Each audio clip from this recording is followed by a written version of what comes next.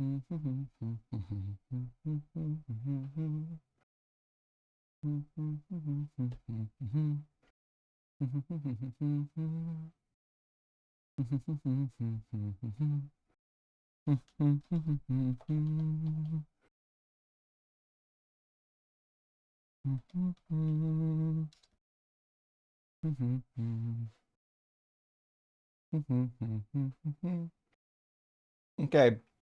Hey, welcome in, friends. I think we got all the streams set up. Let me 1 second to double check so we don't have a mishap like we did last week. I'm gonna go to the studio and check. But happy Friday. Hey, y'all survived the week. Congratulations. Glad that y'all are here, and I think we're gonna have some fun tonight. It's probably been year and a half, 2 years since we ran this topic. It was a really fun topic. I don't know if a lot of Christians recognize like the patterns of abuse within the religion, but that's basically what it is. If you look at the patterns of abuse, the Bible God seems to match it. So I don't know. A spade is a spade, right? I think the best we could do is call the spade a spade. Yeah. All right. Hey, Siltex, good to see you, friend. I think people are still piling in. Also, announcement for anyone who is interested. I made a couple items in the gift shop. I'll show you real quick. For M's, I'll explain here also one other thing.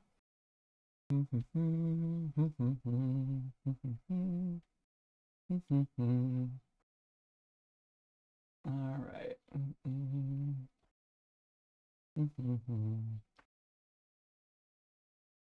Almost there. Almost there.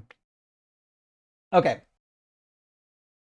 We really needed something for our friend M's in the merch shop. People have been asking for some M stuff, and we got it today. And also, anyone, I would say every purchase from the merch store of an M's product, I'm sending that money directly to M's to support our boy M's. I'm not sure why. Let me give 1 second.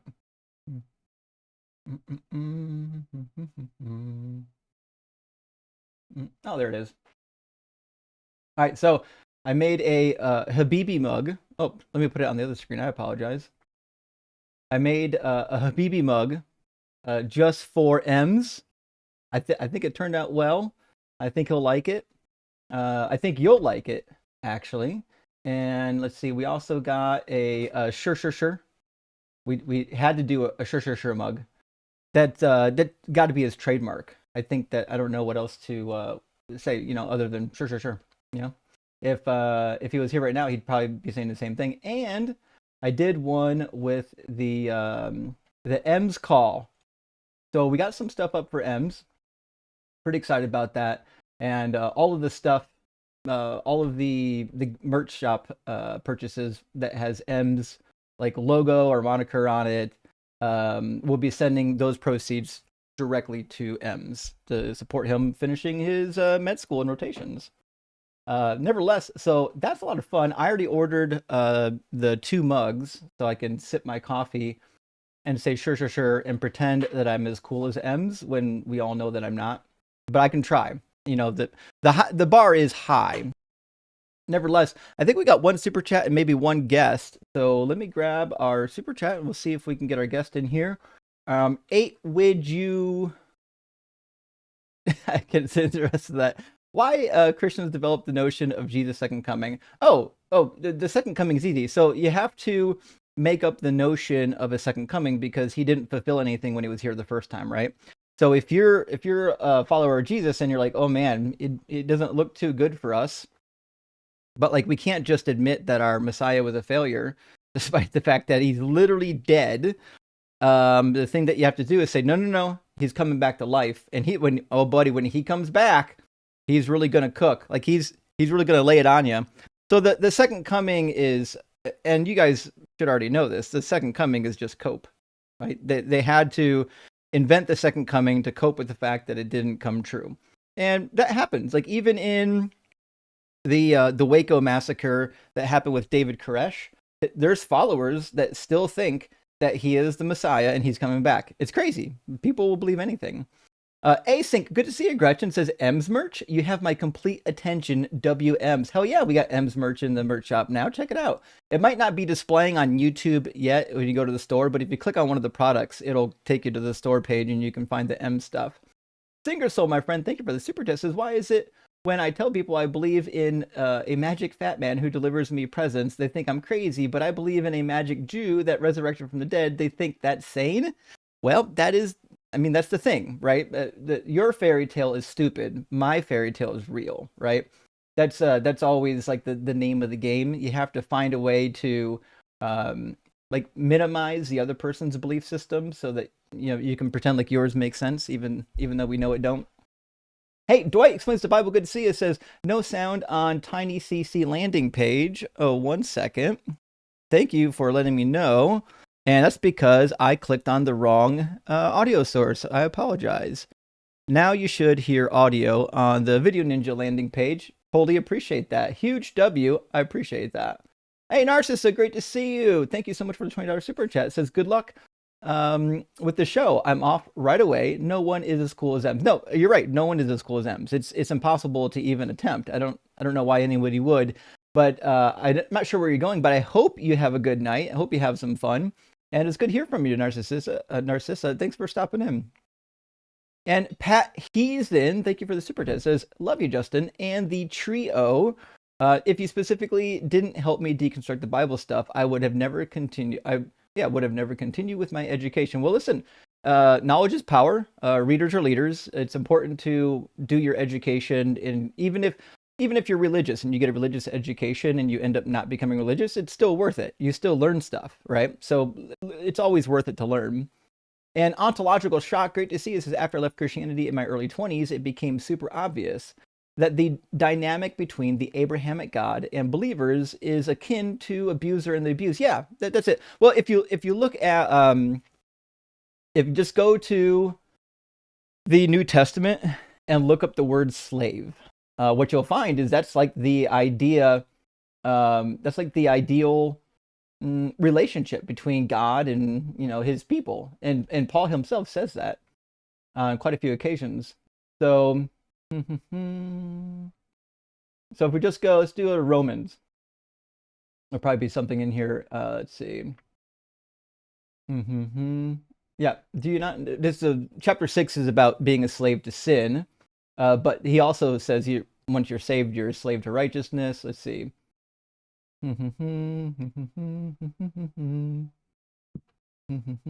Now present yourself. I'm sorry. Now. Present your members as slaves to righteousness, leading to sanctification. So there's like there's no way around it, right? It's funny too, because Romans 7 demonstrates that God is the one who did it, right? It says, we know that the law is spiritual, but I am of the flesh, sold into slavery under sin. Hey, who sold him into slavery under sin? Oh, it was Yahweh, right? He's the one that created the sin nature. So that's the situation. Oh, Dwight, buddy, I see your Doug shirt. Hell yeah, that is amazing. I love it. It looks good on you. Everything turn out good? Perfect. Okay, glad to hear it. I appreciate that. And Rational Atheist is ready for some Christian barbecue while drinking out of my Philbro Tears mug that just got delivered. Hell yeah. Happy Friday, friends. That's what I'm talking about. That might be my favorite one. It's hard to pick, but I like that one a lot. I've had a lot of people get that mug. And Jen, tired but passionate. Well, that happens. Granddaughter just called to Ohio for an LDS mission. Really? Okay. All we can hope for. She knocks on your door and listens to you. Thanks for keeping it safe. I would love for some LDS to come my way. Listen, we'd have a good time reading the Bible. They're not going to like it, but we're going to have some conversation. That's for sure. There we go. Get some kitty in frame. And Herbie Shine says cat merch. So here's the thing, Herbie, you're 100% right. I haven't done it yet. It is in the plans. I promise it is in the plans. I went through like in the fan clipping section. I went through a lot of the images to see what I can bring out for the cats. if y'all find any good ones, or if you make any good ones, tag me in the Discord and let me know. But yeah, I'm going to be on that soon. In fact, I'm going to make a kitty cat calendar. So just be ready for that one. And Tim Davidson says, was Jesus the first T-pose glitch? Well, I don't know what a T-pose glitch is. Let me find out. T-pose glitch refers to a hilarious bug in a video games where a character gets stuck in their default. Oh, that's hilarious. Yeah, you know what? That does check out. I wonder if he rose that way, like into the heavens, like this. Because like when you're on Earth, like your arms help keep your balance, right? You move your arms as a way to balance your top half. But when you're floating, what do you do with the arms? They're like useless. So like he had to do something. Did he has to hold him up or put him in his robe or just do the Will Ferrell thing and do one of these? I don't know.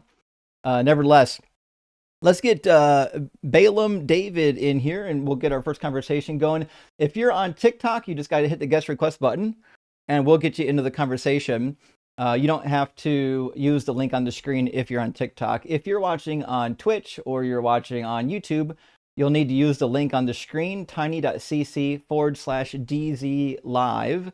And there's a clickable version of that in the description of the video if you don't want to type it in. So kind of tried to make it easy on you.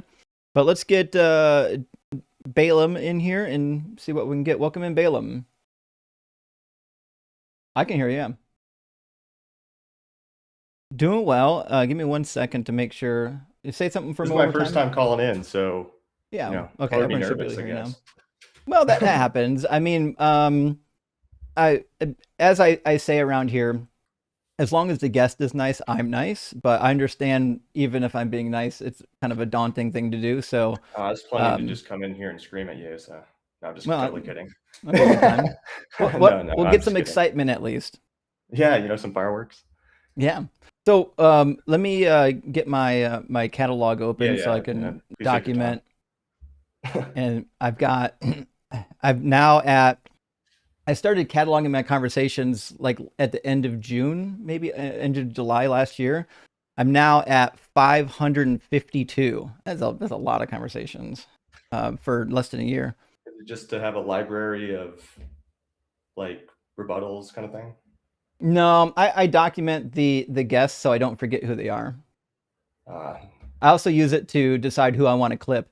So I put notes in here. If a guest was like particularly unkind, they're probably going to get clipped. If they were really nice, I'm in trouble then. I already said I was going to start screaming, Yeah, no. And then like I even put notes in here for Dalton, who's clipping my videos, like, hey, this person was nice, be kind to them in the title, that kind of thing.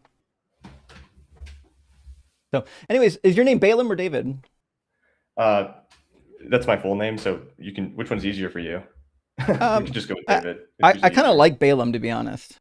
I do as well. He's my favorite character in the Bible, actually, just from like a fictional standpoint, just because he's like absolutely hilarious. Yeah, indeed. Are you a Christian? Yeah, I'm a high church Protestant. Okay. So my claim tonight is, I think, pretty simple. It's that Christianity is Stockholm Syndrome. Do you know what Stockholm Syndrome is? Yeah, it's when someone is like captive and they start feeling empathy for their captor. Right. Yeah, exactly. Fair description.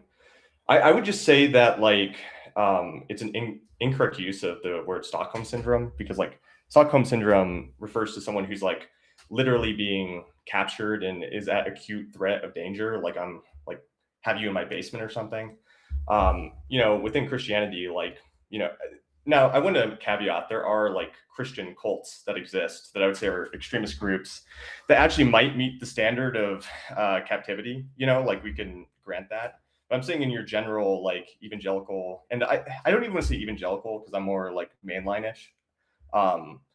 Like no one's being, kidnapped or being held against their will. And so I think your like claim is pleading too much, in the sense that, if you're claiming that any authority or any claim to authority is a form of Stockholm Syndrome, then you'd have to claim that like, being subject to the government or something like that would also be Stockholm Syndrome. And like any claim to authority would be that. And I just think that like it's going too far. Now you could argue that certain things might be controlling in nature, which is like a totally different discussion. But Stockholm Syndrome is a particularly large threshold that usually almost definitionally requires physical capture with an acute immediate threat, which I don't think Christianity or church attendance meets any of those thresholds. So I guess that's Mm. So I wasn't. I ours. don't know if I was specifically referring to like attending church. Church is a voluntary exercise, right? Sure, sure. Oh, where'd he go? I think his Uh, connection blipped. can Give me a you can second. you hear me? Hello, Hey, hello, David, hello. your Yeah, I'm connection here. kind of blipped out, and we lost you. Can Oh you refresh your shoot. browser, and you should Yeah, yeah. reconnect. Hmm. Interesting. I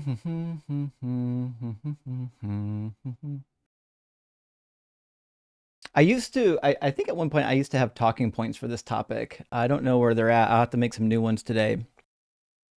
All right, welcome back, Balaam. You hear me? Yeah. Hmm. Oh, sorry. Yeah, I don't live in a great Wi-Fi zone, so if it's too much of a hassle, But I would Yeah. just say that like, if you're not referring to church attendance, like I think then the threat, the accusation actually gets less credible because there is even less of a immediate threat or like some like I don't think like a even a vague notion of salvation or even hell could be used to say that like someone has an acute immediate threat in the way that like Stockholm syndrome usually like requires to like in a DSM-5 context. Sure. So when you say acute, are you referring to immediate?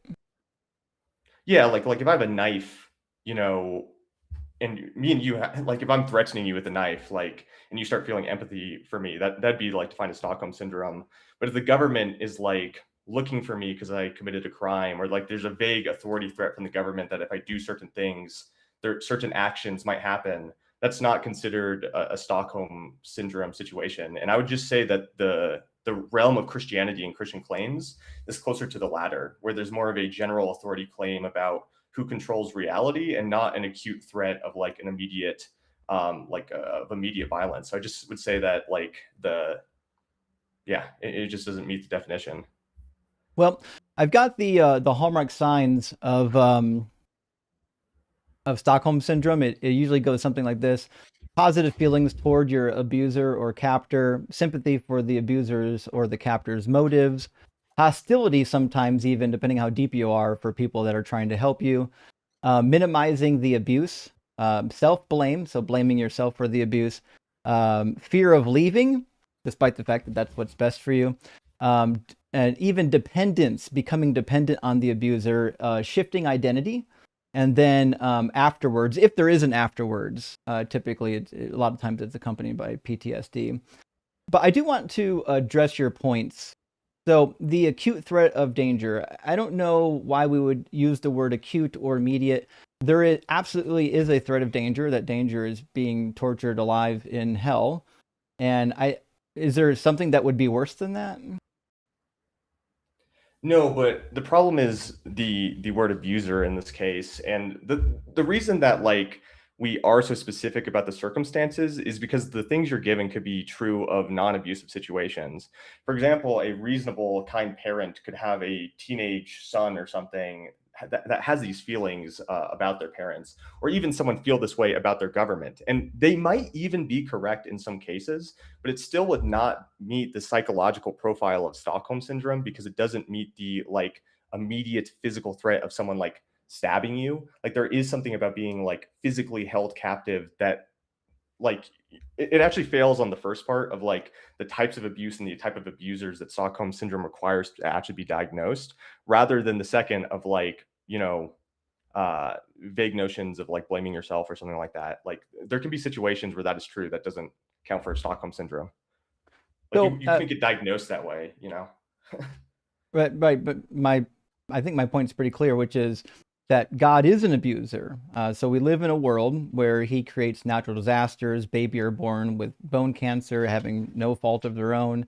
He puts everybody on this sin nature. Is So, this an internal or external critique? well, maybe a little bit of both. Because on the internal critique, that doesn't really work because the sin of the world is the fault of autonomous decisions of man. So God would not even remotely cause Hmm. that. And so, like, if Actually, you're going to that's make the not true. internal critique, I can do an internal critique. That's not true in what sense is that not true? because nobody is forcing God's hand. So God is the one that gets to decide what happens when mankind ate that fruit. Adam and Eve didn't decide what was going to happen. And in the Bible, they're not even told. Like, nobody was ever told that, hey, if you eat this fruit, I'm going to create volcanoes and hurricanes and the most horrific diseases possible. None of that's actually there. And so, and they also didn't know right from wrong. They didn't even know what death is. So the Yeah, but this situation is was a clearly a difference setup. between like knowledge and a difference between like proximate cause. What I'm saying is like you're saying that God causes these things, which actually isn't true. Like you might say that like he It is didn't true. give a complete. You could say he didn't give a complete account of like all the things that would happen given they ate the fruit, but he definitely gave them instruction not to. And So that, at least within the internal system of the Bible, sin is not caused by God; it's caused by man. And so the approximate cause of sin, including those of no, God nature, causes sin. are. I 2 would Samuel 24, he disagree. does. Can you Or he read causes 2 Samuel evil, 24? rather. God doesn't cause sin, but he does cause some people to sin. But he causes evil. But he does send evil spirits also to cause other people to sin. He sends a lying spirit, which would have been a sin. I don't know which like I don't know Samuel 24 off the top of my head, so you need to like. Yeah, in Can you read 2 the actual Samuel verse? Sorry. 24, yeah, he sends the angel of the Lord as a pestilence to execute 70,000 Israelites for the sin that David committed. And that's a pretty good definition of Stockholm syndrome. The fact that he would actually just execute 70,000 people for the sin of one person. I don't understand how that comes to, because like you got to understand that within, like, again, it's the matter of internal versus external critiques. If you want to talk about like you find that immoral, then we'd actually have to ask like what moral system are you I didn't working ask about morals. from, and what is. Well, you're saying Wait, you're claiming that wait, what he's wait, doing is wait. immoral. Do you think that murdering people is like a good thing? I'm not saying. I'm saying, what are you grounding your morality in? Is what I'm asking you. I don't think morality needs grounding. I don't think it actually Well, exists. then, I think like, more. I don't think you could I then say I that I can anything is ground bad in or your good, worldview. You right? can't ground it either. No, we would ground it in the ontological nature of God No, I don't. definitionally being good. I No, mean, like I internally don't accept within that Christianity, definition. I'm not asking you to.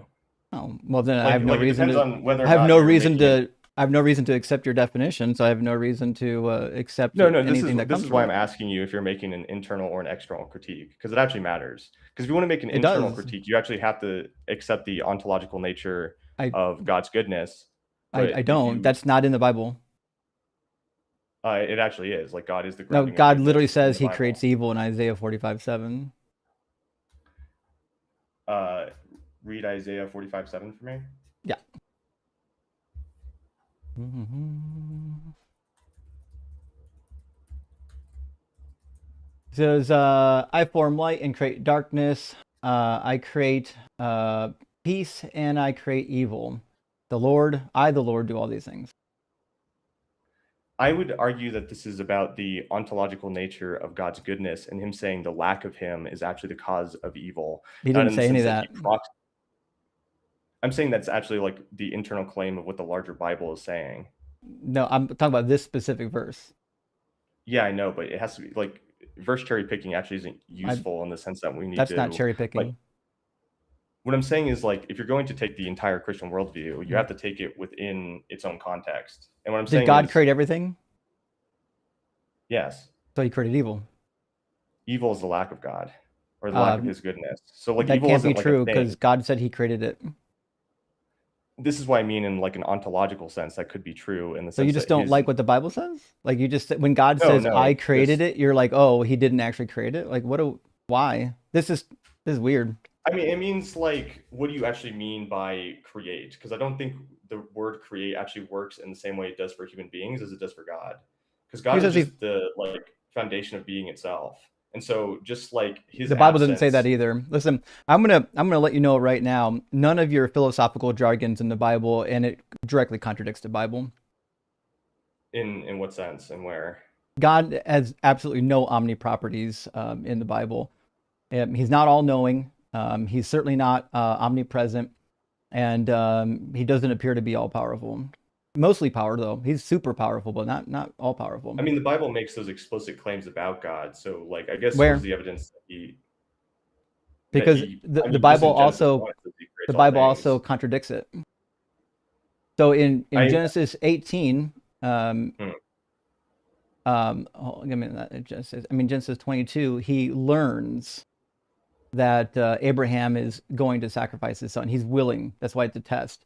In Deuteronomy, he says he's going to test his people to know if indeed they love the Lord. In Exodus 33, verse 5, he doesn't even know what he wants to do with the rebellious Israelites. He says that he sends them away and says, I'll know what to do with you later.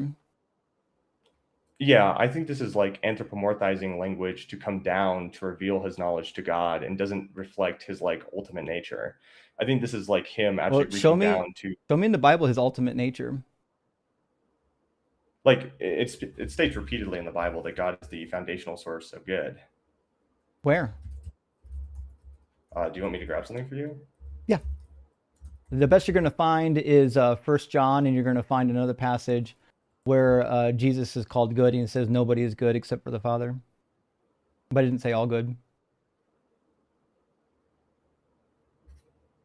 Mark 10:18. Why do you call me good? No one good. That's what I said. No one is good except God alone. Mm-hmm. You are good and do good. Like you Mm-hmm. are good in Psalm 119:68. Like it says. Does it ever say all good? Did it ever say omnibenevolent? You know, like what do you mean by all good? My cat is good, but my cat's not all good. My cat still messes up. My cat still does things that I don't like. God clearly does evil. So the other problem you're going to have is in the Bible, evil is just a word to mean something really bad. Like there's no like thing in the Bible where evil has like its own ontological status. Yeah, but I don't think the Bible is like, I think both Bible and church authority are both valid in the sense of interpretation. And I think that like when you're engaging with any text, you don't just engage like you actually have to make educated guesses on what these things are actually saying. And what I'm saying is that God, being the ontological foundation, as we see in Genesis 1 of his creation of everything, forms him as the nature of good. Actually doesn't and like explicitly say that. But if he created all things, if he was the creator of all things, he would also be the creator of evil, which is why he says that he creates evil. Yeah, but what I'm telling you is that ontologically, like creation in that sense could just be the lack of him. Like because God is the source of life within the Bible. Yeah, but I'm saying evil isn't necessarily a thing in the biblical like worldview. But it's not like a tangible object. Then what is it? I can tell you what it means in Hebrew. Lack of God's presence. No, not in the Bible. In fact, I'll read you 2 Samuel. 2 Samuel directly contradicts what you're saying. This is like you're a smart guy, but like you got to leave the philosophy behind. Nothing in your philosophy is ever going to touch the Bible. The Bible just disagrees like night and day with the philosophical nonsense. If you go to 2 Samuel 24, look at the expression that's going to be used. So this is when the pestilence is sent. It says, verse 15, the Lord set a pestilence on Israel from that morning until the appointed time, and 70,000 of his people died from Dan to Beersheba. But when the angel stretched out his hand towards Jerusalem to destroy it, the Lord relented, changed his mind, which contradicts Numbers 23:19 and 1 Samuel 15:29. Said to the angel who was bringing destruction among the people, it is enough, now stay your hand. And the angel of the Lord was standing by the threshing floor of Arana, the Jebusite. David looked up and saw the angel of the Lord standing between the earth and heaven, and his hand drawn sword stretching out over Jerusalem. David and the elders, clothed in sackcloth, and fell on their faces. When David saw the angel who was destroying the people, he said to the Lord, I alone have sinned. I, the shepherd, have done evil, but these sheep, what have they done? Let your hand, I pray, be against me and against my father's house. Give me a second, because this translation doesn't use the word evil, although it's explicitly in the Hebrew text. It's going to be right in like 15 or 16. Oh, it does. Sorry, my brain skipped over it. The Lord relented concerning the evil. So in this one verse, he does two things that you don't think he can do. He changes his mind and he does evil. Yeah, so I think that like when concerning the evil, I consider that considering the evil of David and the people he's actually talking about, not his own. In the sense that like God is the foundational source of life, and life being the like the good in the Bible, like death necessarily is a byproduct of sin. And so when you're actually looking at this, like when you say like I don't necessarily think that like God giving or taking life is evil in an internal sense, as he is the author of life. I don't think like, like So any what? gift he gives, he can also take away equally. I don't think that Why? necessarily So is might makes evil. right. Like if you create something, you could just like It's not destroy it. might makes right. It's just that like his foundational presence is the good, and just his lack of the presence is the bad. And so, He doesn't. There's no like to foundational the extent, presence of Yahweh in the Bible. His presence is localized. He's not omnipresent, man. He like in travels all the I was time. Uh, travels in the sense that he's like with his people in like Exodus or like called in the traveling. No, I'll show you. There's a passage. There's a couple of them in Deuteronomy 23. He says, "You shall have a designated area outside the camp to which you shall go. With your tools, you shall have a trowel. When you relieve yourself outside, you shall dig a hole in it and then cover up your excrement, because the Lord your God travels along with your camp to save you and hand over your enemies. Therefore, your camp must be holy, so that he may not see anything indecent among you and turn away from you." Listen, if Yahweh's omnipresent, he's going to see that dung. No way you can prevent it. This is a Yeah, I localized just would say deity. that like it's not a literal turning away. Like Yeah, it is. it's a metaphor. Like if I say like I'm going to turn away from your misdeeds, that doesn't mean I didn't see them. It means It you're going to means leave. I'm like not accounting for them. No. In Hebrew, like when you turn away from somebody, you're essentially abandoning them. So when God, like Yeah, so for it's a example, in metaphor. Isaiah, God says, "For a while I turned away from you, but now I'll turn my face towards you Yeah, again." it's not like So a literal turning. it's leave. Yeah, it's turning and leaving. Yeah, Yeah, but not literally. Like I can yeah, it say like is. I'm so hungry I can eat a horse, but that doesn't mean literally I'm going to eat a But that's horse, an that's an When he's idiom. like turning away from you, like that is like his presence leaving you. That is the Yeah, nature, like that is. ontological nature of His sin. presence travels. Did never read Ezekiel? Look, his presence right here. He says, "The Lord your God travels along." What in the world that's supposed to mean? How is he traveling along if he's already there? Again, like I would say like there's two ways to look at this. There's one, like for example, we know that God had a localized presence within Jesus himself. So we know that God can be localized and also be omnipresent at the same time. That's just the nature of the Trinity. Well, However, when you're I think talking the about Trinity is like illogical. But so why is God, if this is God the Father, right? So hmm, how is God traveling if he's a spirit? Because remember, the New Testament says God, referring to the Father, is spirit. yeah, again, like I think you're like I do not like I don't take an evangelical reading like within my tradition. Like we would not take this as like him literally like walking, being with them in a way that neglects his omnipresence. But he does And I walk. also think that hmm? He does walk. He literally walked with Adam. Halach in Hebrew. He walked with Adam in the garden. Yeah, I believe that was actually Jesus who was walking with him. So there are That different like ontological natures of Christ. definitely There's like doesn't say God is. Jesus. I'm not saying it does, Well, but I'm then I saying like don't. that like it's I like don't a have a reason charitable to believe that's interpretation. Jesus. Yeah, but we know that within the canon of the Bible, there are like different persons of the Trinity, and like God can localize himself to interact, but that doesn't neglect his omnipresent nature at the same time. Also, the verses you're using, like turn away, like I can say to my sister, for example, like, like, I'm not. I don't want go, to interrupt. I don't know why you're stuck on the turn away thing. My point had nothing to do with the turn away. It's about well, I mean, traveling. you're just using that as an example of localized presence. Yeah, traveling. That's a localized presence. Yeah, but So I'm saying that there's traveling isn't like a literal, he's like up, like yeah, it walking with is. them. Yeah, Like if I he's say got. if I say to my sister, I'm always with you, that doesn't mean I'm like literally walking with her, That's an you idiom. This know? this is not. Yeah, it is an idiom. This is not an idiom. No, and I think God does like so. There's a couple You different know areas.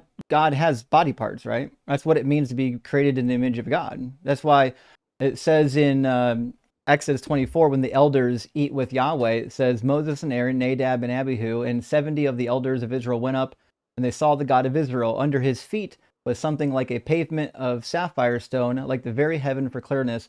God did not lay his hand on the chief men of the Israelites. They beheld God, and they ate and they drank. I mean, it's God's No, got a I body, mean, I man. believe that God became man. Like that's a foundational claim within At Christianity. the That doesn't, incarnation, yes, but we don't believe that like God is eternal and timeless, and so his incarnation can be pre and post. is Like to Jesus's add like a, body eternal? yes, So which body did it have in heaven? Because Paul says he got a different body after he resurrected. 1 Corinthians like 15. sure, but like that body made anew, as in when he carried that sin, it was Hmm. radically transformed, but not that it literally is unhuman in form. It's a new body, it says.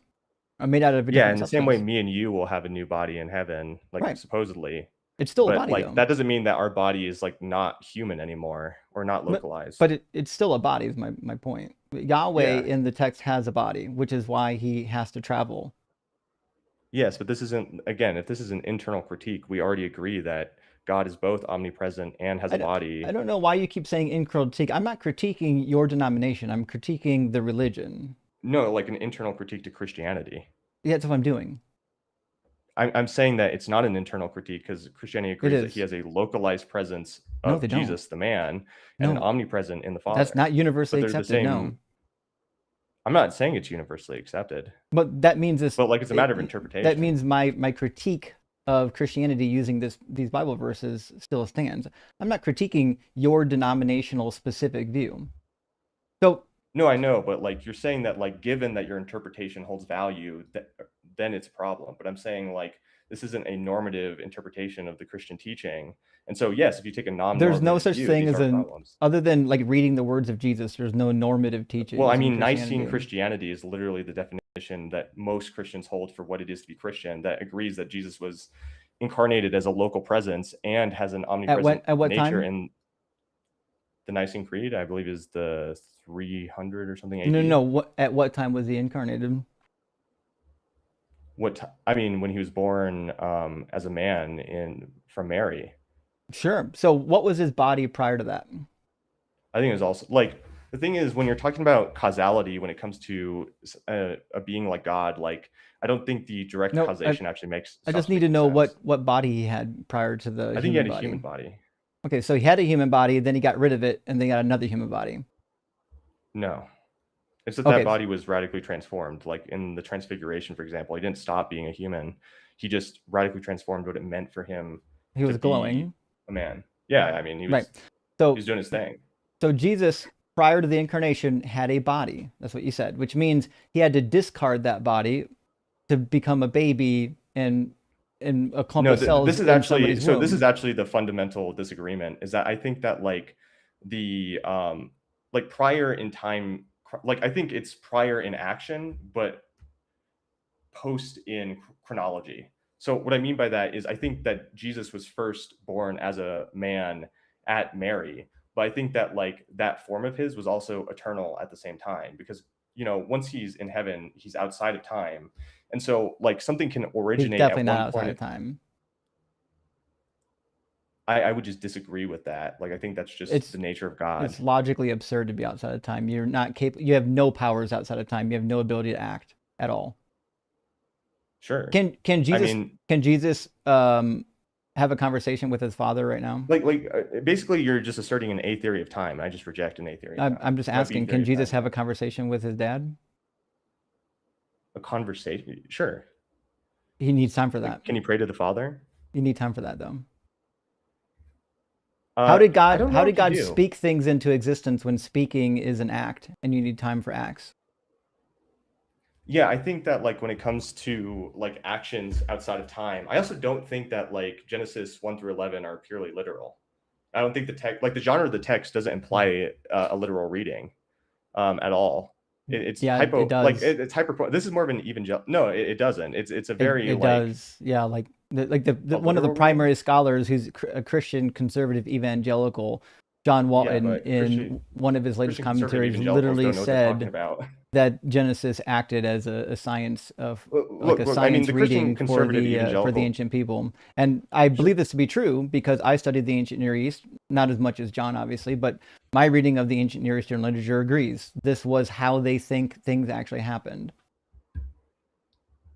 Okay, so like I think the problem is like the Christian conservative evangelical reading is a very new form of Christianity. Like it showed up in the last 200 years.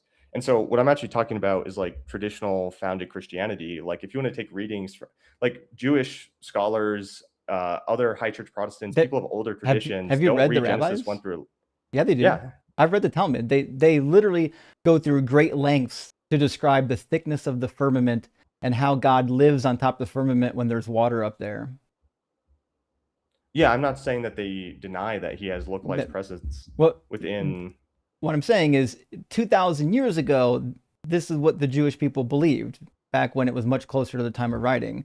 They understood this to be a literal thing with a flat disk earth with a dome over top of it. God lives on top of the dome, literally in the sky, which is, there's like 30 Bible verses So that confirm it. two things can be true at once. I think that this is actually very true of like how we read these texts, especially if you consider them like internally to be inspired by God. Like throughout the Bible, we see that people that are receiving these texts are not fully understanding them, even within the stories themselves. And so, what I'm actually Wait, looking is what the how text would you actually know? says, and not exactly the Wait, but interpretations how do you of the know that your people at the interpretation is time. correct? I mean, there's a couple different ways we can know. Like, we can know by based on the genre of the text. We can know based on like what those genres imply about I its know about literal genres. factuality. We can know based on like how different groups of people see factual claims. Like, I don't think that like ancient people saw facts as like in a scientific materialist worldview. Like, if I They said did. like this table, They wrote about it, buddy. Also, you think you're, that the ancient peoples had a scientific worldview? yeah, they wrote about it extensively. Yeah. Dude, the scientific method came about in like the Enlightenment. It's like 1800s. They didn't That's a have a scientific process. worldview. Yeah, they did. The Greeks were literally doing medical science, and so were the Egyptians. The Egyptians actually knew before the Hebrews that there was genetic material that needed to combine between men and women in order to make a baby. They were doing science. Just because nobody wrote down the word science doesn't mean they weren't doing science. And like they thought that like women were became women because they were like Aristotle was talking about how like women were literally like less formed or something. Like they weren't Hmm. doing science. Like they Yeah, weren't they were. doing their.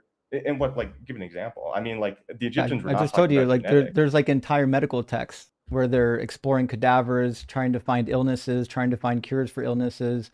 The Pythagoras, like if you don't think math is a science, I got news for you. Pythagoras, No, math like isn't a did science. you don't think math is in the sciences?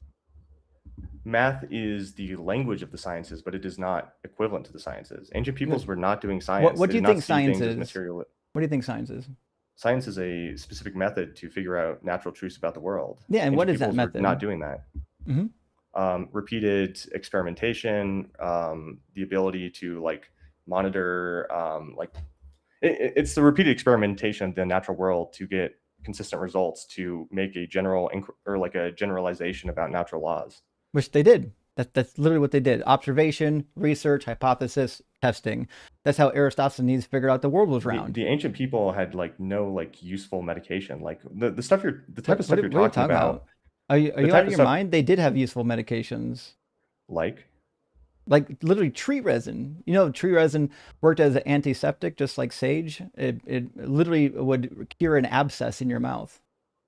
yes, I mean there. Okay, let me roll back. There were some amount of like basic like, oh, take this if like you're like this will literally make your skin tape back together if there's like excesses in your mouth. But they weren't doing the type of genetic experimentation that you're talking about. I didn't say they were doing genetics. You were saying the Egyptians knew that genetic material needed to combine to make human beings, Yeah, that they knew that. and I'm saying I'm They doubting they that. studied the fluid. Yeah, all you need to do is see the fluid. So you think they knew that like the fluid and about the eggs, zygotes, things like that?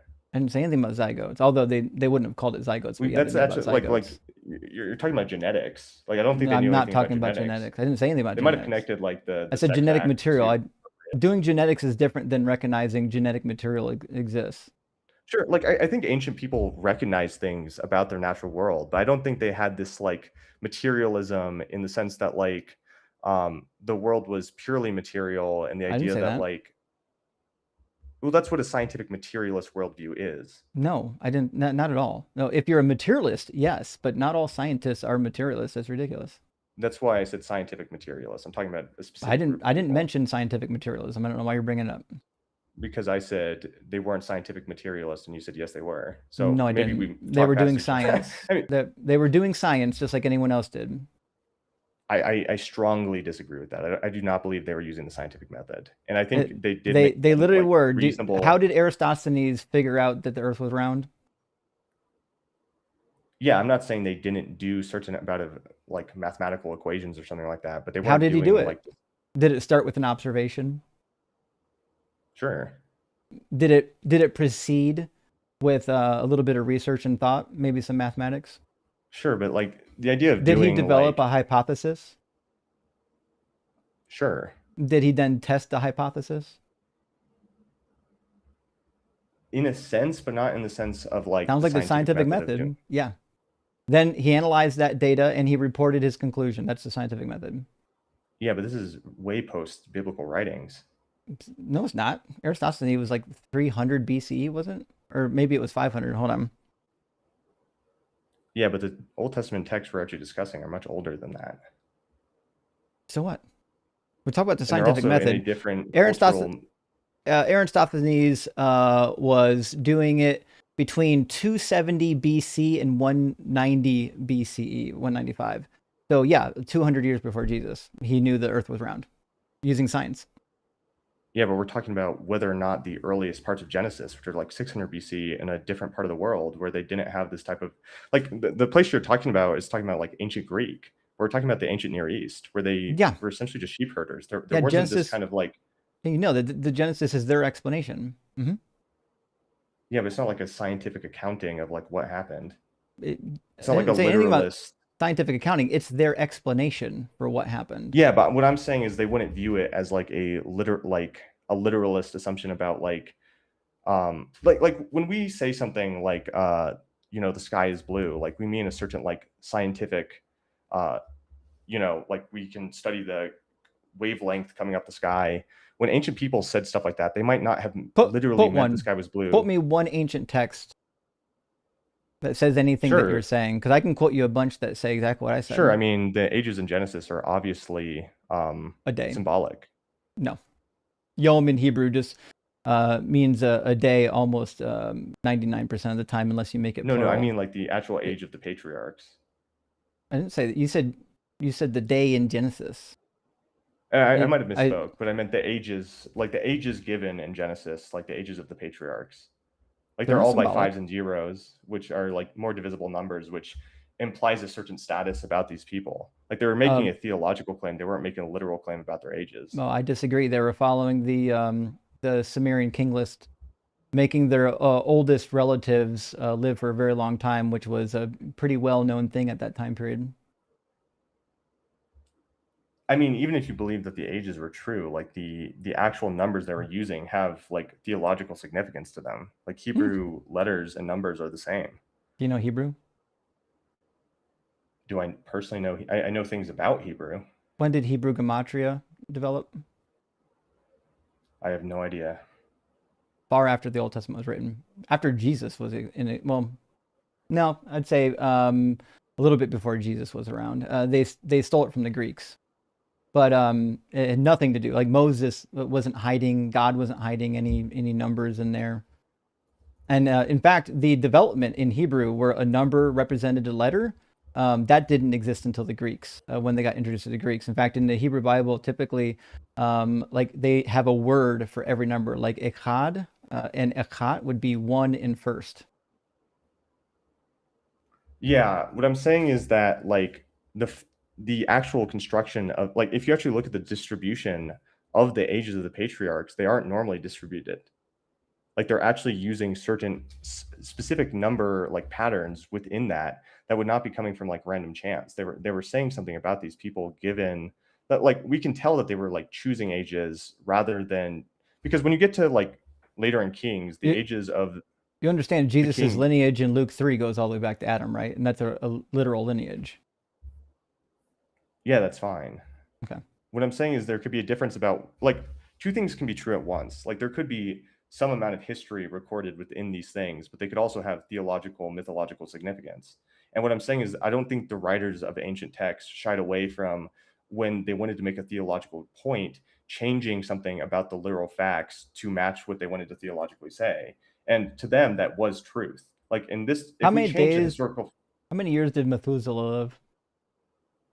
I'm not sure. I don't remember off the top of my head. It's like what, 980 something? Let me check.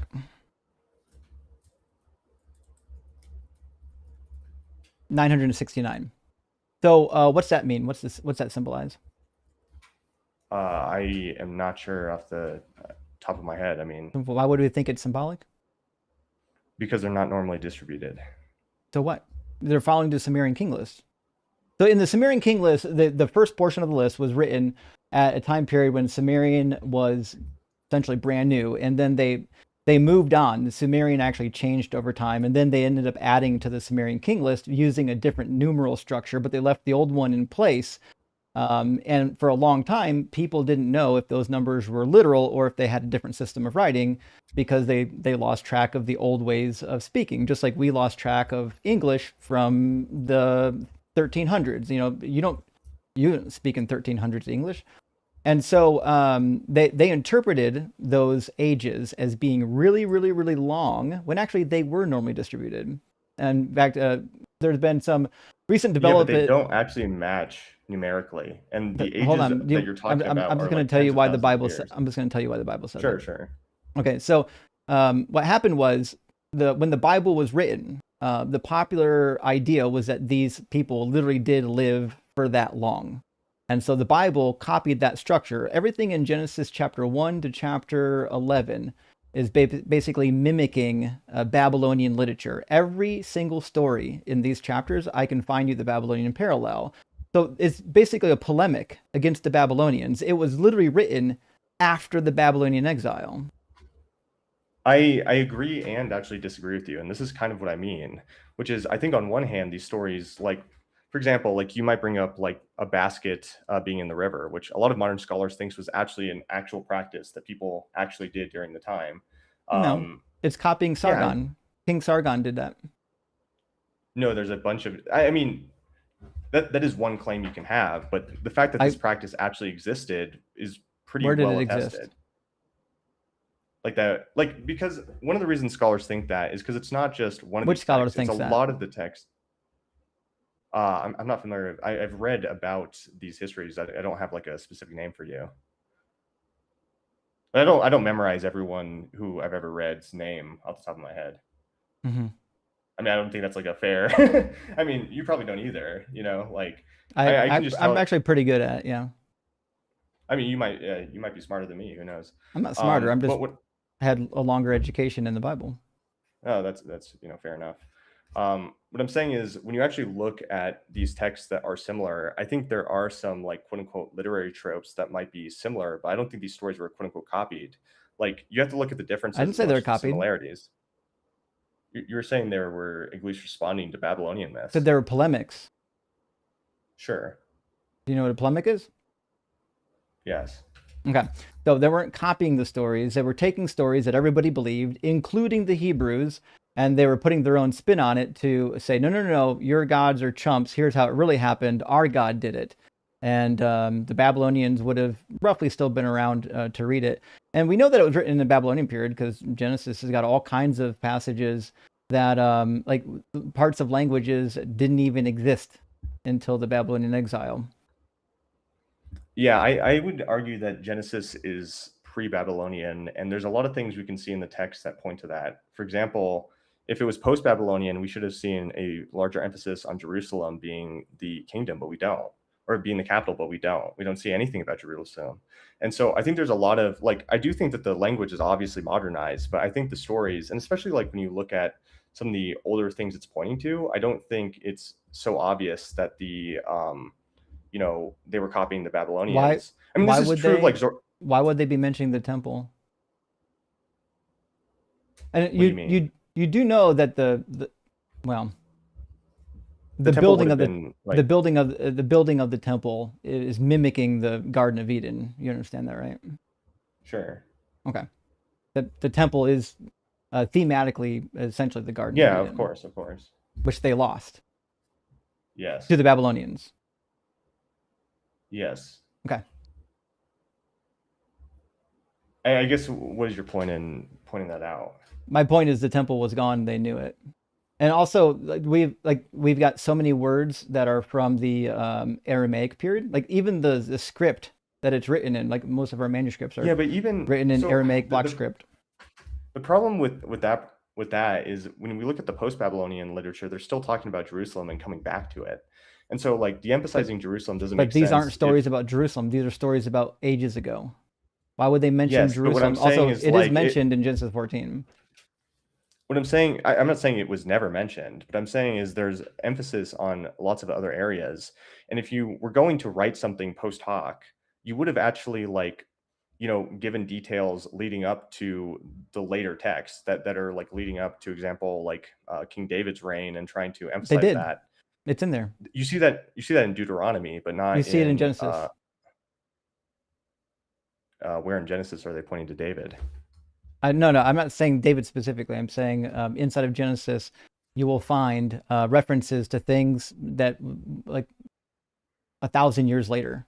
So, for example, in Genesis 14, this would be not 1,000 years later. This is going to be roughly, give me a second to do the math, about 700 years later.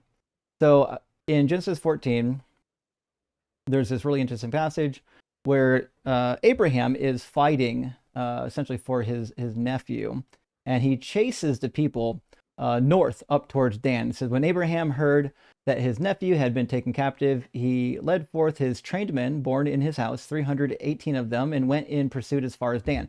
Well, Dan didn't exist when Moses was around. Dan did exist approximately 360 years after the Exodus.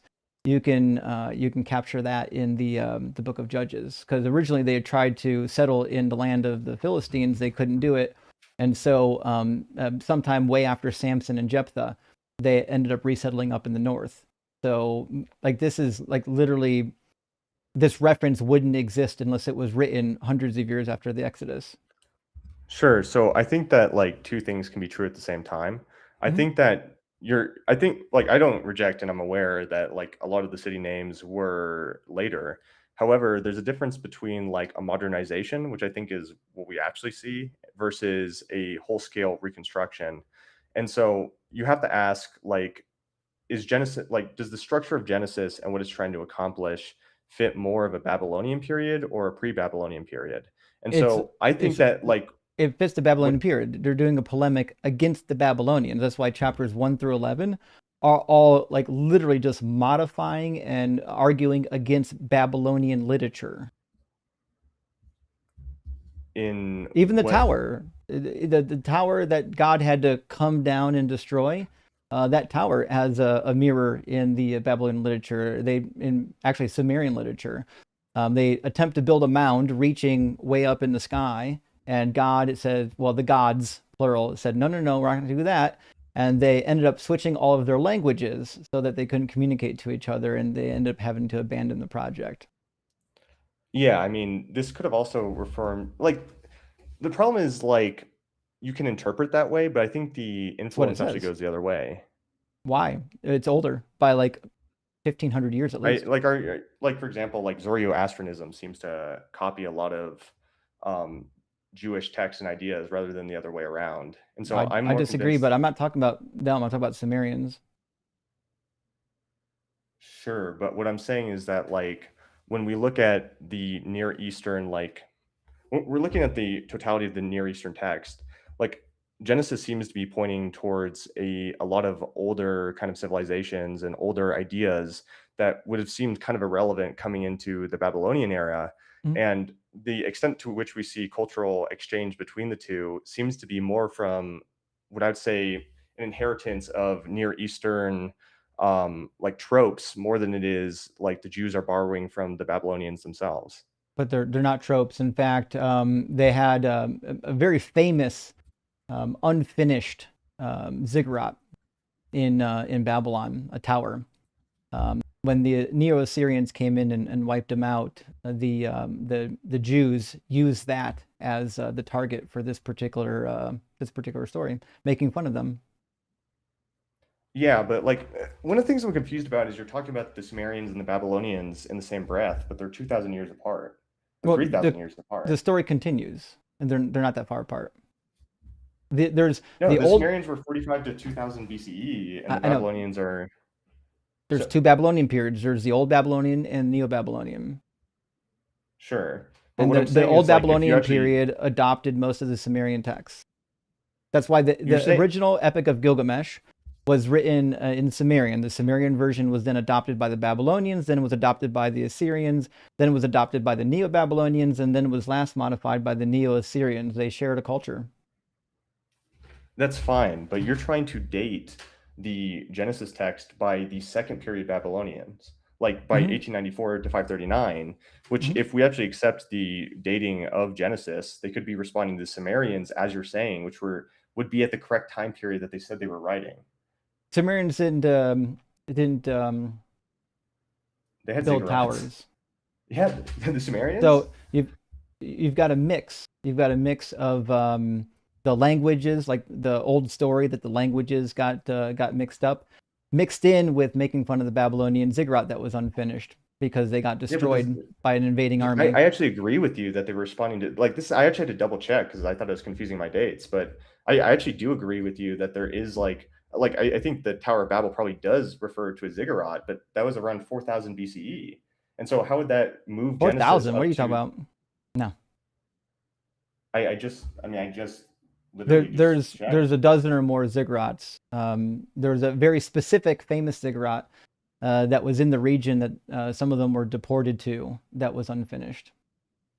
So if you look at Okay. the literature, like from Franz Delitzsch and a couple others, like this has been a pretty widely investigated theory, and so the texts in Genesis show almost no sign of being written or compiled prior to the Exodus, which is why there's so much stuff in here that's obviously I mean, post-exilic. sure there are Egyptian name conventions. There So is yeah, of course there is. There's a lot of Egyptian so what? names within. So You know what? the Like it Egyptians still refer exist, right? They existed for a long time. I'm not saying they didn't, but the fact that the Jewish people had Egyptian names refers to probably the Hyksos period Probably because there not. They wasn't were another neighbors. time. Yeah, but they wouldn't have been naming their kids Egyptian names. Yeah, they We don't have would. a record of that. Egypt owned that land until the Bronze Age collapsed in 1170. Yeah, during the Hyksos period, No, which is that's the the time which 1600s. Hyksos were expelled in 1600s. 1600 BC. Yeah, Isn't that the? Am I getting my dates wrong? Isn't that the hmm Bronze period? both bronze. The end of the Yeah, Bronze so Age was about that would be 1000. that'd be like the correct dating then. It would not be. No. The Exodus was in the middle of the 1400s. The Hyksos were expelled in the 1600s. How are you And getting the Exodus at 1400s? 1 Kings chapter 6 says it. Want me to show you? And Jephthah says it Sure. too. Okay. Oh, are you doing like literally working backwards from the years? It's not hard to do. Yeah, but I just again I reject that framing. So we just don't have a common ground on that because I don't think the ages are literal, as I've said Um, before. you should So like you should let me read the text before you sure. say things about it. In the 480th year after the Israelites came out of the land of Egypt, in the fourth year of Solomon's reign over Israel, in the month of Ziv, which is the second month, he began to build the house of the Lord. So there's 480 years between which two events? Sorry, my internet's cutting out, but I Mm-hmm. assume you said 480. Mm-hmm. Yeah. Between which two Again, events? like I don't think Hebrew years were literal. They Like I were. don't I'm not a young Earth Where creationist did you get either that idea? Why because would they say that there was 480 years between the because they building, weren't the Exodus, and materialist the in the building? same way we were. They don't have to be a materialist to count. No, but what I'm saying is that there's truth in two senses, right? There's truth that like me and you are here talking, like that's a physical reality of what's happening. And then there could be a version of truth that's like there's an elephant in the room. Like and they could actually write a story where there's a literal elephant in the room and You like that was understand a that version of truth to them. you understand the genre of kings. It's a historical text. They list Yeah, but how long the the kings served, how long they had co-regencies, when they died, how old they were when they died. Why would we look at this and say, well, this number specifically is metaphorical? What's the metaphor for? Again, like ancient years had a lot of different significances. Like this is 12 Like times 4 what? times 100, which all have significant meanings. Like the 12 What's tribes of Israel versus like, what's you know, 480 like mean? there's I don't just to be sure, like you're saying a lot of stuff that like I don't believe you because I actually studied Hebrew. Like that's. I mean, you don't have to believe me. Balaam, like listen, like you're a nice guy, but you have to know that like you keep saying stuff that's demonstrably false, and like why are you I doing don't it? believe it's false Stay in your because zone. like what I'm saying is that, you know, there's a difference in how ancient peoples saw truth versus how we see truth. Based on The what? Enlightenment changed how we saw truth Based on as what? a physical, measurable reality. Based on what? Because during the Enlightenment, we started seeing I'm truth asking about the as a Enlightenment. matter. Show me something in the ancient text, any ancient text that says what you're saying. Yeah, that's a very like an ancient person wouldn't write. By the way, we don't see things as a scientific materialist. We see things semi-metaphorically because I our didn't version of say truth anything is about different. scientific But like that's materialism, what would but actually like. also ancient Greeks did believe in materialism. So again, I'm Yeah, asking you, but show we're me not an talking about the ancient ancient text that Greeks. I We're I talking about the know ancient Near East. you said ancient people. So Yeah, but we're show talking me a about the text Bible right from the now. ancient Near Like, East that says that there, like, none of this is real. It's all metaphor. what I'm saying is that's a strange thing to request because that's not actually how people write things. Like You keep when talking we about how they wrote in the ancient Near East, and you can't quote me one writing. because I've like actually read the imagine ancient Near Eastern text. In fact, I got them right here. I'll open up. let me give you an example. Okay. Like if I said to you, like, hey, I thought Stephen Hawking was metaphorical, right? And you said, no, I think he's literal. And I said, where does he say it's literal? Where does he say, like, no, my text is completely literal? I am not being metaphorical. And I'm like, it's not something someone would like write down in that format. So I just don't think that's You like understand that the rest of the New Testament confirms that it's literal, right? still literal in the ancient sense. Like, No, I literally actually happened. I reject the idea that they thought of literalness as the same way we do. Did Moses literally receive a law from God? I believe so. Yes, Sure. but that doesn't mean Why like is I that think literal? what I'm saying is we actually have to look at the Why genre is that? and what the thing is. Listen. You don't have to tell me about genre. I know about genre. I'm asking you, Okay, why would well, we you're rejecting assume? like Genesis 1 through 11 was the I same genre know as the rest of Genesis. I didn't say But that. yeah, you because I was saying I don't think Genesis earlier. I was talking about how Genesis 1 through 11 was not literal, and We're you're talking about the creation account, and I said, yeah, it's literal. and what I'm saying is most scholars agree that it is the genre No, they of don't. poetry. No, they don't. Yes, they do. No, they don't. Like, yeah, yes. Like, I mean, maybe among like conservative evangelical scholars who are the vast minority, but like of secular scholars, most people believe that the earliest accounts in Genesis are highly poetic. I didn't It's say anything literally about. written in poetry. Do you know Hebrew poetry? I'm vaguely aware of it. Yes. Vaguely aware of it. What's the meter in Well, Genesis I'm one? aware of the scholarship, like Name one scholar.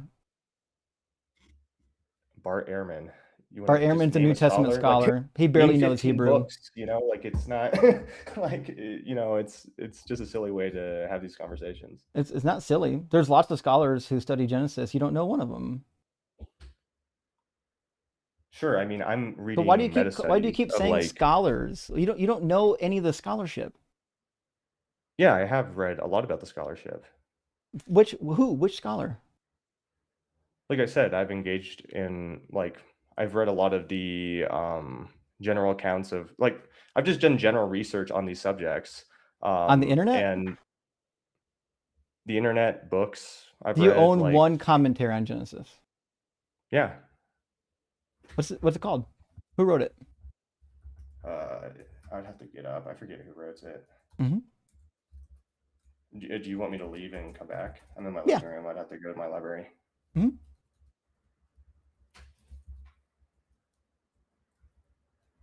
I'm gonna get the book from John Walton too.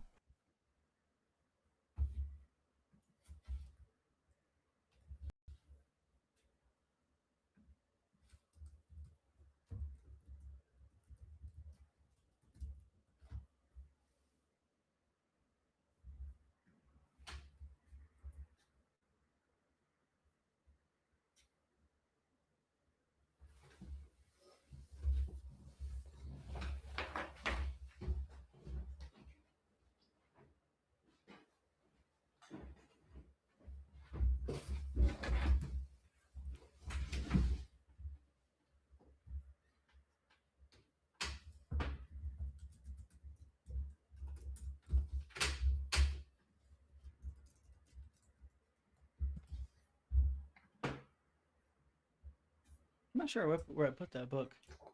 So the one I have is Oh, right here. World Biblical Commentary, Volume 1, Genesis 1 through 15, by Gordon J. Wenham is the one I have on hand. Gordon Wenham's a good guy.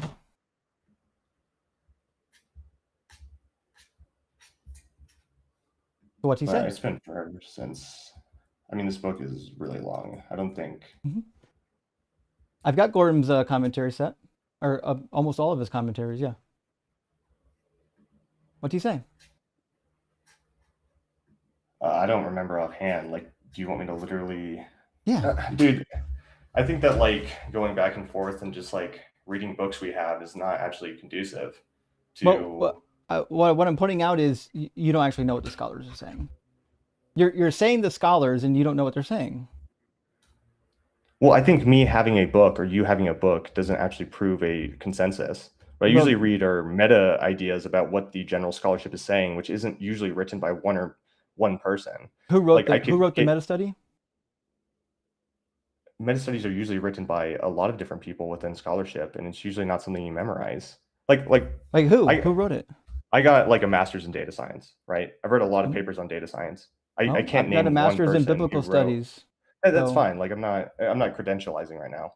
Like what I'm saying is there's a lot of, people who have read that I don't memorize authors' names.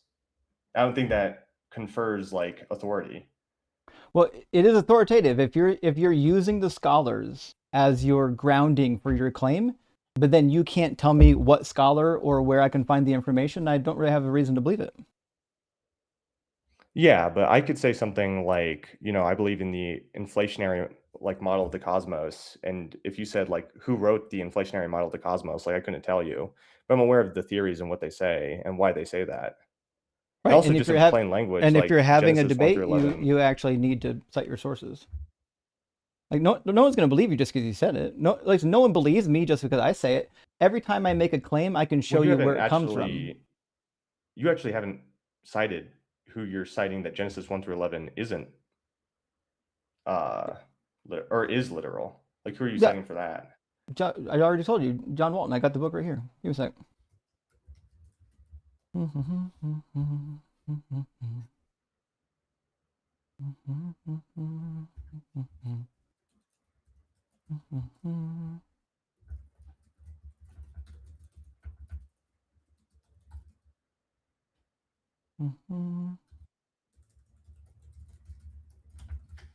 Yeah, he even has a reconstruction. I'll show it to him. Sure.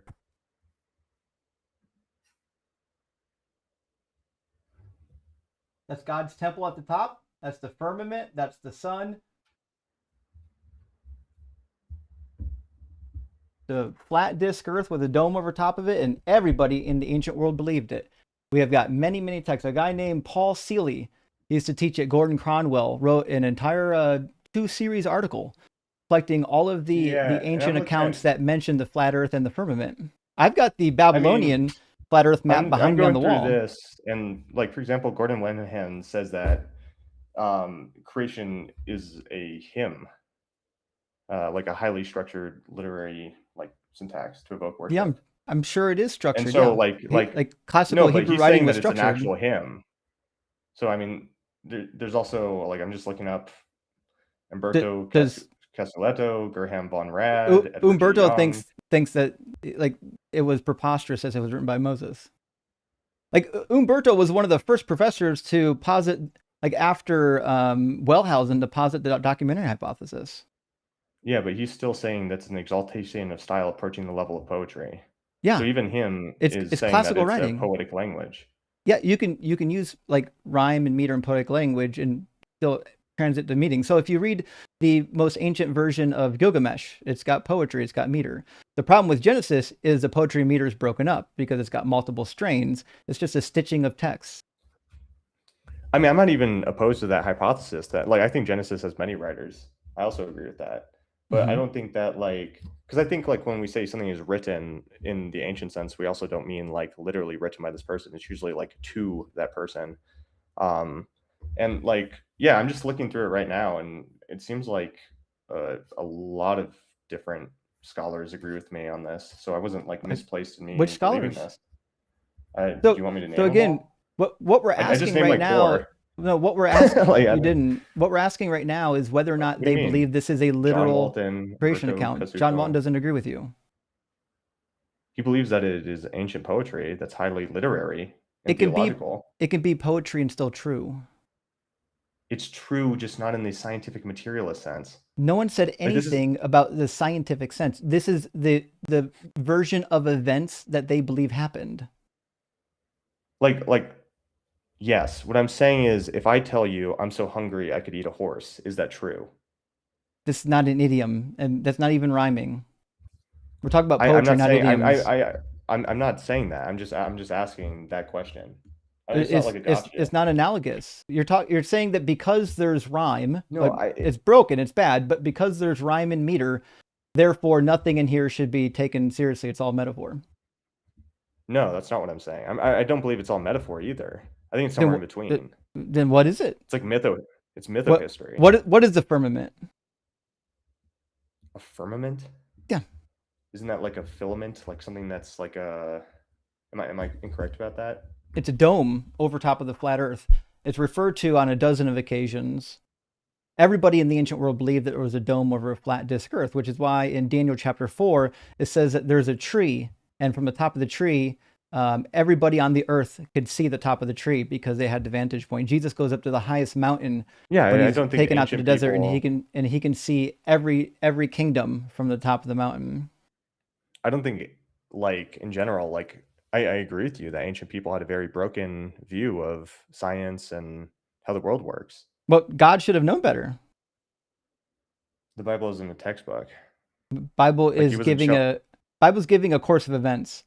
If you just want to throw out the ones that are difficult, then I'm just going to throw out the Jesus stuff. Why would I think that Jesus even lived? Well, I mean that's a totally different genre. It's a Greco-Roman biography that didn't even exist. Like it was created just before Jesus existed. The idea of like But our it modern existed. history was no. The Greco-Roman biography was not a thing while the Yeah. ancient during the creation of the Old Testament.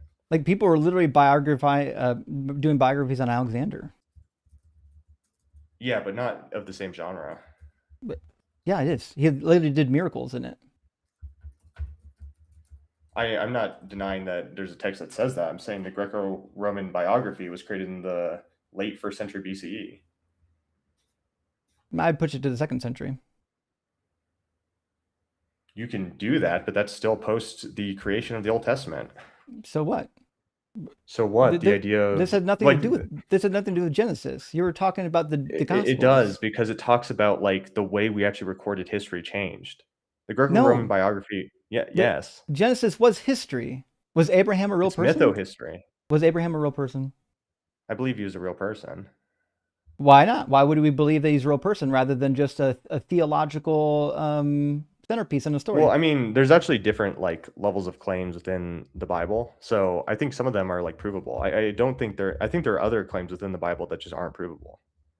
So I'm not That actually asking if you wouldn't could prove it. I'm asking why should we read Abraham as a literal person? because I believe that Jesus Christ was the Son of God and he said so. Oh, Actually so is the actual you're working your reason. way backwards. Okay, I well would, yeah. So Jesus believed that the Old Testament was literally true.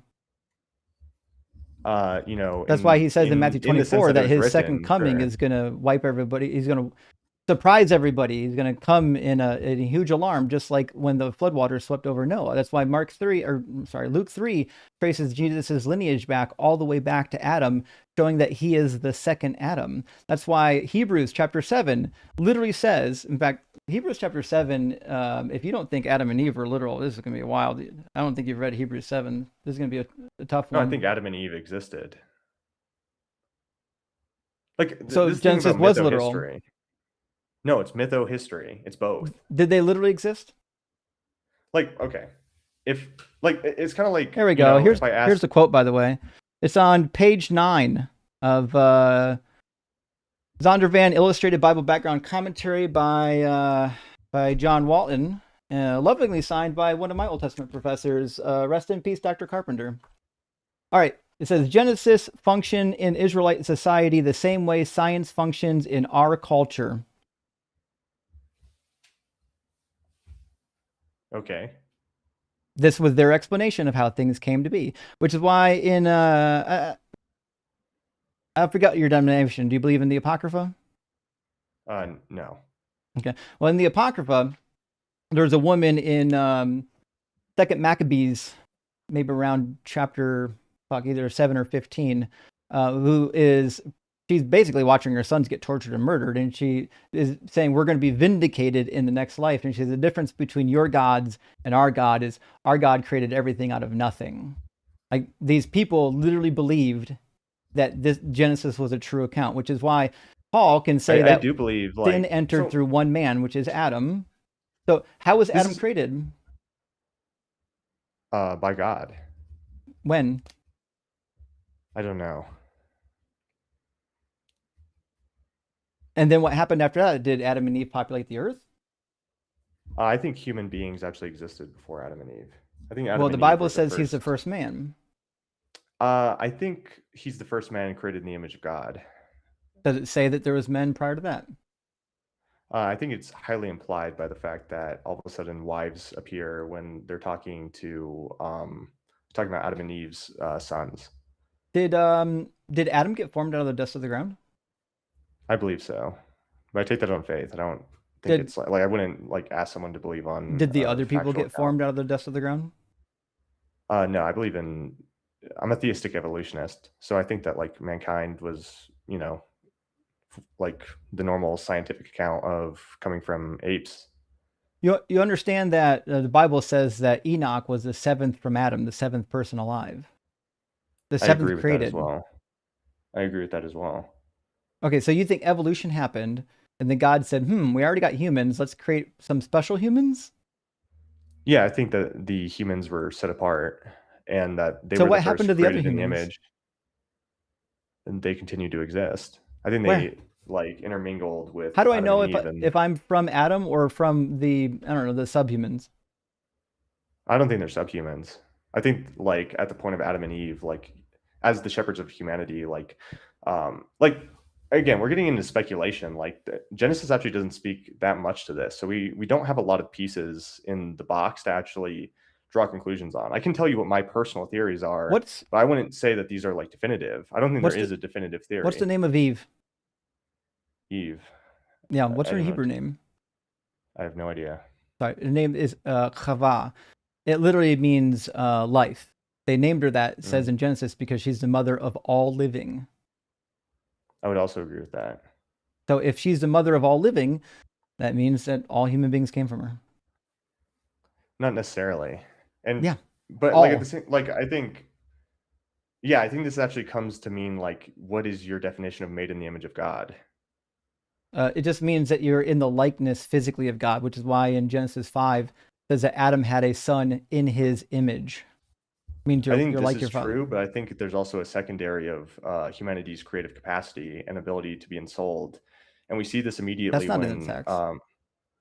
I again like I don't take a literalist approach where like it has to be stated literally. Like I think we can actually make deductions based on what's being said. So I just disagree with the way that you're approaching the text. And like this is how I'd approach text more generally, where like if But I wanted to know something you about a haven't given text, I me a wouldn't say reason to adopt your approach yet. sure, because after they like this is why Adam is actually given the creative account to be able to name the animals, for example, because God is like no other animal is able to create something. But the human beings, because they're created in the likeness of God, Adam or didn't create anything. actually they're creating their name, they're creating their He's just actual naming like them. what they're yeah, but that is a creation of sorts. No, it's not. Like the creation of Adam is like reduced when compared to God's, but he still has like a creative capacity that What was animals Eve's seem to creative lack. capacity? The same as Adam's. She didn't name the animals. Okay, Adam did. that In doesn't mean fact, she doesn't have that capacity. so sounds Like like it's just an you're argument from silence. not an Like the argument fact from that she didn't. silence. Yeah, I mean the fact that she didn't do something means she didn't have the capacity. Like we don't know that. Like this is what I mean. Like this is why I wouldn't like use this type of way of reading Genesis because it's just like if it didn't say something literally, then there's no way that we could interpret it that way. It is I don't think literal. That's what I'm trying to Genesis. tell you. It's an etiology. Genesis, the creation account, is an etiology to explain why things are the way that they are. Why women have painful childbirths. It's why men have to toil by the sweat of their brow, even though this world was supposed I to be created agree. for us. It's an So this is what I etiology. mean by It's a story. this is what I mean by like mythohistory, where I think it is accounting like a vague account of real events, but isn't doing so in complete literal detail. In the same way, The Wolf of Wall Street is like an account of something that really happened, but isn't like beat for Oh, beat reality. I think the same is true of early Genesis. just to be sure, Adam named the animals before Eve was made. Sure. Says the man gave names to all cattle and to the birds of the air and to every animal of the field, but for the man there was not found a helper as his partner. And then Eve gets made out of his rib. So he named all the animals. Okay. I didn't say she did. You said that she had the same creative power as Adam, and you then said, Sure. well, you don't know she didn't name any animals, and actually I did know that she didn't name any animals. No, I didn't say that. I just said like You that said it's doesn't an argument from mean silence, but it's not an argument from it silence. isn't. It is an argument from silence that she Nope. doesn't have a creative capacity because she didn't name the animals. I didn't say that she didn't have the creative capacity. I said she didn't name any of the animals, and you said that's an argument from I would. silence. And I I would. said no, it's not. What I'm. Okay. I would just say what I thought you were deducing was that because she didn't name the animals, then that her creative capacity wasn't demonstrated. Is that the argument? Is there a reason to believe that she No, has the I'm just same asking. I'm status genuinely as asking. Adam? Because in chapter 3, um, she has to serve man, and man gets to rule over her. I'm just It asking doesn't if that's what you're. it doesn't seem like the idea. In fact, 1 Corinthians 11 just disagrees with you flat out. In fact, let me pull it up. This is a wild passage, and 1 Timothy chapter 2 would disagree. But in 1 Corinthians chapter 11,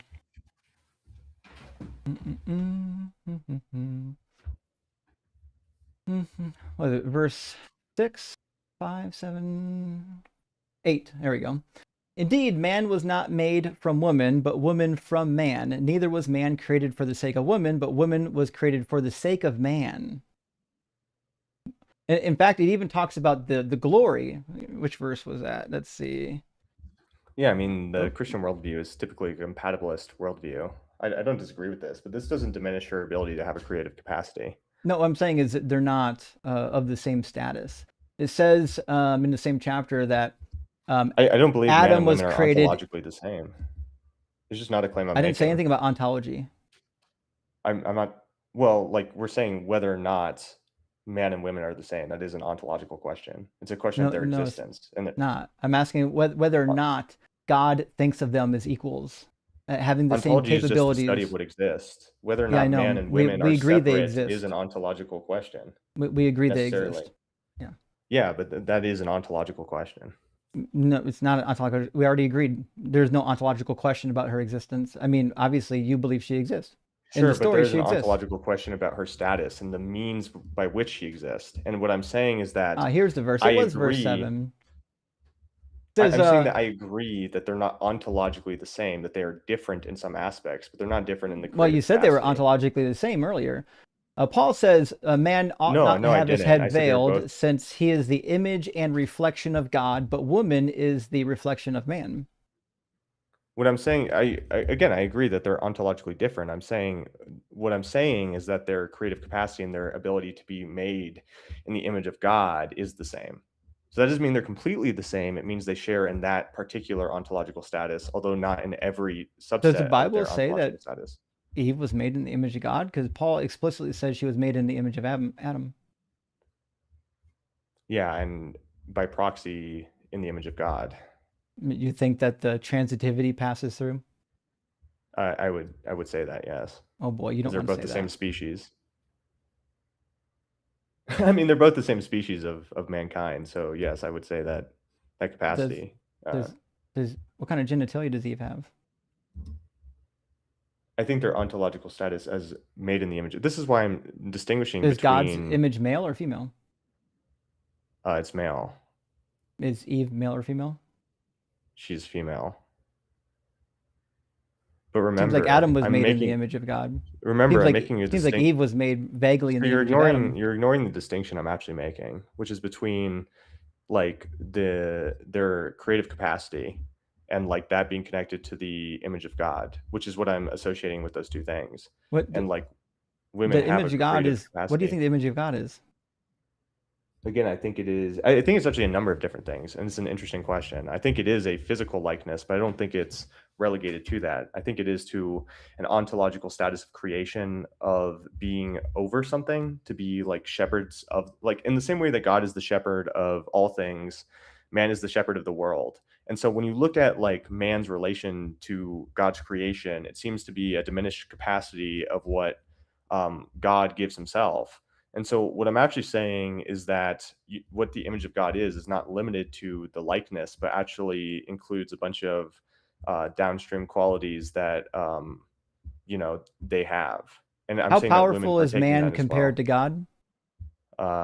Not very. Yeah, Well, you but they just still said have that like, was similar. yeah, like Compa- in the same way that like if I have a, like we both have like jobs or whatever, but like I work at, let's just say, a tech company. And if there's like a little kid that is playing on a fake computer, like there's a sense in which that kid is like mimicking me and engaging in a capacity, but to a much more diminished extent. In the Mhm. same way, we don't have the same powers of God, but we have those powers to a diminished extent. In the same that like when God thinks of something, it can just be like created in thin air, but we have the ability to conceptualize and create in a much more diminished sense, but still in a sense that isn't shared by all of God's creation. Actually, I think I'm more powerful than God because I actually have the ability to speak and he doesn't. I maybe I should pray to you, man. Like, I'll take your we could prayers. give I'm also the tithes. Messiah. I don't know if I told you this. I've fulfilled You way more are? prophecies than Jesus ever. Yeah. Dang, dude! Shout out to you. All right. So let's actually talk about the topic rather than doing a Yeah, whirlwind we've of been rabbit holing. Yeah, that's true. yeah, rather than doing nonsensical talking points. So the reality is, we deviated on hell. I asked you what happens, like if you die and you don't love this God. Oh, you want to talk about hell? Well, we can talk about all kinds of stuff, but what happens? No, no, no. I mean, hell's fun. Like, And I think we so. maybe we started on hell and then moved to natural disasters with the fall. That's how we got on Genesis. But if Genesis isn't literal, then I don't know why you're bringing a fall in here. There was no Oh, I fall. think that sure. Well, again, I believe it's mytho history, so I think Was like it there a fall? happened. Yeah, I believe there's a fall. When did that happen? Like, I just think the categories of like fiction and nonfiction just were not separate categories in the ancient world. And so like when like we don't know like a date is what I would argue. Like I don't know a specific date when Adam and Eve existed. Like it's just But something we don't know. But when the Bible tells you, the Bible just isn't saying true things. It's being poetic. No, it's true. It's just true in a historical sense in the same way like I'm I'm asking so if hungry it's I could true eat a in a horse. factual sense. Yeah, which is actually like an epistemological question. And the thing is like within what framework? I'm saying In within their framework, in the yes, it is true. framework, Within did the our, events literally happen as it says? in some sense, yes. Like in some like recreated sense, I believe so. So God created the world, right? Yes. Well, he Mhm. created everything. Did He create them in order? I don't know what order. I mean, Genesis tells you. well, I mean, Genesis has two accounts because duplets were something we see a lot in the ancient. Like we see this on steles Yeah, where but there's there's duplets lots of within a doublets. steles, and so like No, no, no, no, no, no, no. You don't find the doublets on steles usually. That's preposterous. um Steles are not edited, compiled text like the Bible. Steles are like really like written and carved in stone. Like look at the black obelisk or the Mesha stele or the Merneptah stele or the banquet stele. None of these things were edited. yeah, but there is a stele that has a recreation of the same story twice in a different order. Um, and like this I gives us a mean, good evidence. the creation I mean, account of Marduk that was on a palace. I forget which stele it was. I mean, I could go find that for you if you want. I actually know the story. I have it on my shelf. What I'm saying is that was located at a palace, and it was located. There was two different creation stories, but they weren't together. They weren't like in a book or on a tablet together. They were written on the palace wall. Yeah, but we could see them at like a similar point of time. No, they're written way apart. Creation story by Marduk was hundreds of years later. If you just look at the dating of it, like Samuel Driver had it in cuneiform text parallels to the Old Testament. He dates it after the other creation accounts. I think we're thinking of different things. Maybe. Actually, I think I'm thinking of the Shabaka stone, actually. Mm-hmm. Where's that? I need to make sure that this is the correct one. An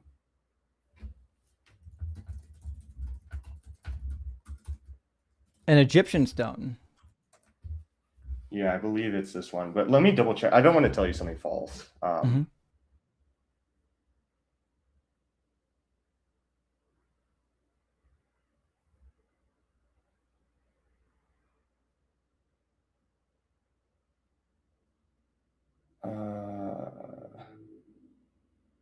Actually, When you say doublets, do you mean parallelism?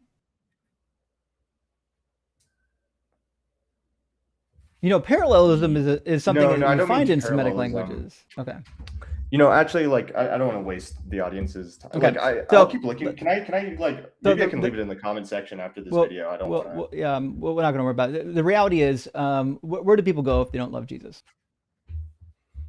Love. I don't know if that's actually one of the things that they need. And it's hard for me to say that like, I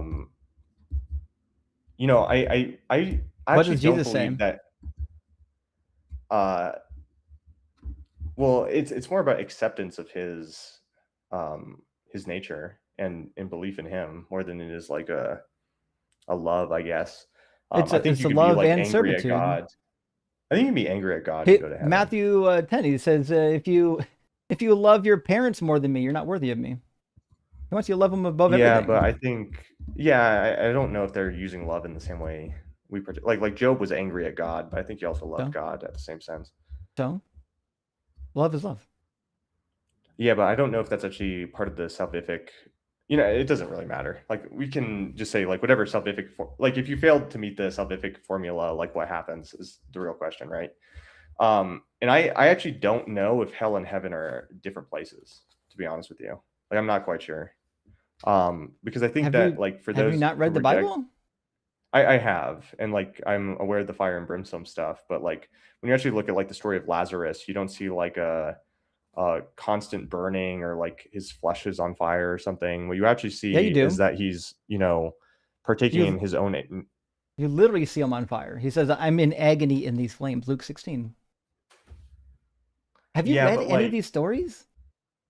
Yeah, but I mean, like, not in the sense like they're having like a normal conversation, talking while he's like supposedly in agony within the flames, which I think like. Have you ever read the creation accounts of paradise and hell? Yes.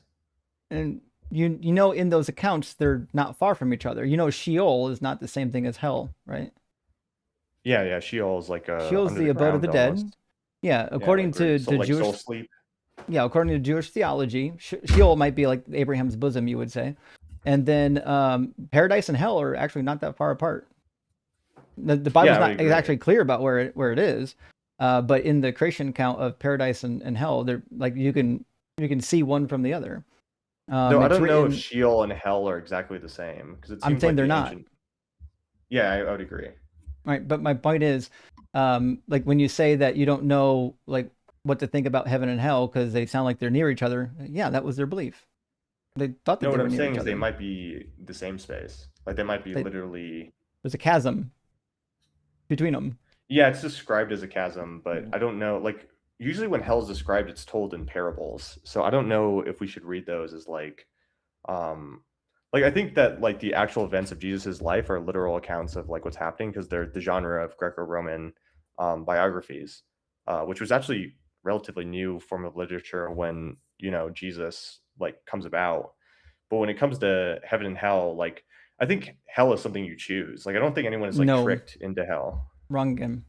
Nobody chooses what they believe. They either are convinced or they're not. But also, we know exactly what happens in hell. Have you read any of the Jewish literature that Jesus would have been familiar with about hell? Yeah, Like the but I don't Dead see Sea the Jew. Scrolls? I don't see the Jewish literature as authoritative. But he's a Jew. You understand Okay. that Jesus, when he spoke about hell, Yeah, but even the Jews didn't agree nobody with asked each like, other on these well, types of what's things. that? What's hell? Like no one questioned what hell was. They knew what it was. They wrote about it, and it's in the Bible. I understand. The And question is like, Josephus talks about it. He tells you what they believe. yeah, but we're talking about Christianity right now. Like, I know. we have to talk within the authoritative text of Christianity, not like. It's based on I mean, there's lots of Judaism. stuff. I mean, there's lots of stuff. Yeah, there's lots of stuff that's in the Jewish text. The Jewish texts don't even agree with each other. Neither does the New Testament. It can't even agree on when I mean, you Jesus was can born. say that, but what I'm saying is like you can't use an Well, it's outside Jewish true. text to describe like hell within Christianity. It's just a non Yeah, sequitur. yeah, I Because I can. just don't. The Bible, I the mean, you Bible disagrees with can, but I itself just all the don't accept time. it. But I'm telling you, Jesus was born not in a vacuum. He was born as a Jew, and he believed what the Jewish people believed. And you understand Exactly, that, like but even the which New Jewish Testament quotes people? from well, mostly I You know would what I mean? qualify him as the Essenes, and I do know what you mean. He's affiliated with John the Baptist, who almost undoubtedly was part of the Essene community. But nevertheless, they believed in hell. Like, have you read the writings from the Essenes? Oh, I'm not saying they didn't believe in hell, but like for example, You like we see understand a lot only of the different. Sadducees didn't believe in hell, right? I The understand, Sadducees yeah. and the Samaritans. No, but I'm not denying that hell exists. And We're what happens we're there? talking about like what hell is, and like hell is described as many different things in the New Testament. It's described as outer darkness. It's described as gnashing That's a of parable, teeth. remember? No, I agree. And then you got to talk about again How about Lazarus. you reference something that's not a parable? I think most of the talk about hell is within parables. I mean, there might be a few examples that aren't. Mm-mm. I mean, there are definitely some examples of hell being in parabolic formulas, but he talks specifically. It says Luke 10:15. He's mad at Capernaum. It says, "You Capernaum will be exalted to heaven. No, you will be brought down to Hades." He actually specifically used the word Hades, which we know exactly what Hades is. That word's not ambiguous. And then let's see. Let's do Matthew 5. It says, I say to you that if you are angry with your brother or sister, you will be liable to judgment. If you insult a brother or sister, you will be liable to the council. And if you say, you fool, you will be liable to the fire of hell. Yeah, yeah, we see a lot of like. I also like. I guess what I would say to you is I'm not. I actually don't definitively take a stance on exactly what hell is, but I think hell could also be destruction of the soul.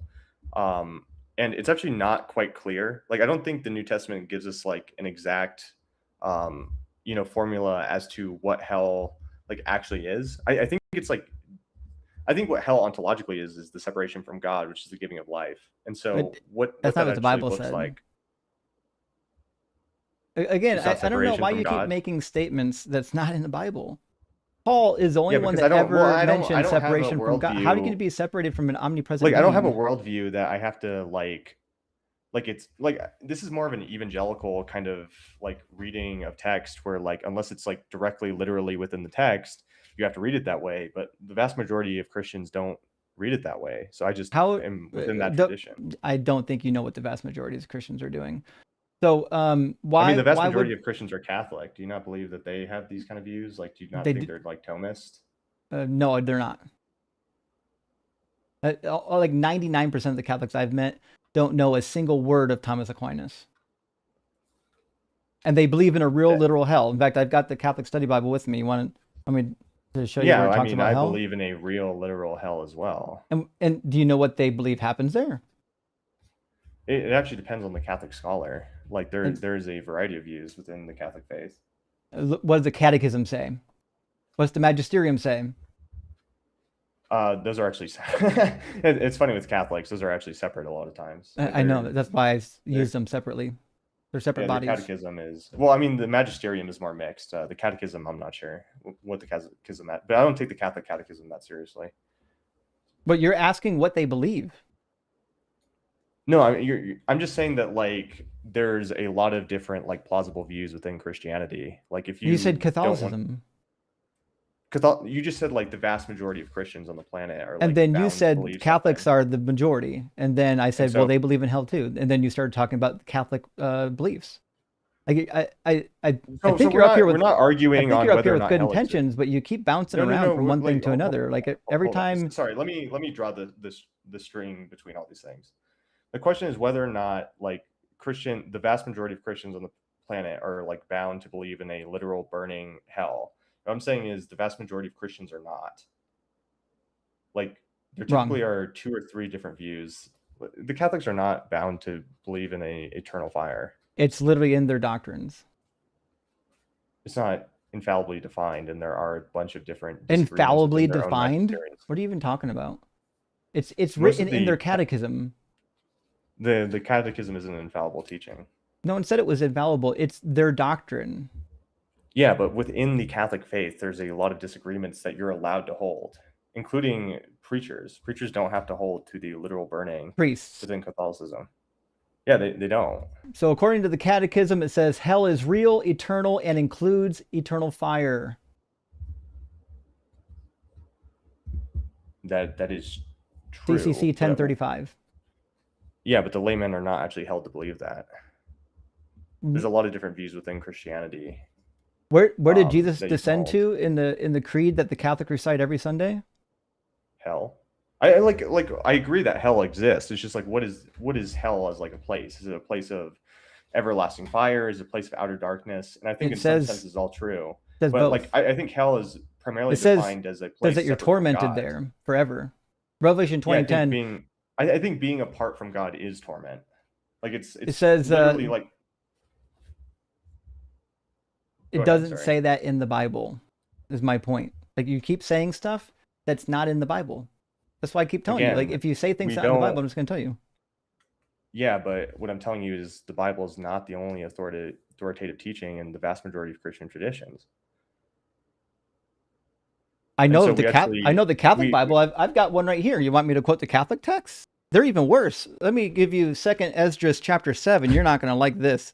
This was written right about the same time that Jesus existed, and you will not believe what it says. It's going to be a wild ride. You're going to want to buckle up for this one. I'll make sure to. Oh, they put it after 4th Maccabees, didn't they? Yep.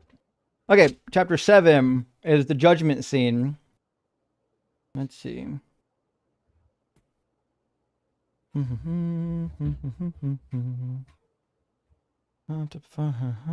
Corruptible Paris. Judgment. All right. The Most High shall be revealed on the seat of judgment, and compassion shall pass away, and patience shall be withdrawn.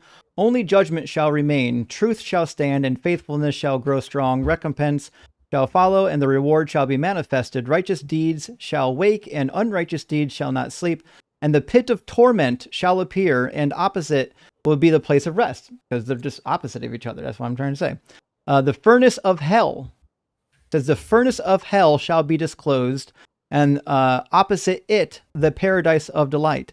Then the Most High will say to the nations that you have been raised from the dead. Look now and understand from whom you have denied, whom you have not served, those commandments you have despised, so on and so forth. And then he does what he does in Matthew 25, and he sends some to hell and some to paradise. That's where he literally, at the end of the story about his coming back in judgment, he says, those on my left, actually this is my right hand, but he says, those on my left, off to the, to the hellfire prepared for the devil and angels.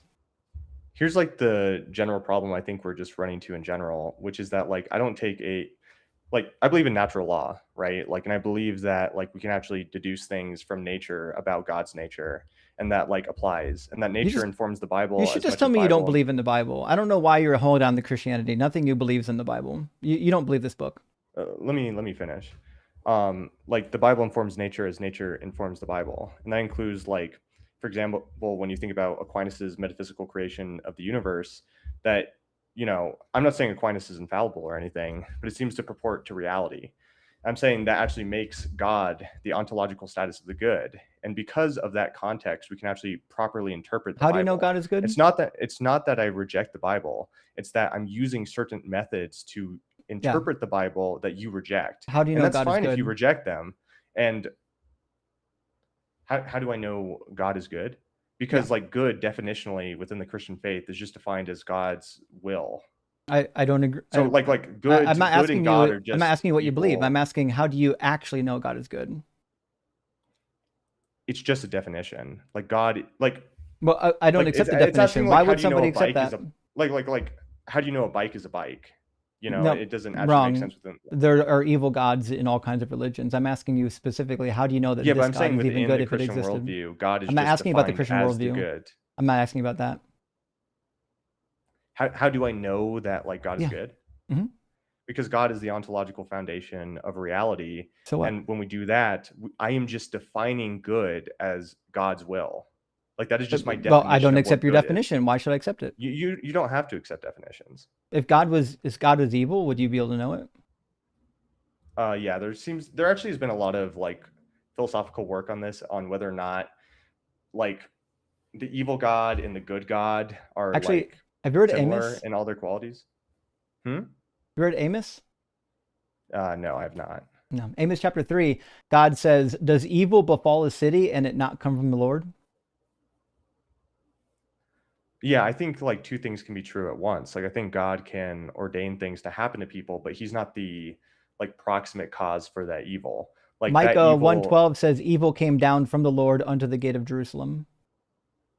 Yes, again, like this is why the foundational interpretation of natural law to the Bible is actually like one of the better, because it actually gives like foundations that like if you just I'm having trouble how you know what these texts mean when you haven't read a single one of them. I've read the Bible, man. Like I don't know. How did you not catch in the Bible where God created evil and sends evil? He literally created evil spirits to go and torment Saul. Yes, I mean this is where I'm talking about like your interpretive framework is just wrong. No, it's Or not. it's not wrong. It's I disagree with it. You've given me not a single reason to believe that your interpretive framework is at all valid. See, this is Yeah, the we great have to thing start about with, like my hermeneutical approach is that the Bible just means what it says, and I know it means what it says because I've read the extra biblical literature. I know how the Hebrews and the Semitic people wrote stories. I know what they believed about the world. It just happens to be that the Bible agrees with them. Everything that the ancient Near East was writing about, the Bible seems to agree with most of that stuff. All the sacrifices, they were doing all that shit already in the ancient Near East. Even the scapegoat, Leviticus 16, already had it. Hittites were doing it. Neo-Assyrians were doing it. None of this stuff's new. I'm not claiming it is, but we're talking about an epistemological framework. Like we're actually talking about how do we know things are true or not, or how do we know that our interpretations That's why I are asked true? you. That's why I asked you. How do you know that God is good? Don't just say I defined him as good. No, well, I mean, like when we're saying what something is, like what is good, right? Like how would you define good? Dictionary. Which is? It's something that is let's say desirable and beneficial typically. To who? To the person. It's subjective. And what is beneficial? Well, it means it's going to be aiding in some way. Yeah, so typically bringing well-being. Yeah, well, like we'd actually have to define well-being. Like you're just kicking the can down the the. What do you think well-being is? I don't know. I don't think it's like, I think it's. You don't know what well-being is? If you have cancer and you're going to die tomorrow, is that well-being? Well, what I'm saying is it's whatever is in. I don't know why you didn't answer that question. Like definitely good. If you're gonna, I mean, it's if you're dead, do you have well-being? Well, I mean, you're with God at that point, so I assume so. No, your actual body. You as a human being, do you have well-being? You're human. I would assume not. Also, no. It's not true that everyone's going to be with God. I mean, in your worldview, I'm going to hell. Do I have well-being? I actually don't know if you're going to hell. Well, the Bible says so. The Bible says, Revelation 21, that those who don't believe will go to hell. Well, I guess I just John don't 3, speak on. John 3 says the same thing. I think God's grace is probably more vast than we're expecting. So I don't speak on individual Bible didn't people's say that. salvations. So like the larger point is like it's an This is epistemological wild. thing. I've never So heard somebody say so many claims about God without reading what the book says about God. In because Second Thessalonians so chapter 1, it talks about people when Jesus comes back. It says, in a fiery flame, when Jesus is revealed from heaven with his mighty angels in a fiery flame, inflicting vengeance on those who do not know God and those who do not obey the gospel of the Lord Jesus Christ. They will suffer the punishment of eternal destruction, punishment in fire by God if they don't know him or obey him. What I'm saying is that is an epistemological framework on how to interpret the Bible. What I'm challenging is that I don't start with the Bible, because you cannot start with the Bible. It doesn't even make sense. Yeah, you can. Because we actually need to have a framework from which to interpret the Bible. The framework is the Bible. You're assuming how to interpret the Bible, which actually is not an assumption you can make. I'm not so we assuming. actually have to start with, yeah, you have to assume. I'm interpreting the Bible the way ancient people who wrote it was understanding it. That's like the goal. No, it's not an assumption. It's actually the primary goal of a proper exegesis is not an assumption at all. It might be a founded assumption. You're dead wrong about that. It has nothing to do with assumptions. That's why when I went to seminary, I actually had to read the extra biblical literature to see how they wrote, to see how these genres operated, to see who was talking about these texts and what they said about the text. Like, so when I've developed a framework for reading the genre, these particular texts, that framework was developed within the culture who produced the Bible. That's fine, and I'm not saying that's wrong or right.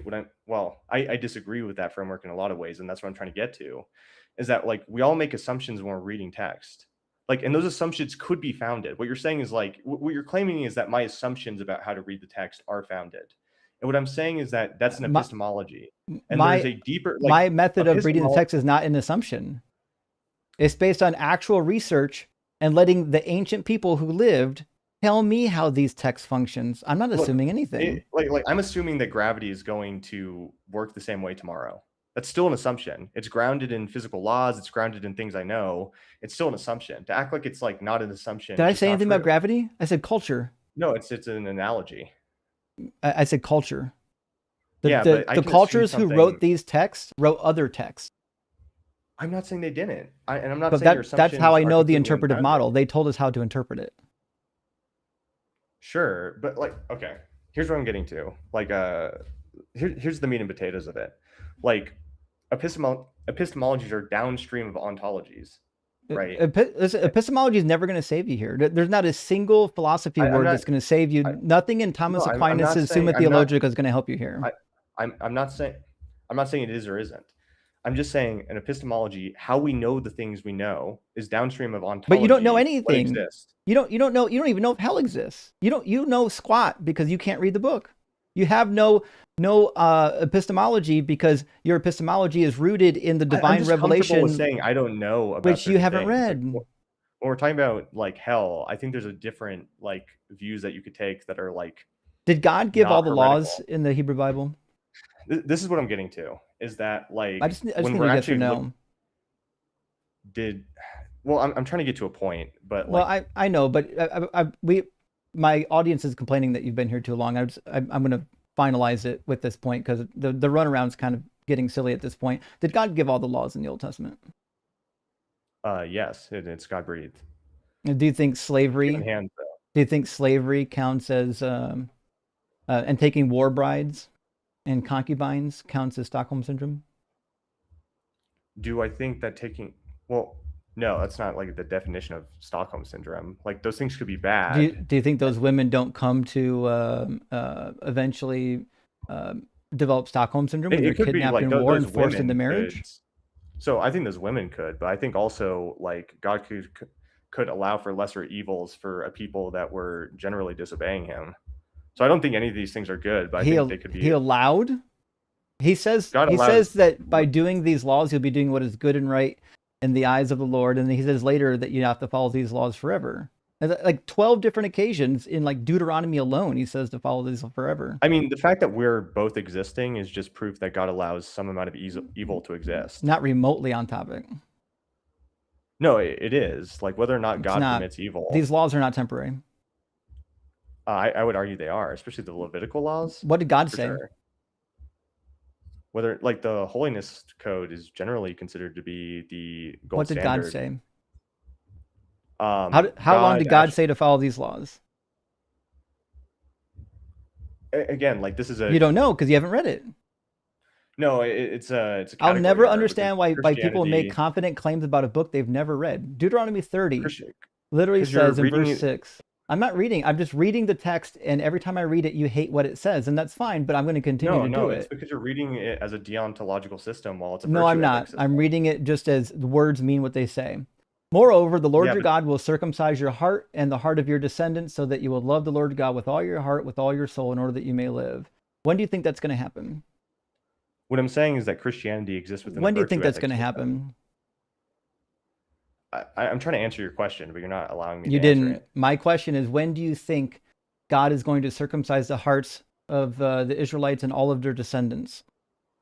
Oh, I think he's ongoing doing that when we actually, go through life, and as people accept like God, their hearts I are being mean, circumcised in Jesus. that sense. When Paul is Jesus says, coming back? Paul says that your hearts are circumcised when you believe in Jesus. Yes, Okay, so we agree with Paul then, right? I would agree. Okay. The problem with that is God goes on to say, then you shall again obey the Lord, observing all of his commandments that I'm commanding you today. I mean, the problem is like we don't agree on an interpretive structure, and What does so it like mean when he says that you need to follow these commandments? he's again, it's a virtue ethics system. There's not about virtue ethics. I'm asking, what does the verse mean? It means to follow the will of God. The laws. Yes and no, No, because yes. within Christianity, the It is laws of wild. God are monuments to the underlying virtue ethic. So the laws themselves are not what's concrete the virtue ethic is, because we're That's not not a true. duty-based system. That is The, true. the laws are perfect. Psalm 19 says they're perfect, reviving the soul. Yeah, because we're in a Perfect, virtue ethic perfect system. things don't change. The virtues do not change. That is If correct. something perfect, it doesn't say anything about virtues. That's not in the Bible. No, but I've never seen actually the someone virtue add ethics. so much to the No, Bible. I You know, mean somebody virtue like suggested me, my girlfriend suggested before this stream, I should run the topic Christians hate God's word. And now I regret not running that topic because you're the perfect demonstration. You no, hate I this mean book. let me show You you what hate I what God mean. Like says. no, I mean like for example, like I could give you a law that's like tell the truth, right? And then like if the Nazis come and the Jews are in the attic, it makes sense to lie. That's a virtue ethics system. What the virtue actually is Wait, you're you think the Bible inculcating. says you can never lie? So Where's what I'm that? saying is God lies in the Bible. I'm giving you an example of what a Uh, virtue ethics system is. I'm not I don't claiming think this the is from Bible the says Bible. you should never lie. So I didn't say it did. I'm giving you an God example God rewards of how a liars in the virtue. Bible even. So what I'm saying is that you can actually have a law where you're given something, right? Like tell the truth. Now I'm not saying the Bible says this or doesn't. It's just an example. And the inculcation of that virtue does not mean you follow every single law perfectly 100% of the time. That's more like a duty-based system. A virtue ethic system means you inculcate that virtue in you and you use the wisdom that virtue gives you to make further decisions. Do you know The what laws in the eisegesis is? Bible are not specific laws for all time. They What are. actually is the God all says time so. is the under yeah, and this is why Jesus says, while seemingly breaking the Hebrew law, I did He not come to Matthew 5, you I want to came read to to you? fulfill the law, Read, right? read the Like next because two he's like verses. I don't know why you keep saying things about the Bible when I know you haven't read it. Next two verses, he says, truly I tell you, until heaven and earth pass away, not one letter, not one stroke of a letter will pass away from the law until all is accomplished. Therefore, whoever breaks one of the least of these commandments and teaches others to do the same will be called least in the kingdom of heaven, but whoever does them and teaches them will be called great in the kingdom of heaven. And Jesus instructs people over and over again in the New Testament to follow these laws. yes, that is correct. Like these two things aren't incompatible, because if I tell you to So tell the truth and does follow God want you these to follow the laws laws? within a virtue ethics system, that's just what that means. Did God want you to follow the laws? Yes, but I'm telling you And that how within a did he want you virtue to follow ethics the laws? system, I'm telling you how he wanted you to fulfill the law. Did he say I'm anything telling you about that virtue within ethics? with No, it's just is a virtue ethic system. It's not. Like these categories. So if like in a virtue ethic system, someone tells you to do something, like don't tell the truth, and then there's a moment like the Jews are in the addict where it makes sense to lie for like, from a pragmatic perspective, given that wisdom, you can actually make that decision because it's not like you have to do something 100% of the time. Again, Fulfilling the I don't know why law you're in putting a it on the virtue ethics, Bible. The Bible does not say you can never lie. I have no idea why you keep using this example. It's a bad it's one. just an example. It's not a I've good never one. said that the Bible, like you're putting words in my mouth. I never said the Bible said not to lie. I'm giving you an But I'm saying example of it's how a this, bad analogy. it's not a bad, I'm just telling you how systems like this can play out. When can you And this is, can you commit adultery? you should not commit adultery. When can you commit Because blasphemy? you should not commit blasphemy. Okay. Are there exceptions? Given a What virtue about ethic blasphemy of systems, the Holy there might Spirit? be. Yeah, you shouldn't do that. Is that forgivable? No, that's the one unforgivable sin. Yeah. Now, I'm going to read you Leviticus 16, 33 and 34, which is going to make my point pretty clear. It says, referring to the priest, he shall make atonement for the sanctuary. He will make atonement for the tent of meeting and for the altar, and he shall make atonement for the priests and for all the people of the assembly. This shall be an everlasting statute for you to make atonement for the Israelites once a year for their sins. Like literally, he gives you the date and the month to perform this ritual every year, perpetually, forever. It says everlasting statute. This is not a temporary law Yeah. code. So I never said it per se was. What I'm You saying is that did. when you live within like the commandment or the actual virtues are what stands. But again, the inculcated wisdom allows you to do certain things that seem contrary, but actually aren't within a Sure. virtue ethic system. Would you like to I mean, read a passage and tell me what the wisdom is?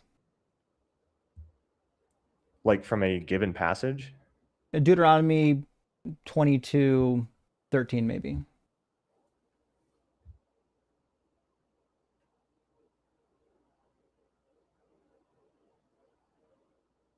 You want me to read it or you read it? Oh, I was assuming you were pulling it up. I got it. Suppose a man marries a woman, but after going into her dislikes her and makes up charges against her, slandering her by saying, I married this woman, but when I lay with her, I did not find evidence of her virginity. You probably know what that evidence he was looking for is, right? Because when I went into her, I did not find evidence of her virginity. What do you think that was? like her hymen not Blood. being there or something. It's blood. Okay. Anyways, continuing on, it says, and he makes up charges against her, slandering her by saying, I married this woman, but when I lay with her, I did not find evidence of her virginity. The father of the young woman and her mother shall then submit the evidence of the young woman's virginity to the elders of the city at the gate. And then the charge is repeated. We don't need to repeat the charge. And he says, but here is the evidence of my daughter's virginity. Then they will spread out the cloth before the elders of the town, and the elders of that town shall take the man and punish him. So if there's blood on the cloth, then they take the man and punish him. Follow so far? Yes, and this is out of Leviticus, you said? Deuteronomy 22. Deuteronomy. The same law code that that God, Yahweh said you'll follow when Jesus circumcised your hearts.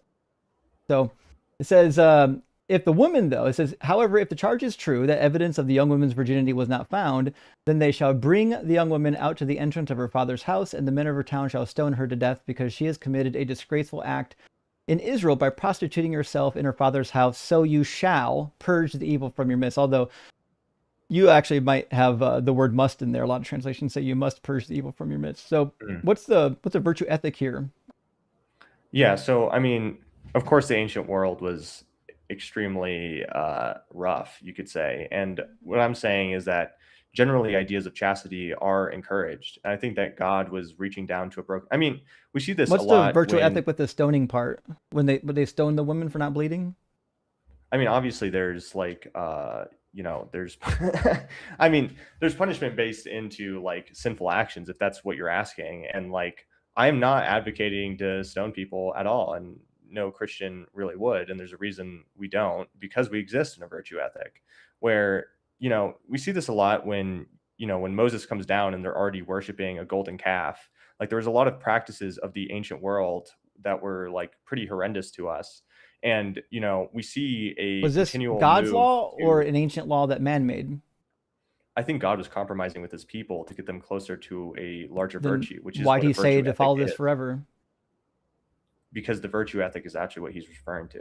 He didn't say anything about virtue ethic. He said, obey these commandments. Yeah, Obey I believe them. The I believe command. you should obey them in the Yeah. sense that but again, the word virtue ethic is a modern categorization of what the system is. This language didn't exist, so to ask for that within the text is kind of ridiculous. It's not I think, ridiculous. He just flat out says it. Deuteronomy 5:29. If only they had such a mind as this, no, to fear it's me and ridiculous to to keep ask for all of them my to say something commandments about a always, virtue so that it ethic. might go well with them and with their children forever. It Like, just says it over and over again that this can be forever. Deuteronomy 29:29. The secret things belong to the Lord our God, but the revealed things belong to us and to our children forever, to observe all the words of the law. So yes, if they're going to exactly. observe all, how do they fulfill this law in a virtue ethic? Again, I was telling you, like, the ideas of chastity and punishment for sin are still within our systems. What's her but punishment? I mean, the punishment in this individual situation would be death, and I think that that is bad. That we shouldn't do this kind of thing. And we Why? shouldn't stone anyone God for. said you must do it. What I'm saying is, I think God is like what we see within the Bible, and especially when we listen to Jesus speaking, is we see these actions that he's actually correcting, and a lot of times he seems. But I'm not asking about Jesus. I'm asking about this verse. Yes, but again, the Bible interprets itself. It doesn't. It contradicts you actually itself. have to use a larger framework I have of the I have entire the framework. text. I've read the entire Like, text multiple times. So that's what I'm saying, is that like when we actually look at Jesus breaking the I'm laws asking about and then Jesus. I'm saying, asking I'm specifically answering about your question, I'm just not in asking the way you want specifically to. about Deuteronomy 22. Yeah, I'm answering your question. I said, Yeah, like you what's gotta the at least let me punishment? speak in long. Like I'm letting you You're not speak in answering long my form. question. I am answering your question. You're You're just not. not letting me finish. Okay, You're I'm just going to not letting ask me you the finish. same exact question when you get done with your non-answer, okay? Okay. So what is actually happening, and we see this, is that like Jesus often breaks the laws, and then he's saying he fulfills them. And so this seems like a contradiction in terms, because it's like, how is he fulfilling something while also breaking those base level commandments, like obeying the Sabbath? And it seems to be that the law that he's referring to is actually a greater underlying good and not like the direct commandment itself. The commandment is like imagine the virtue as a river, and that like these signs are like stones where those river bed actually is. And so when we look at this actual system, what we're seeing is that yes, the law is blah blah blah, but the actual underlying ethic is to be fulfilled are greater virtues like chastity and punishment for sin.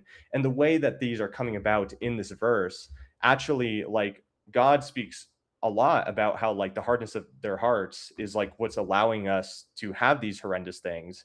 And he talks about how because their hearts were hardened, we had to compromise. And it says that, I believe, in Deuteronomy itself. So even within Deuteronomy, No, God Deuteronomy is doesn't say basically that. saying, Deuteronomy at least says within the in chapter Pentateuch. 30, verse 11, that these laws are not difficult. You can follow them.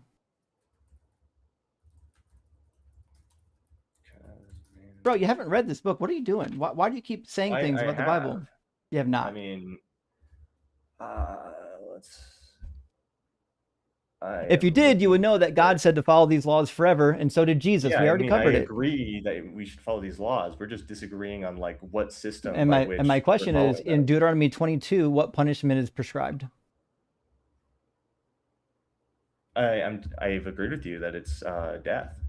Sure, it is death, and they had multiple methods of death, and depending on whether or not you were an Israelite or a non-Israelite. Now, the death in this particular story is really interesting because do you know that not all women bleed their first time? Like 43%. Yeah, but we also know that men wrote this commandment for you. God gave them a law to test women if they don't or do bleed on a sheet. He didn't even know biology. He's punishing innocent women. This is what I'm saying. I don't think these commandments are purely from God. I think that they're now they're not from God. You told me they were. Amanda, pretzel's crazy. Like, you already told me. You said God gave these laws to Moses. Now you're lying on me. What I'm saying facetiously. What I'm saying is that I'm not. What the Bible actually says about itself is that the we're done laws here. were. I think we're done. Okay. All right. See you, man. Bye. I've never heard someone lie so much in one conversation. That is crazy. I should have had like a lie counter. I've never in a million years heard somebody say so much wrong with so much like confidence. This is what happens when Philbros exist. They waste all their time learning things rather than reading the Bible. If they would just read the damn Bible and leave the philosophy behind, they'd actually know what was in it. Ivan, my friend, thank you for the $20 super chat. Surprisingly, no one's requesting up on TikTok tonight. They're all requesting up on YouTube. Weird. But Ivan Mack, it says, I love your work, Justin. Does the Moabite king sacrificing his son to Chemosh and defeating the Israelites mean the Bible concedes that Yahweh is not the most powerful deity? Well, kind of. It's difficult, okay? Here's what I think. I think in real life, they lost this battle to the Moabites.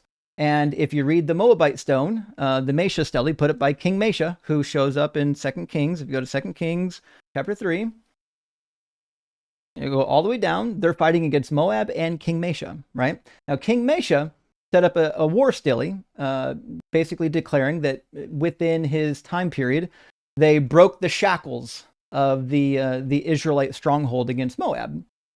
And this story seems to be, you know, more or less telling the same story. But they're trying to tell the story that doesn't make them look so bad.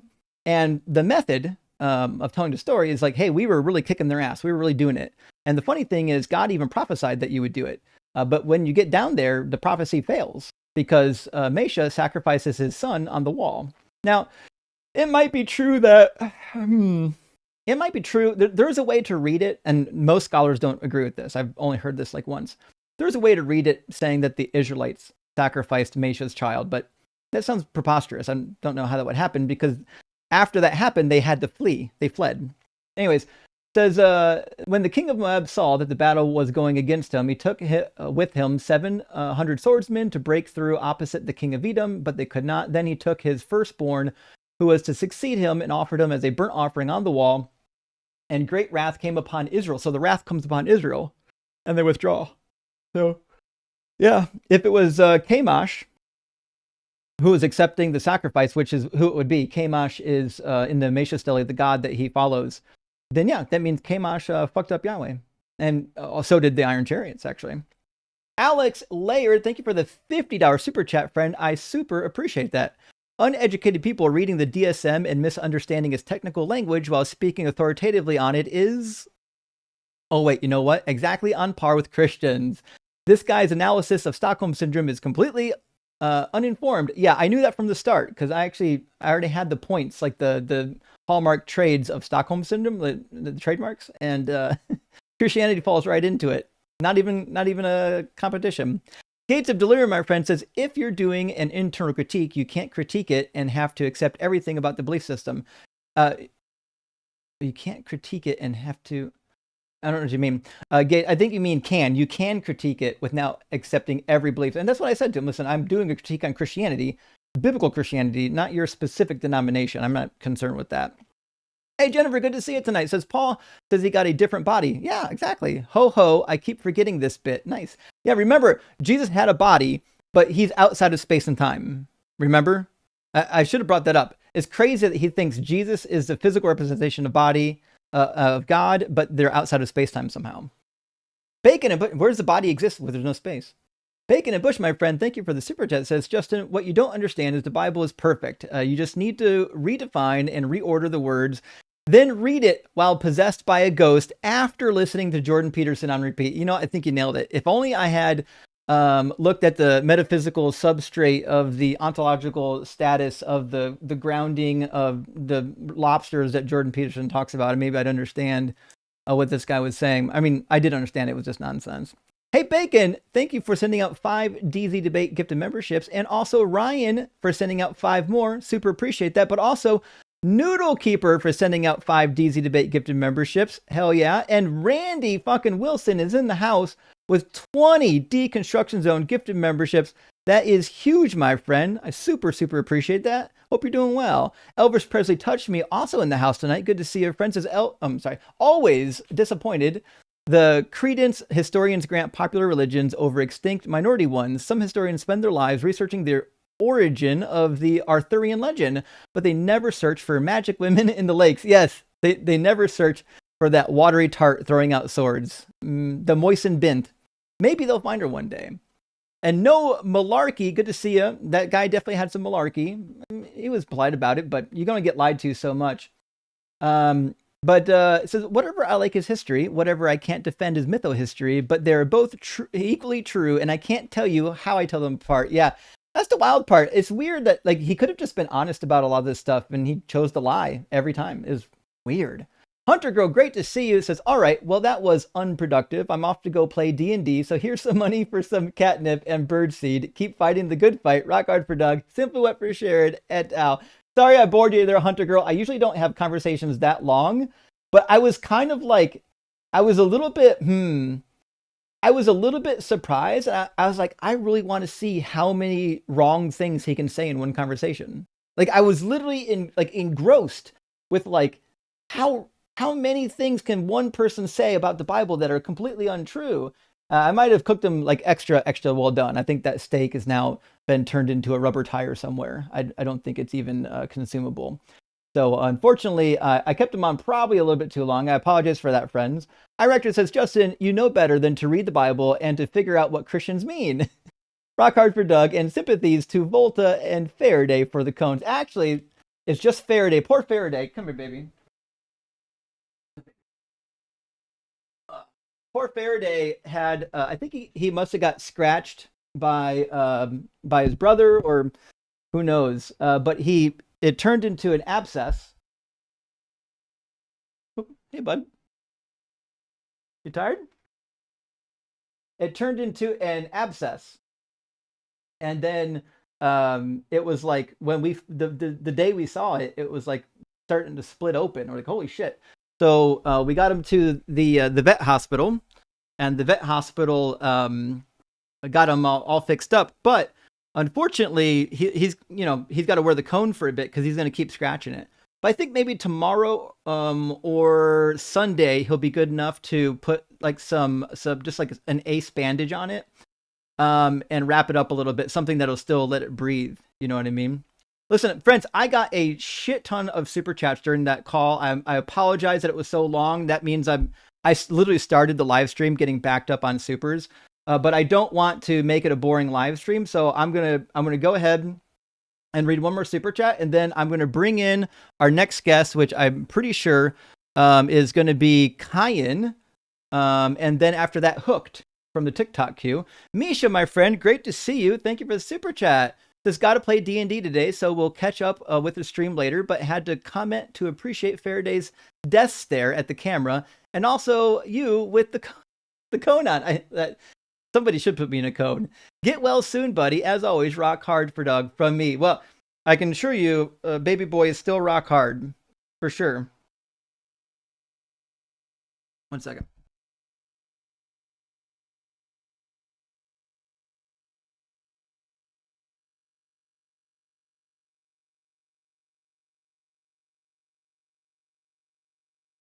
Right. With that, let's grab Kyan. Hope I said that name correctly. Kyan, can you hear me? Yes, sir. Hello. Hello. Are you at least 18, and do you believe in the Christian God? I am 18. Actually, I had a question because I'm an atheist, but I wanted to know. Sorry, I know you're doing debates. So I was wondering what books, because I'm trying to expand my knowledge on just theology as a whole and evolution. I was wondering what books you would recommend to like start off with. That's such a good question. So, since you're already here, we'll have a conversation on it. But friends, please know that this is debates. So Forrest Valkai said that you should probably get like a regular college textbook. We're old enough to read college textbooks, and so I'm actually reading through this one right here. It's Evolution: Making Sense of Life by Carl Zimmer and Douglas Emlin, and I really like it. It's been great so far. I've learned a shit ton of stuff, and I'm really just at the beginning. Like I'm like what 65 pages in.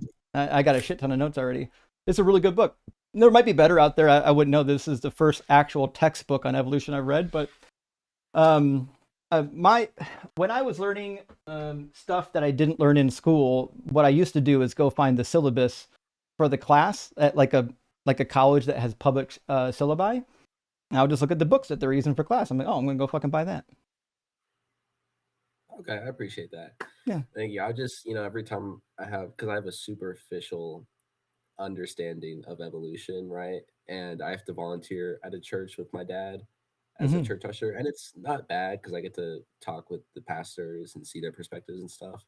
But one time I said evolution is real. You could have sworn I said that magic. I saw a unicorn. Everybody around me laughed. It was, mind you, they were wrong. I don't.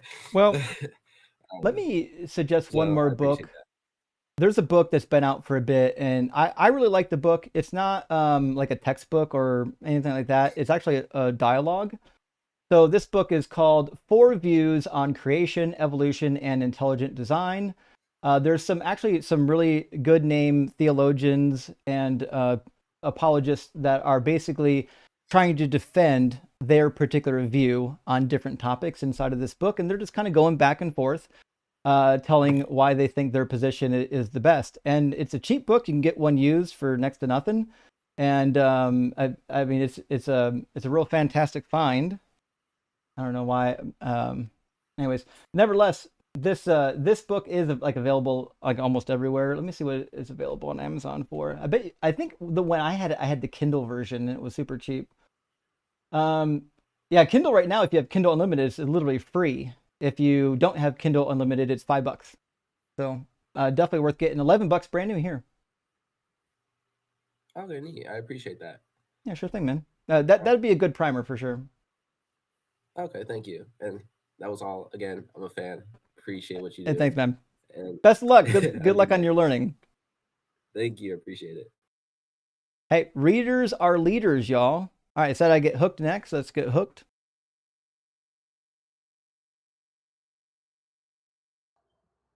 Welcome in, Hooked. Are you at least 18 and do you believe in Jesus?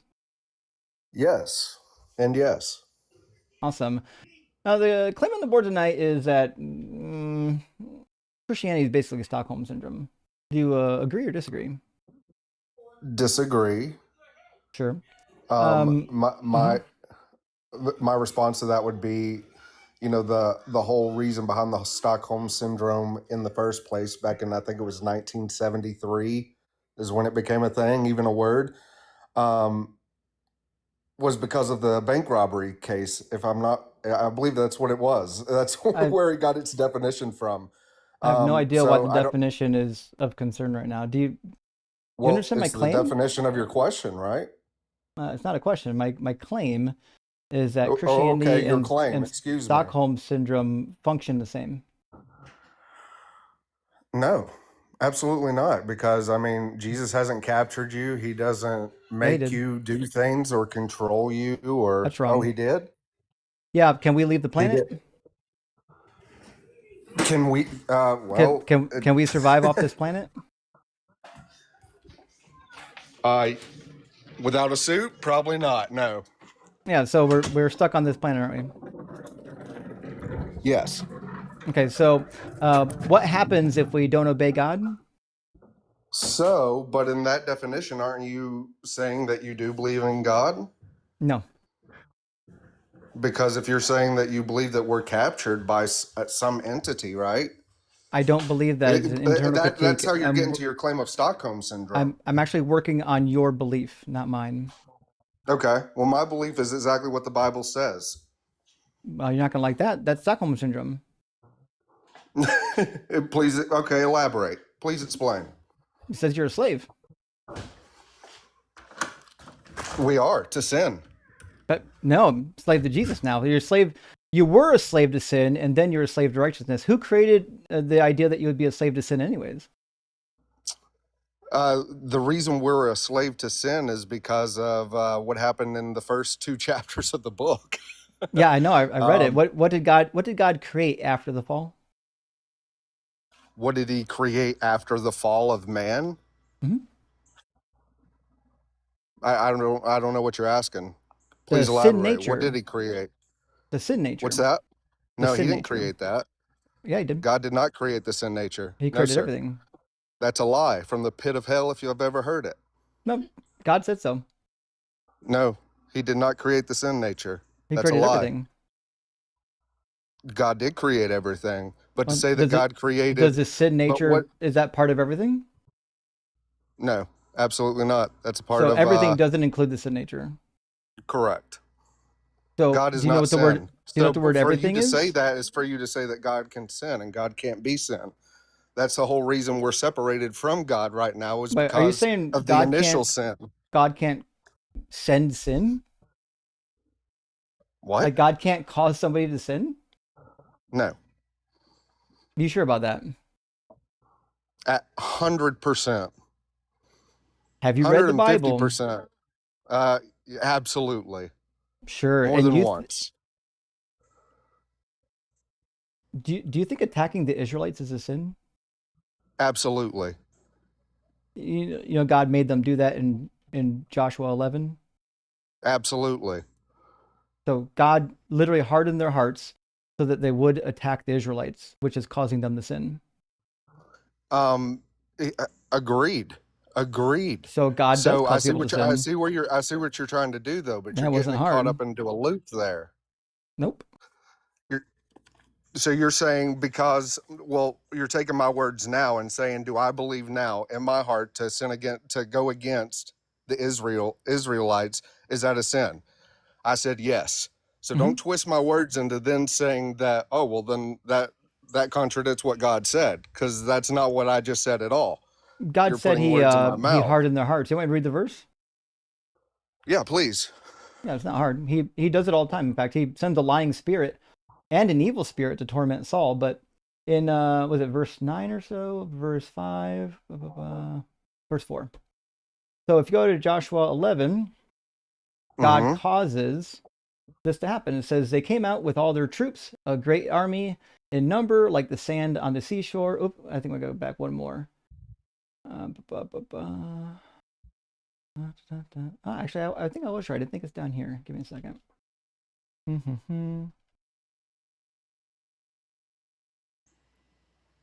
20. Shit, I was way off. For it was the Lord's doing to harden their hearts so that they would come out against Israel in battle. So God caused them to come out to battle. Yeah, but why? Let's put context behind that. See, don't be just reading part of a verse with no context behind it. Why did he do that? Because he wants a pretext to exterminate them. But why? Because he wants to exterminate them. You got to go deeper than that. You can't just go surface level, because that's how people get confused, and you're spreading a false gospel by doing that. I'm actually not. And if you were ever a pastor, if you say you were ever a pastor, sounds like you haven't read this book, brother. But maybe you should try. Maybe you should try reading the book. For your soul. I feel sorry for your soul. I feel sorry for your brain. No, sir. So did God harden yours? Did God harden these people's hearts? Did God harden these people's hearts? Nothing. How does something come from nothing? No one believes there's ever nothing, and that's not has nothing to do with the Bible. So I'm asking, was the Lord hardening their hearts or not? Oh, now you're using slurs. Okay. You think that's Christ-like? What's the Bible say about that? Listen, I never claimed to be Christ. Have you read the Bible? Absolutely, but I never claimed to be Christ. I am a sinful man. You know, the Bible is, Jesus literally said, if you out to your face and calling you a liar. Well, I'm not. I just read you the Bible passage. Yeah. Jesus says, if you call someone a fool, you're liable to the hellfire. You are a fool, then. Send me to hell, Jesus, please, for calling this man a blasphemous fool, spreading a false gospel. Now you should be worried for your own soul. I don't worry for my soul. You know why? Because Jesus died for my soul. Nothing I can do can save me. It's all because of what Jesus did on that cross that I'm saved. Your preaching's useless here. No one cares about your preaching. Hey, is cutting a woman open by the sword and killing her baby a sin? Absolutely. You know, God causes that to happen too, right? God causes a man to cut out somebody's baby. Yeah. Yes, I can see that. Hosea 13. Oh no, an Israelite woman. Please elaborate. Please elaborate. Woman, a Samaritan. Can we get the full story this time? Yeah, he's punishing them. Oh, please give us the full story. I'm sorry, you've never read Hosea? So Hosea is really no, easy. I told you. So, I've read every book of the Bible. You're Oh, the then- one that decided you wanted to do this. I don't think you have. What's Hosea about? Which invasion? Which army's invading Samaria? Excuse me 1 second. Yes, honey. You gotta go look it up. Gotta go chat GPT it. Huh? No, I'm not mad. I'm talking to a guy on TikTok. I'm not mad. I'm just slurring people like a clown. Sorry about that. But you better put your pants on. You know what the Bible says about that. Oh, wow. Samaria Are you shall bear married? her guilt because she has rebelled against her God. They shall fall by the sword. Their little ones shall be dashed to pieces and their pregnant women ripped open. This is the punishment that God's bringing upon them. This is what it means to bear the guilt. Now, let me ask you this. Are you going to Did God address the passage? Did God, because we're okay. I feel like you're, answer me this. Were you ever a Christian? Were you ever a believer? Are you going to address the passage or no? Well, this is important for where I'm going. I don't think with it's this. important actually at all. What's important is that you address the passage. Avoid the question. Typical. Waiting. Okay. We need you to adjust the passage. Do you want me to? You want me to justify the passage Address it. of what Is God? God's? I need a yes or no. Is God causing this to happen? You also never told me which army this is. I asked you. You said you know Hosea. Which army is this? Bro's up here capping hard for Jesus. We got a guy capping for Christ out here tonight, calling me a liar. Absolutely. Every day. You don't know what capping is, obviously. I just called you a liar. Yeah, I know. I know what you did. I'm sure you did. Yeah.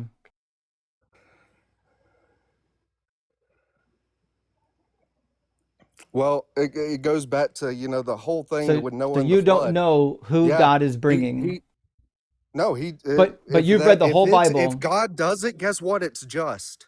So it's just if God a terrible. said it, then it's well, right. you just said it was a sin. For you to do it, not for God. God don't do sin. God caused people to do it. So God caused a person to do a sin? No, sir. Do you think God ripped her sir. open? No, sir. Do you think God ripped her God open or a person? God allowed it to happen. He didn't. He allowed it to happen. He does say he's causing it. He allowed it. Just like he allowed Charlie Kirk to get shot in the neck. Please don't mention that. We don't talk about that kind of stuff on live stream, okay? Just saying. We also don't use ableist slurs, by the way. This is despicable behavior from a Christian.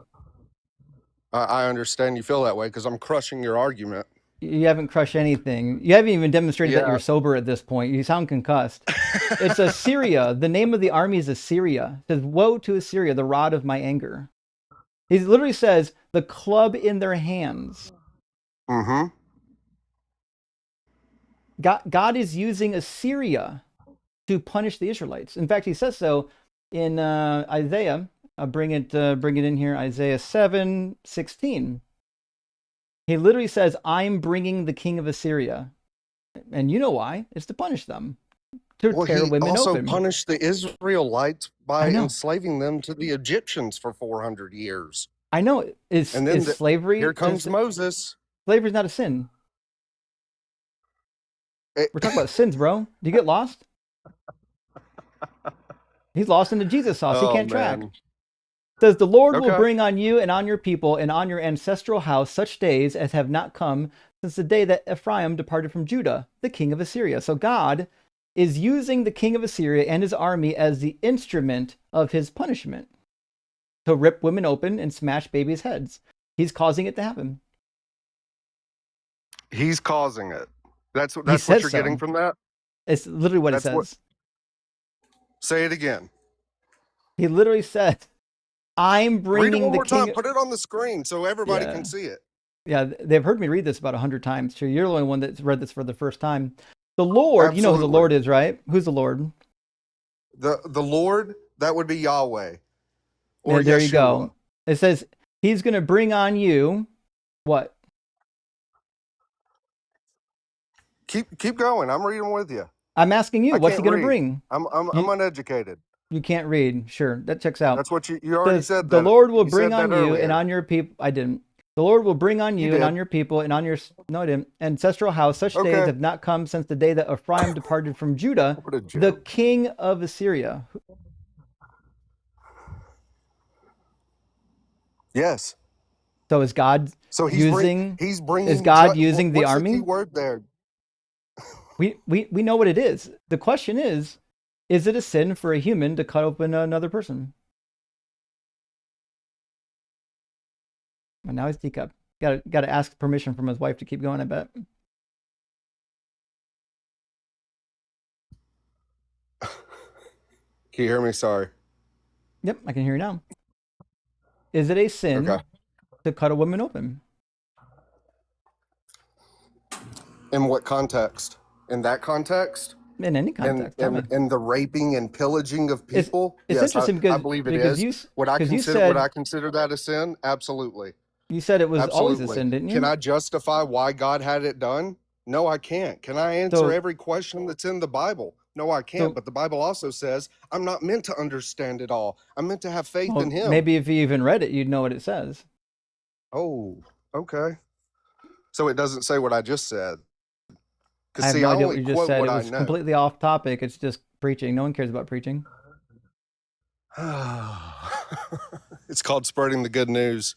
It's not good news. That's what Christianity is all Christianity is vile.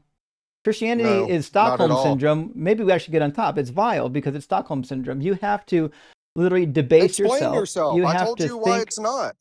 You didn't. You have to debase yourself. You have to think that your captor, your slave master, literally has got your best interest in mind when he literally is going to light you on fire for all of eternity. The person who loved me enough to give me life. But he doesn't love you. Selfish pig. He doesn't love you.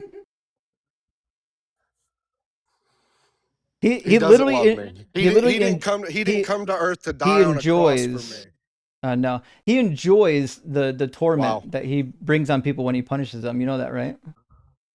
Wow. Have you ever read that passage? He enjoys bringing that to the unrighteous, the wicked of heart. No, he enjoys having it happen to his own people. It says when they stray, it says just as the Lord took delight in making you prosperous and numerous, so the Lord will take delight in bringing you to ruin and destruction. Ugh, takes delight in that shit. Wow. He likes watching it. But why? So, can we go to the verse before? So when those armies 60, 61, 62? When those armies came in and cut women open, it's about not obeying the treaty.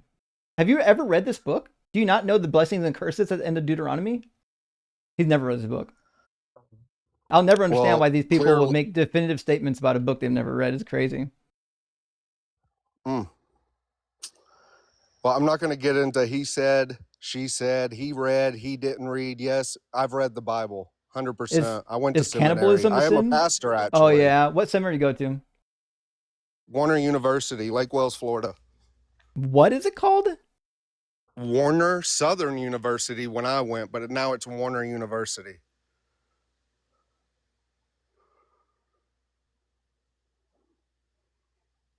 Is it accredited? Yes. What denomination? So I'm non-denominational. It was Church of God. Now that checks out. Okay. How many students are enrolled? Right now, I couldn't tell you, man. This was back in 06. 06. Let me see. I never heard of it. Says Warner is accredited by the Commission of Colleges of the Southern Association of Colleges and Schools and offers over 30 undergraduate degree programs and traditional students. Who the hell is Southern Association of Colleges and Schools? So they're not accredited by ATS? You may have heard of Mid-America Bible College or Anderson University up in Indiana. I know about Anderson. Mm-hmm. Yeah, Anderson's the sister college of Warner. That checks out. Yeah, Anderson is. Yep. Okay. Fair enough. Well, I hope you studied because you're about to get a runaround tonight. Hey, listen, man. Can we start off on another foot? Really? After Because you called me slurs and repeatedly insulted me like a clown, well, no. because I You're feel already like this you're already conversation is on going to go you're already on the nowhere. wrong foot. The conversation is going to I, go awesome for me. It's going to go I bad want for it to you. go somewhere productive for the audience as well. But Is I'm just saying, forgive me for saying that you're retarded, but I feel like your train of thought right now might be just a little slow. is causing people. Yeah, I'm the slow one here. Is causing people to eat their own children, like an evil, vile thing to do? Yeah. 100%. Then why does God do that? Read it. Let's go. I will make them eat the flesh of their sons and the flesh of their daughters, and they shall eat the flesh of their neighbors in the siege and in the distress with which their enemies and those who seek their life afflict them. Who's he talking about there? Because I don't know where you're at. Talking about the Israelites. He's going to bring the Babylonians in on the Israelites, and he's going to cause them to eat their children. And then it actually happens. The Babylonians finally come. Okay, so you're in where? Jeremiah? Oh shit, you got a violation. Look at you on TikTok. Hook's live content contains themes that some may find uncomfortable and remain in your live. Your live will be unavailable to some audiences. It won't even let me keep you. Sorry, Hook. Pastor Hook. No worries, bro. You were too vile for TikTok. Thanks for letting us know you failed seminary because you didn't even know the army that was invading Hosea during Hosea's time period. You did not go to seminary. I don't know what you did while you were there, but you didn't read the damn book. Okay. Yeah. That's embarrassing. That guy's a fucking pastor. I should have, you know what? Fuck it. Hey, friends, go on his page. Y'all go on his page, see his profile, see where he's a pastor at. Go find him. Track him down, send him to me. I want to know where this asshole's a pastor at, okay? You got to track this one down. Don't let this one get missed, all right? No pastor should ever be acting like that. It's an embarrassment. I feel bad for the Christians that go to his church. They can't be that bad. Dylan, good to see you, buddy. Says, good afternoon. Finishing reading Judith a couple days ago. Judith is wild. And Judith 16:5. Oh, good one. I was wondering if dying by a woman was a source of embarrassment, similar to how, yep, Abimelech, a panic in Judges 9:52. Yep, it was. So there's a really interesting thing that you'll find in some of the Jewish legends is one, it was embarrassed to get killed by women. And two, even more to be outsmarted by a woman. Both of those were considered highly embarrassing. But the Hebrew people were actually, a lot of their literature is very favorable on outsmarting the enemy.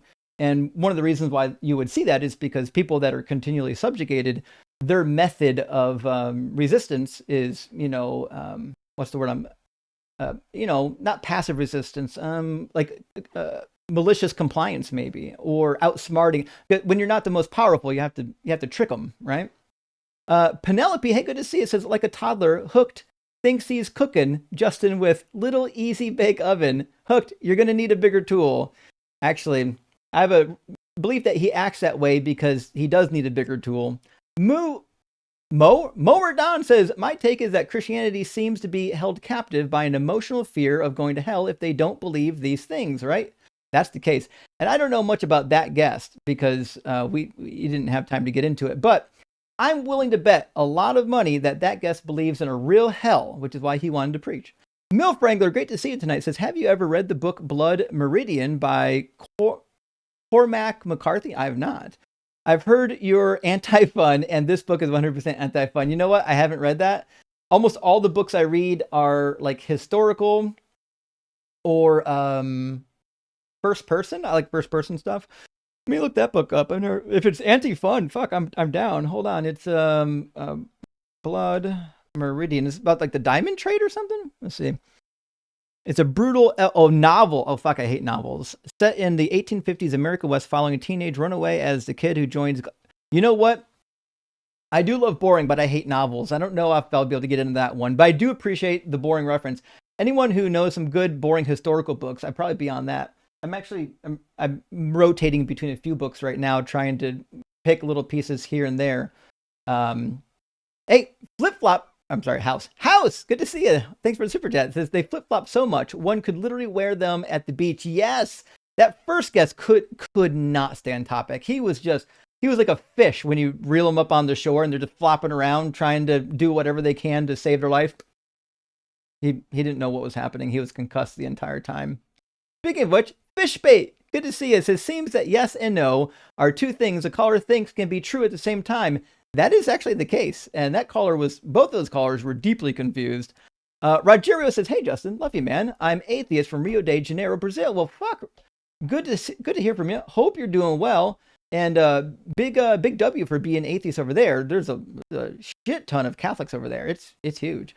Friends, I'm gonna get I got one. I'm gonna grab two more super chats, try to catch up a little bit, and then we'll get our next guest in here.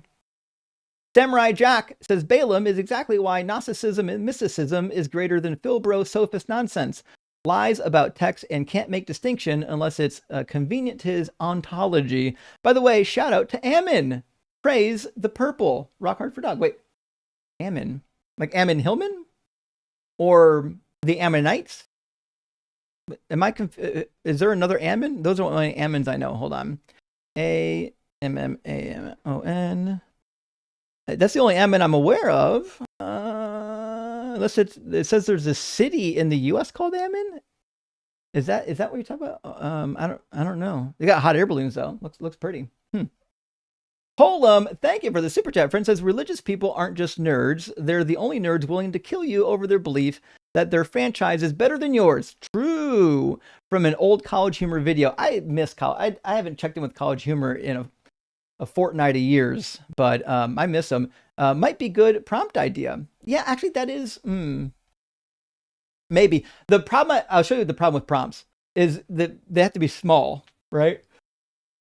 When people are scrolling, they have to be able to read it in like a split second, and it's got to be able to like capture their interest right away, or else they're not gonna stop in. So it's kind of a a balancing game. All right, I'm gonna get our next guest in here. I think it's Dom, although it says Choco Fro.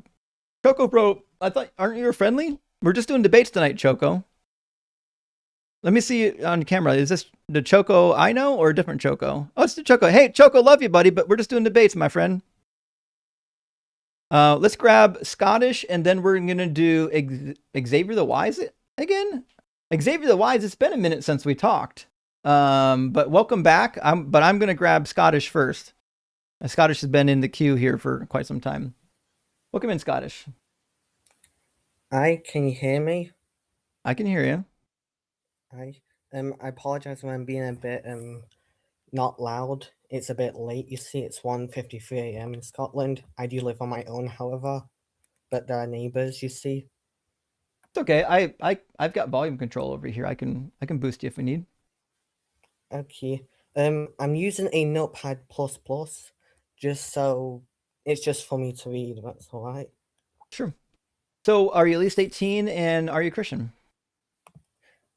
I am. Oh, sorry. Let me just get my volume.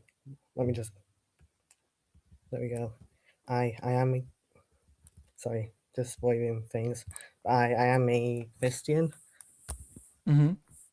I am at least 18. Like I said, I live on my own. Sure. And my prompt tonight is that Christianity is Stockholm Syndrome. Do you know what Stockholm Syndrome is? If I remember correctly, that's when you get kidnapped and you love your kidnapper. It's not always kidnapping. It could be slavery. It could be just a bank robbery, like a temporary holdup. There's all different ways. It could be even in like an arranged marriage. It could be in like a concubinage contract. There's a lot of ways that you could end up with a version of Stockholm Syndrome. My claim is that the structure of Christianity, is roughly the same structure as Stockholm Syndrome. So you're a slave to God and you love your slave owner. That's basically what you're saying. I mean, that's part of it. God also tortures humanity, and we're told to love him even though he tortures us. I agree. That's biblical, yes. Right. In fact, Job says that. So, can I introduce you to Romans 9? Oh, I think Romans 9 is actually going to prove my point. So, my point that I'm going to make to you is two things I want to say. Number one, you're not entitled to a world without suffering. I didn't say anything about not suffering. Where'd you get that from? Well, no, but okay. How about we read Romans 9, just so I'm not, you know. Romans 9 So is for Romans 9, a horrific Romans 9, passage where 10, God literally predestines people to go to hell. That's well, crazy. my point is that God doesn't love everyone equally. That's not biblical. Yeah, I know. I never said he did. Well, no, He but a lot of doesn't. people You're right. He believe. doesn't love you, but he will. He doesn't love you. He created you to go to hell, but yet he'll demand that you love him back. No, Crazy. I'm a Christian, so I was created to go It's to actually a heaven. contradiction. Where does it say in the Bible that God does love everyone? Because it doesn't. And you just said a second ago, but I then you didn't say said it's that. a contradiction. I didn't say God loves everyone. God does not love everyone. No, but you say it's a contradiction. So what part of It's that would you... The contradiction is when God says that you're going to go to hell because you don't follow or believe in me, when God is the one causing that to happen. That's a shit thing to do. You're contradicting your own purpose. And what's God's purpose? God's purpose is stated in the Bible. He wants to dwell with his people in a renewed heaven and renewed earth. With his people. What I said. Not everyone is his people. I didn't say everyone. No, yeah, but there's no contradiction with him creating people to send them to hell to It destroy is. them. It is if you're punishing them for actions they couldn't control. For example, go to Romans 9:11.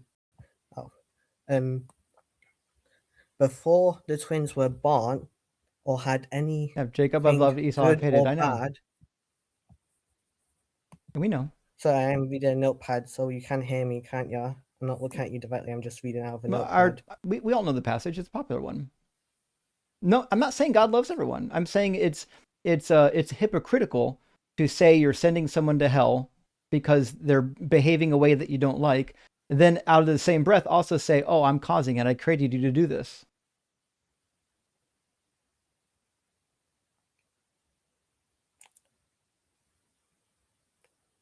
Yeah, but God never promised he wouldn't do that to someone. I didn't say he promised anything. He does say in James 1:13, when tempted, no one should say, God is tempting me, for God cannot be tempted by evil, nor does he tempt anyone. Which is a contradiction for sure. I agree that sounds like a contradiction, and I agree that I don't have an answer for that.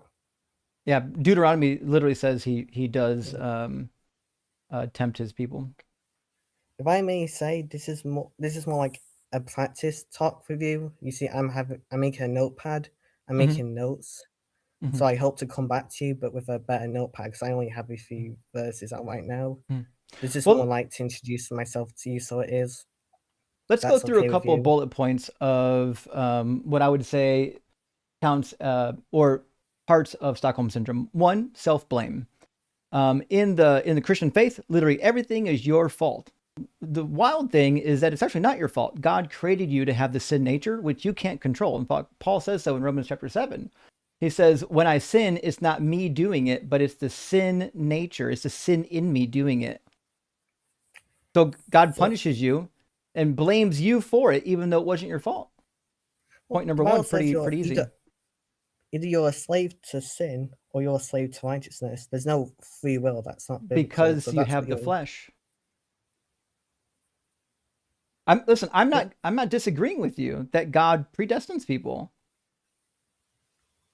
One thing is, God will pick certain people. I don't know how he goes through this process, because if God loves you because he chooses to, then why did he choose to love you before he loved you? But if God just automatically loves you, then that's not love. He predestined you. I will admit, I don't have an answer for that either. But I will admit that. God doesn't love anyone. You know that, right? Like, not even one person. I would disagree. But okay, what do you think love is? Because Romans 13 tells you what love is, and none of those meets God. What God does. Do you think it's kind to turn people into slaves and rip women open and make them cannibalize their own children? In Jeremiah, he literally says he's going to fall on the elderly and murder the elderly. In in Leviticus 26, he says he's going to send wild animals to eat their children. That's kind? Sure, but no. But maybe God didn't love those people specifically. I don't think he loves anyone. Do you think natural disasters are kind? Natural disasters towards who? Towards like most of the planet.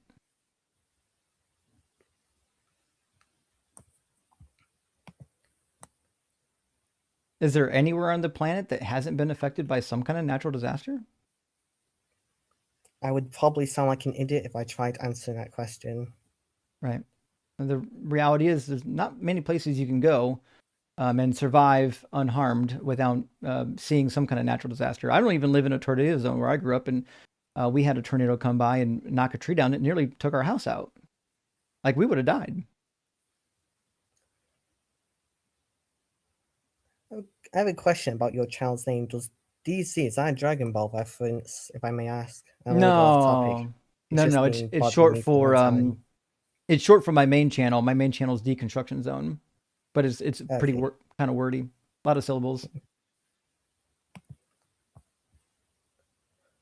So point number 2 on Stockholm Syndrome is that you have sympathy for the abuser's motives, which is crazy. God's motives is to turn you into slaves, and people are sympathetic to that. I mean, slavery itself isn't automatically bad. Only if your slave master is bad. Like, imagine this, right? Owning another human being is not bad. Imagine if your house was gone and you're homeless, and you went up to a rich man's mansion and you asked that rich man, can you work in his house? Can you clean his house? And can you get food for that, but not money? Legally, the rich man cannot say, am I allowed to leave? Can he? Does the definition of slavery stop you from leaving? I would say probably it doesn't. But it does. Yeah, it means your property. Okay, sure, but if you had if you like created a Python script and you create an AI, how is that any different to God creating a human or any human? Python scripts are not sentient, and much as I love Python, it has no rational agency.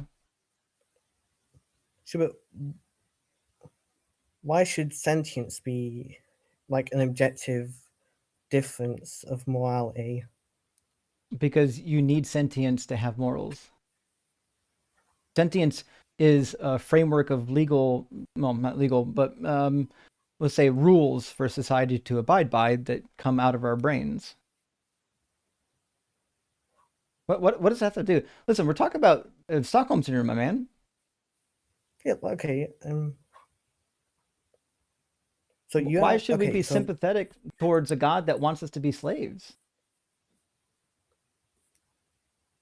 I mean, have sympathy for God in what? Like, I don't go, oh, I'm so sad for God because whatever. Like, no, I don't think God's sad. Well, sympathy isn't sadness. Sympathy is just being able to have empathy for the and care for the motives of the person. Like, you can sympathize with somebody even if they're not being tortured.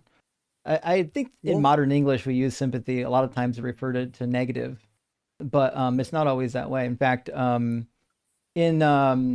ancient literature, there's a form of sympathetic magic that has nothing to do with anyone being negatively reacted upon. It actually typically when you get healed in some particular way. Oh, I've got to ask, can you see my face? Because I'm trying to make it where you can see my face. I just want to. I don't want my face. You have to change your camera. Your camera's turned off. Oh, okay. No, I want to make it where you don't see my face. Your face not showing. My face beyond the. Oh, okay. It's nothing against you. I just don't want my face beyond. Yeah. No, it's okay. No, your face is not showing. Hey, listen, young man, you sound perfectly polite, but I'm not. I'm not sure that you're prepared to engage in this topic, and that's okay. Okay. But sit back and listen for a while, okay? Yeah, my notepad's not really helping. Is there any verses or anything you want me to actually write down in a notepad? Not just verses, but anything in general. I would say the hallmark signs of Stockholm syndrome is self-blame, positive feelings towards the abuser, sympathy for the abuser's motives, hostility towards helpers, meaning people who are trying to help you specifically, and minimizing the abuse, and then dependence on the abuser, which God literally says you have to depend on every word that comes from the mouth of God. And it says, biblically accurate. Yeah, you're right. These are all biblically accurate things, and all of these things are the hallmark signs of Stockholm syndrome. But see, I more or less agree. It's just the God being the abuser. God does abusive things, but the actual abuser title. Do you know what? So if a police arrests me, that's different to me arresting you, isn't it? That's two different things. If my girlfriend abuses me, she's a muscle mommy. How many times does she have to abuse me before she can be convicted as an abuser? Once. But authority. Okay, if I arrest you... What if you murder babies? Are you an abuser then? Well, that's called being evil. But God does that on multiple occasions. God does evil actions. That doesn't make him evil. It's like, do you know what if I do evil actions, does that make me evil? Do you know what second tier policing is? No, but if I do an evil action, does that mean I'm evil? Yes. But when God does evil actions, he's not evil. That's called special pleading. In Scotland, we call that second tier policing, but yes, that is what, because authority. If I arrest you versus a police officer arresting you, that's different things. I'm not a police officer, but if a police... So, for example, if I take someone against their will, put them in a room, that's illegal. If the government does it, that's legal. We're talking about crimes.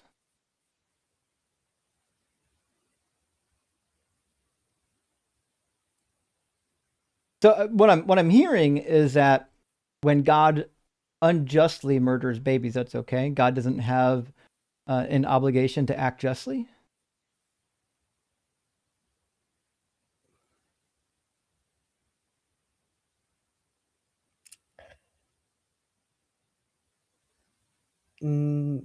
For now, I'll say no comment. I hope one day I go up to you, but actual bare knowledge with a notepad. Again, this is more of a practice just for me to introduce myself. Fair enough. How old are you? I am about to be 19 in a few days. Okay. You're a young man. Wait a minute. You got a lot of reading to do. Go ahead and read Deuteronomy 32:4 when you get a chance.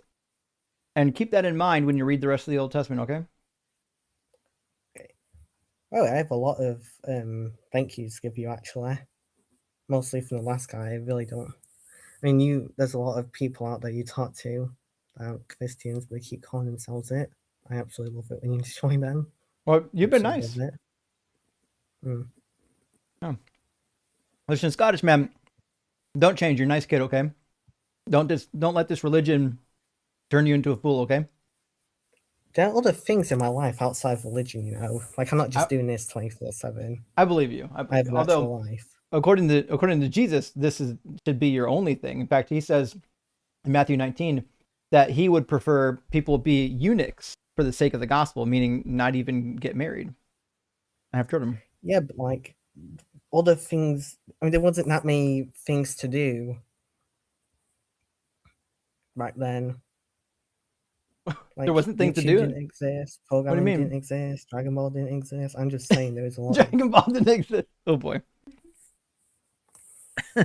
Well, it didn't. I'm sure Jesus' answer would probably be different if it did exist back then. Because I mean, think about it. 2,000 years ago, is there really that many different things to do for fun? Probably not. Probably not that many games. Hey, Scott, listen, you're a fun kid, but I'm going to move on to someone that's going to maybe dig into this book with me, okay, my man? Okay. All right, take care of yourself. All right, I hope to see you again. I'm sure, yeah. Be good. Well, nice kid. Friends, give me a minute to grab just a couple of super chats and try not to leave all of them to the end of the stream. I'm sorry that first conversation was really long, so we kind of got backed up. Breyer says, my 84-year-old dad just found out that he has stage 3 colon cancer. I'm sorry to hear that. On your birthday, holy shit, I'm really sorry to hear that. I know that we don't pray, but if you would put out good vibes, I'd appreciate it. He's pretty down about it, as anyone would be. And we've got Doug right here. Doug's right with us. He's going to be keeping a rock hard through it. Unfortunately, it's a hard situation. It's a hard situation. Cancer is a bit of a motherfucker. But my hearts go out with you. If you need support, join the Discord. We got a lot of good people in the Discord. A lot of people have been through what you're going through right now. Reach out if you need something, okay? But don't go AWOL on us. Keep in touch. Guitar Atheist says, so words don't mean words. Obviously. Numbers don't mean numbers. Obviously. So the only reason to study this damn book is to kick Christian butts. This caller has an excuse for everything. It's pretty wild. Listen, the only way Christianity could have been birthed, given the Hebrew Bible, is to do words don't mean words. There's no way to get to Christianity without changing the meaning of everything. It's Cynthia. Says it's hysterical. These people are just making shit up. Yes. Yeah, that first caller was just literally making it up as he went. No idea what he was saying. And William Rogers, my friend, thank you for the super chat. Says for 1234 says the Tanakh, a Jew hope the Gospels. Wait, a Jew hope the Gospels. The Roman Empire strikes. Oh, I see what's happened. Strikes back. The Quran equals return of the Jihad. Book of Mormon Spaceballs. Okay, that's pretty funny. I kind of enjoy that. That was pretty good. The Star Wars universe with the Abrahamic religious universe. I like it. Taylor, thank you for the super chat. Says, caller can't answer. If there were other humans around when Adam and Eve was created, why did God offer animals as potential mates before creating Eve? Did God prefer bestiality? This caller was all over the place. You can tell that he had read some bad apologetics and he was like roughly trying to parrot them, but he didn't really understand them. He couldn't really explain them. He was just like, well, I read this thing here that I can't explain or tell you where it was or who said it. And the book that he referenced by Gordon Wenham does not say what he's talking about. In fact, I have that commentary right here. Fuck. It's I've got the entire World Biblical Commentary series, the entire fucking set. I know Gordon Wenham pretty well. This guy did not say what he said he said. Technomancer Mega says, I would love one of these guys, just one, to how they can tell if something is true. A metaphor should be taken literally or not. They can't and don't agree with each other. They never do. Listen, if there's one thing Christians are never going to do, is they're going to agree on the meaning of this book. That's part of the problem, actually, with Christianity. It's not that the book is horrific, which it is, but it's just that the book is like, there's so many different ways to ascertain the meaning. That's why, like, you literally have to go to school. You have to learn the language. Like, you literally have to learn Greek and Hebrew. You have to learn the ancient culture. There's so much that you have to do. Also, it can't be the World Biblical Commentary series. Now I'm thinking about it. I think Kenneth Matthews. Let me look. I thought Kenneth Matthews did the World Biblical Commentary for Genesis. I bet he told me the wrong one. Hold on. Oh, it was. Okay. Yep. Kenneth had a 2-volume series, and so did Gordon. I didn't realize Gordon did a 2-volume series. Seems kind of unlike him. Nevertheless, let's see what he says about introduction. I'll poke through this when I get some time during these calls and see what he actually says. I don't think that caller has read this commentary. I bet money on it. I'm going to read 1, 2, 3, 4. I got 5 more super chats, and then we're going to get Xavier back in here. Rick, thank you for the super chat. It says, listening to Christians endlessly pivot reminds me of the scene that Jim Ventura, where Jim Carrey is literally talking out of his ass. Yes, when he's bent over and he's doing the ass cheek talk. Those are funny scenes. Although that particular movie is a little bit problematic. If you've seen it, you kind of know what we're talking about. It's weird how when you see that stuff as a kid in the 90s, you don't think much about it, but now as an adult, you're like, oh yeah, that wasn't good. Jennifer Silvers, thank you for the additional super chat. Says the older civilizations to which Genesis points are indeed Babylonian, of course. The Sumerian texts date from over 3000 BC, but the Babylonians continued using Sumerian texts and script, to be clear. Yes, it's 100% right. The Babylonians adopted a lot of the Sumerian text, not word for word. They modified them, of course, added to them. That's why, like, my copy of Gilgamesh has got all the versions in it. We find even the same with Enoch. In 1st and 2nd Enoch, you can tell that it's been added to over time. Guitarist Atheist says, now years don't mean years to this people. I know. Listen, none of these words, not a single word in this Bible means what it says. That you have to know that if you're going to be talking to Christians. Jennifer, thank you for the additional super chat, friend, says, that was so muddled. I meant the Assyrians used the Sumerian. The Assyrians used the Sumerian script and also learned the text, whether they understood them or not, in liturgy. Genesis is a synopsis of Babylonian creation myth. It is, yeah. If you read the Enuma Elish or the Creation by Marduk, you'll find much of the same themes. Even God reaches down, creates like the first man out of the clay, out of the dirt, dust of the ground, and then breathes life into him, and then puts his blood into him.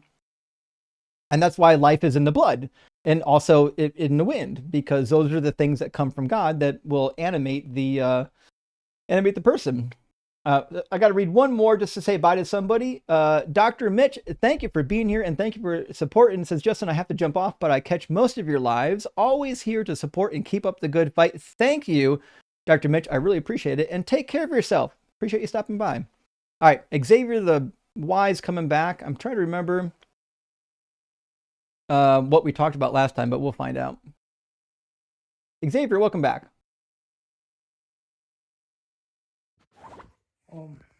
Hello? Can you hear me? Yeah, how you doing? Good. How's it going, Justin? Not too bad. You all right? Yeah, I just kind of woke up. All right. Sounds that way. Yeah.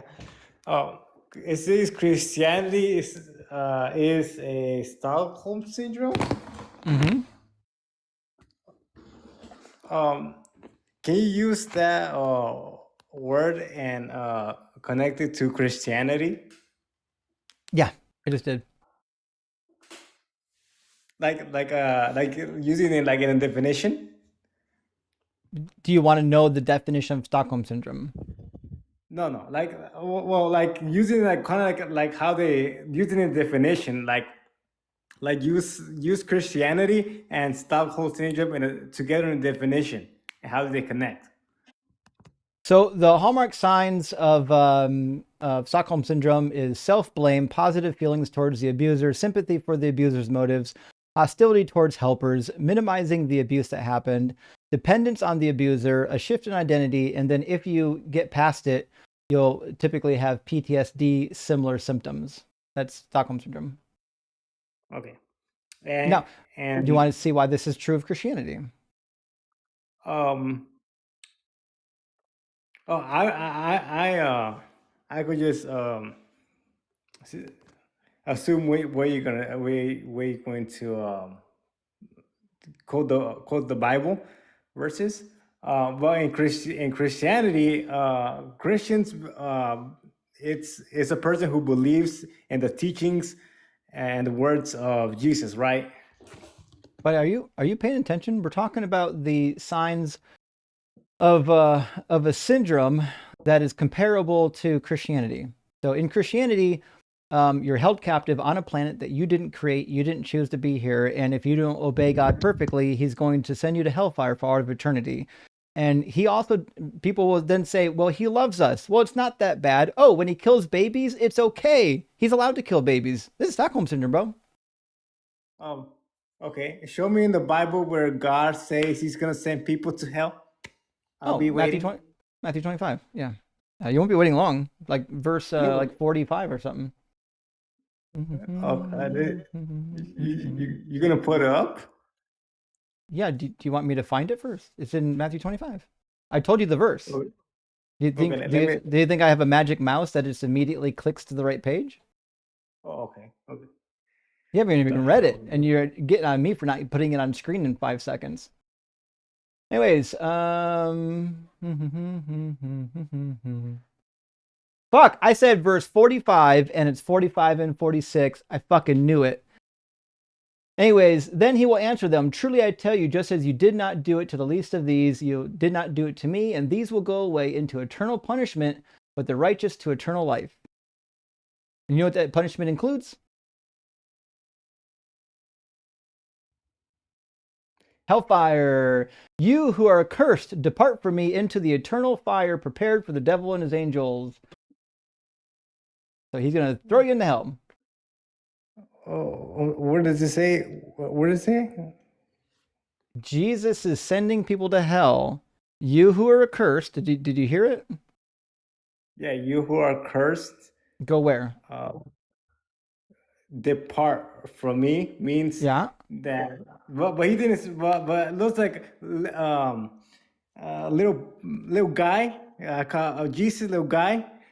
He didn't say he's gonna send people to hell. He said Yeah, he depart does. from me. Yeah, he actually does say he's going to send people to hell. Okay. Anyways, well, I think you can agree that Jesus was a good teacher back then, right? No. So He told you there that was you have to love the cult leader more than your own parents. so there is not a single verse or words that Jesus that you were inspired or that you learned from. I never said that. Just because somebody's horrible doesn't mean that they've never done anything good. That's not at all what I was saying. That's a straw man. Oh, okay.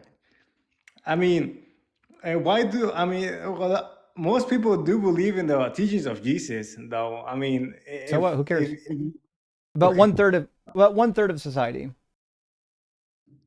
Okay. Well, let's see.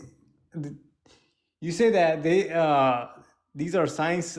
Stockholm syndrome is that you show sympathy towards your abusers.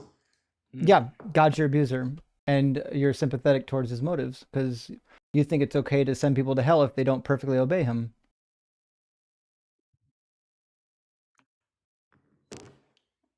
How many sins does it take to go to hell? I think one. You got it. You make one fumble, and God will light you on fire for all of eternity. You think that's good? No. Oh, sounds like an abusive relationship, doesn't it? Kind of. Yeah, right. But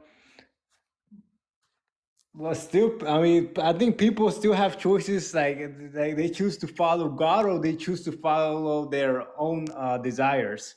No, it's So, not true. God did that. Paul says so. God did what? God put Oh, the sin nature in you. I love people crying in the comments. Paul says Justin misinterprets scripture. Come up, Paul. Give me your interpretation. Love to hear you wrestle with the book that I'm sure you've never read. Romans chapter 7. What does Paul say about sin?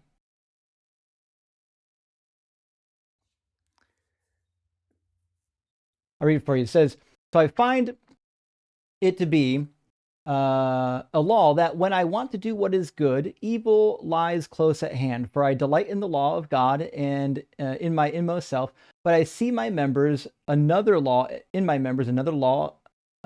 at war with the law of my mind, making me captive to the law of sin that dwells in my members. So he's saying he's held captive, he's enslaved by the sin that is in his body, in his members. Then he goes on, or actually, it doesn't go on. Give me a second. Previously, he says, for the desire to do good lies close at hand, but not the ability. He doesn't have the ability to do good. For I do not do the good I want, but the evil I do not want is what I do. Now, if I do what I do not want, it is no longer I who do it, but sin who dwells in me. And who created the sin nature? Who created flesh to be sinful? God. Yeah, so he made you captive. I mean, but there's like, I will give you like a quick example, right? I just gave you a quick example. For example, let's just say fasting, right? Religious people fast, there's some Christians. And what's the purpose of fasting is this. Let's say that you have a delicious cake right there, a chocolate cake, right? It's good. And you're tempted to eat it. But when you fast, you're thinking about people who are in need, right? and you kind of want to be on their shoes, almost, you say. And if you can't resist that temptation, you are thinking about the good. You're thinking about others, right? I guess you could call that care. We're just gonna end that. Also, Gordon Wedham says on Genesis, more precisely, the author or final redactor of Genesis, meaning Gordon Wenham fucking thinks it was redacted, obviously, has arranged the material so that each new development in the history is introduced by the phrase "ele teleodot," which is Hebrew for these generations. Well, maybe generations. A door would be a generation. This is more like a lineage or a new series. Nevertheless, it's just talking about literal history. Gordon Wenham said so. That first guy that was up here has not read Gordon Wenham's commentary. Hasn't done it. Oh well.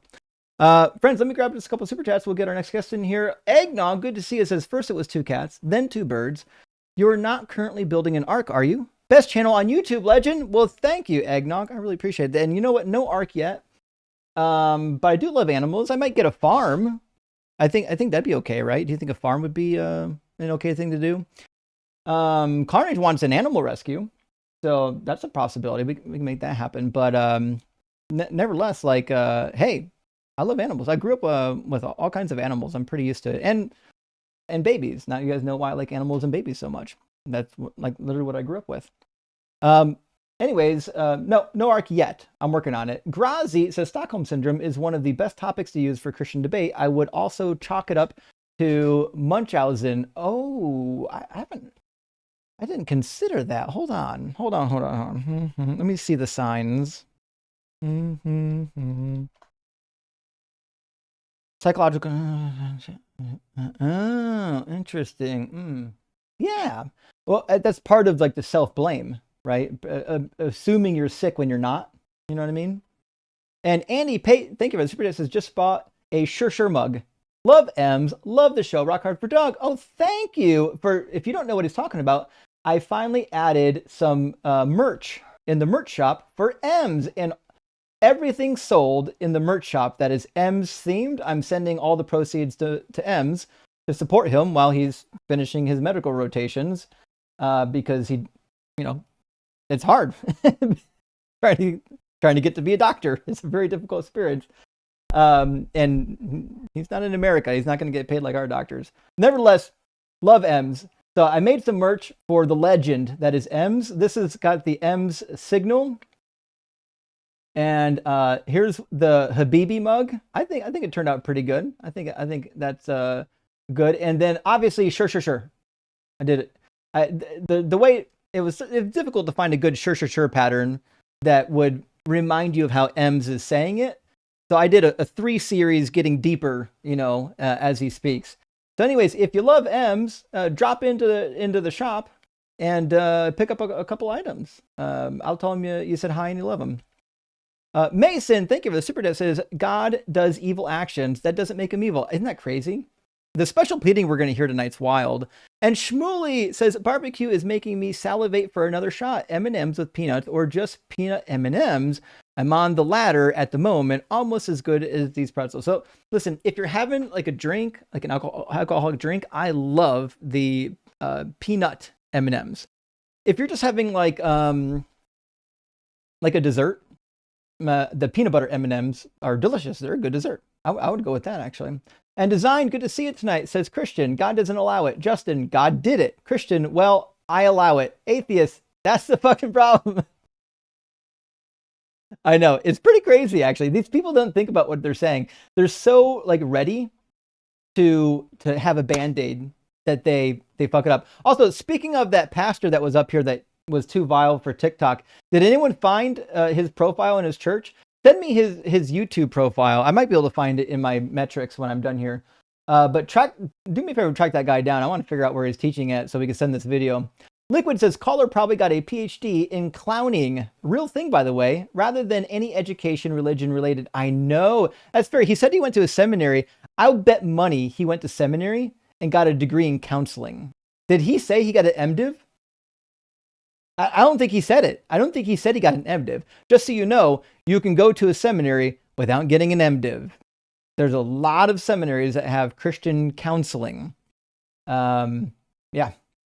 Mason says, Google Gemini is a Christian. I asked about John 3:13 being a lie, and Gemini gave me every interpretation except for what Jesus actually said. Yes. Well, these models, these AI models, are specifically designed not to, like, the third rail is religion. Like, they're designed not to disparage, like, Christianity or Islam, specifically, especially Islam. So I've had a tough time with it. And so TDI says, imagine thinking, so how did anything come from nothing is a checkmate when it's you, the Christian, who thinks something came from nothing. Exactly. Listen, I don't know any atheists. I've never met one that thinks something came from nothing. It's the weirdest thing. I would hold to the quantum eternity theorem, which is basically if there's energy in a universe and energy is conserved in the universe, then the energy always existed. That simple. Carthage the Great. Oscar the Great. Fucking A. Spaces are crushing me. Hi, Justin. Any thoughts on Richard Dawkins, the God delusion? How did you keep your sanity after all that nonsense? Cheers to Faraday. Okay, bye. Good question, Oscar. I didn't read Richard Dawkins' God delusion. I came to atheism without knowing about the Four Horsemen, without reading any atheist books. I came to atheism. I left Christianity through the academic study of the Bible. I said, this obviously isn't true. And then I was agnostic for a while, and just thinking about the idea of a God, it didn't make sense anymore. And in fact, the argument that Ian and I run a lot is that it's impossible for a God to be outside of space and time. And I was like, this is not feasible. It's not possible. You must have time to do anything. And that if you can't do anything, that God couldn't create. And like, well, if space-time always existed, and space-time technically is a field, that just means that space-time always existed. And if energy can't be created or destroyed, if energy is conserved, then sounds like energy's fucking always existed. So I'm like, I don't, there's no good reason to believe that God did anything. Chandri, good to see you, says, why is Jesus dying on the cross such a big thing for Christians? At worst, he had a bad weekend, not even a full weekend. Well, that's the thing is, it's not just that he died, right? Initially, it's that he died, but he died perfect, which means he overcame death, right? He was sinless. And the reason why people die is because they sin, right? But Jesus was sinless, so he didn't have to die. This is the crazy part, but he did fucking die, just like all of us are going to die. It does nothing make sense. So that's the Christus Victus, Christus Victor interpretation. Hold on, what do they call that?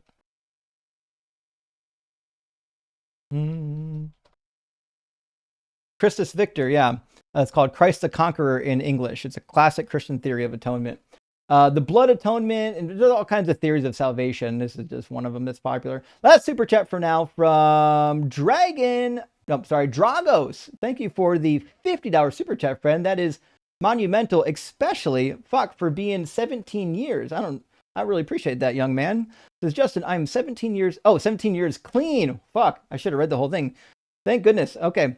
All right, so you're a full-grown adult. Perfect. I'm 17 years clean. Congrats. Clean, sober. That's a huge, huge milestone.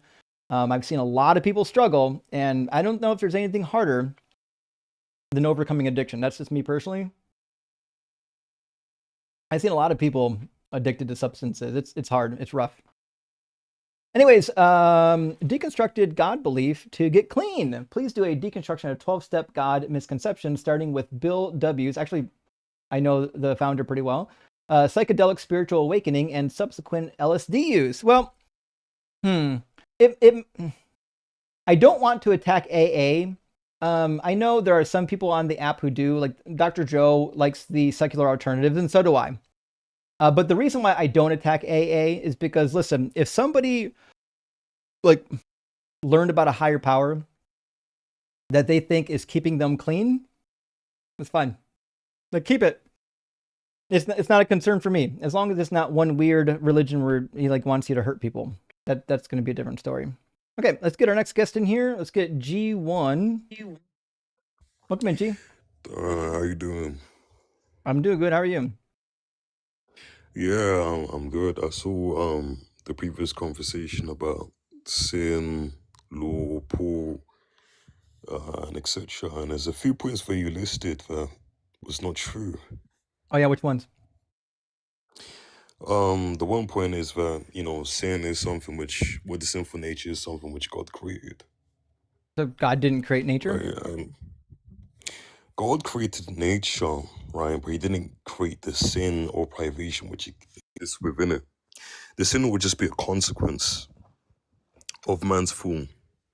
So who created the flesh? Well, the flesh is created by God. Yeah, and the sin is in the flesh, according to Paul.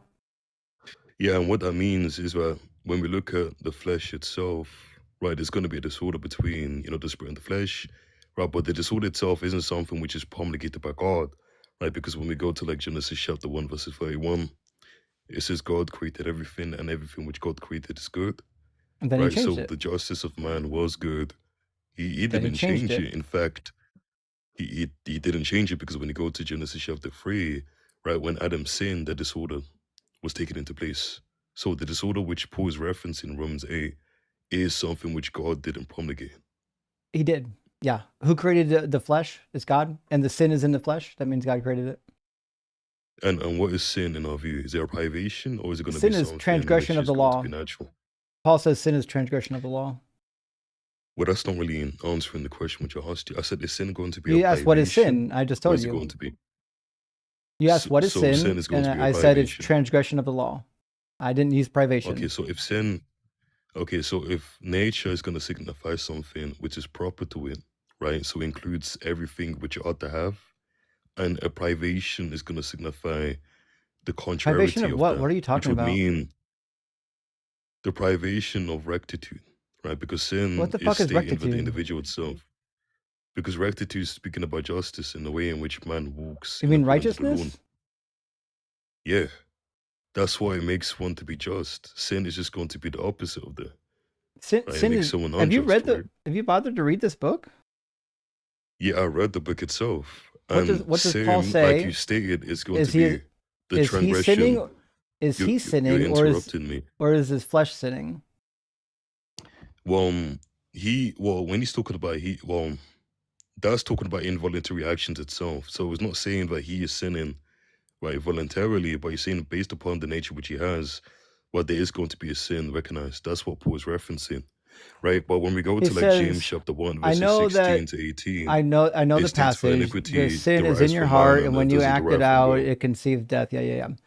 Paul says, "For I know that the good does not dwell within me; that it is in my flesh." I'm sorry, that is in my flesh. So he's saying my flesh doesn't contain the good. He says, "For the desire to do good lies close at hand, but not the ability." So Paul says he lacks the ability to do good. Well, why is that? Because for I do not believe the good I want. I'm sorry, I do not do the good that I want, but the evil that I do not want is what I do. Now, if I do what I do not want, it is no longer I who do it, but the sin that dwells in me. So Paul is treating sin as an entity that is controlling him, namely his flesh. No, that's just not, no. He's treating sin to be a disorder, right? Which He didn't is say going disorder. to be concupiscence. Where do you say disorder?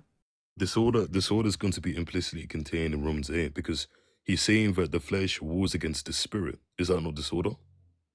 It's not a disorder, no. It's not disorder, but if God properly made man to be, it's the but sin if God that's made in your man, flesh if that God created. Yeah, hold on, I'm not done. Did God made man perfect when we look at Genesis? In Genesis chapter 1, perfect insofar as there wasn't any disorder in man prior to the fall of Adam. Didn't say perfect, no. That's good. I already told you what I meant by that. You said perfect. So no. Prior to perfect and good are not the same. Fall of Adam, prior, I never said it was the same one. And two, right, prior to the fall, did the flesh war against the spirit? When we look at Genesis chapter 1. Did she sin? Did I say Adam and Eve, right, prior to the fall, right, did their flesh war against their spirit, yes or no? Yeah. Okay, so can you show me the scripture where their flesh warred against spirit that had a disorder? Yeah, it's not a disorder, by the way. The Bible never says that. You're making that part up. Genesis 3. just because the Bible doesn't state something verbatimly doesn't mean the concept isn't contained within the scripture. You know that, right? Yeah, you never find it. Well, are you So saying it you don't says find the concept or you don't find the terminology? Which was it? neither. So it What says do you think this order this. is? You want me to read the verse that you've never read or not? Oh, I read you read it. That's why I'm the one you brought up to you. Right? You Because haven't you're read saying it isn't the because case. But go on. she does exactly what have. you said she didn't do. It says, when the woman saw that the tree was good for food and that it was a delight to the eyes and that the tree was to be desired to make one wise, she took of its fruit and ate. Okay, so what caused her to eat the fruit? What caused her to eat the fruit was the delight of the fruit being presented to Eve. Try again. Read verse 6.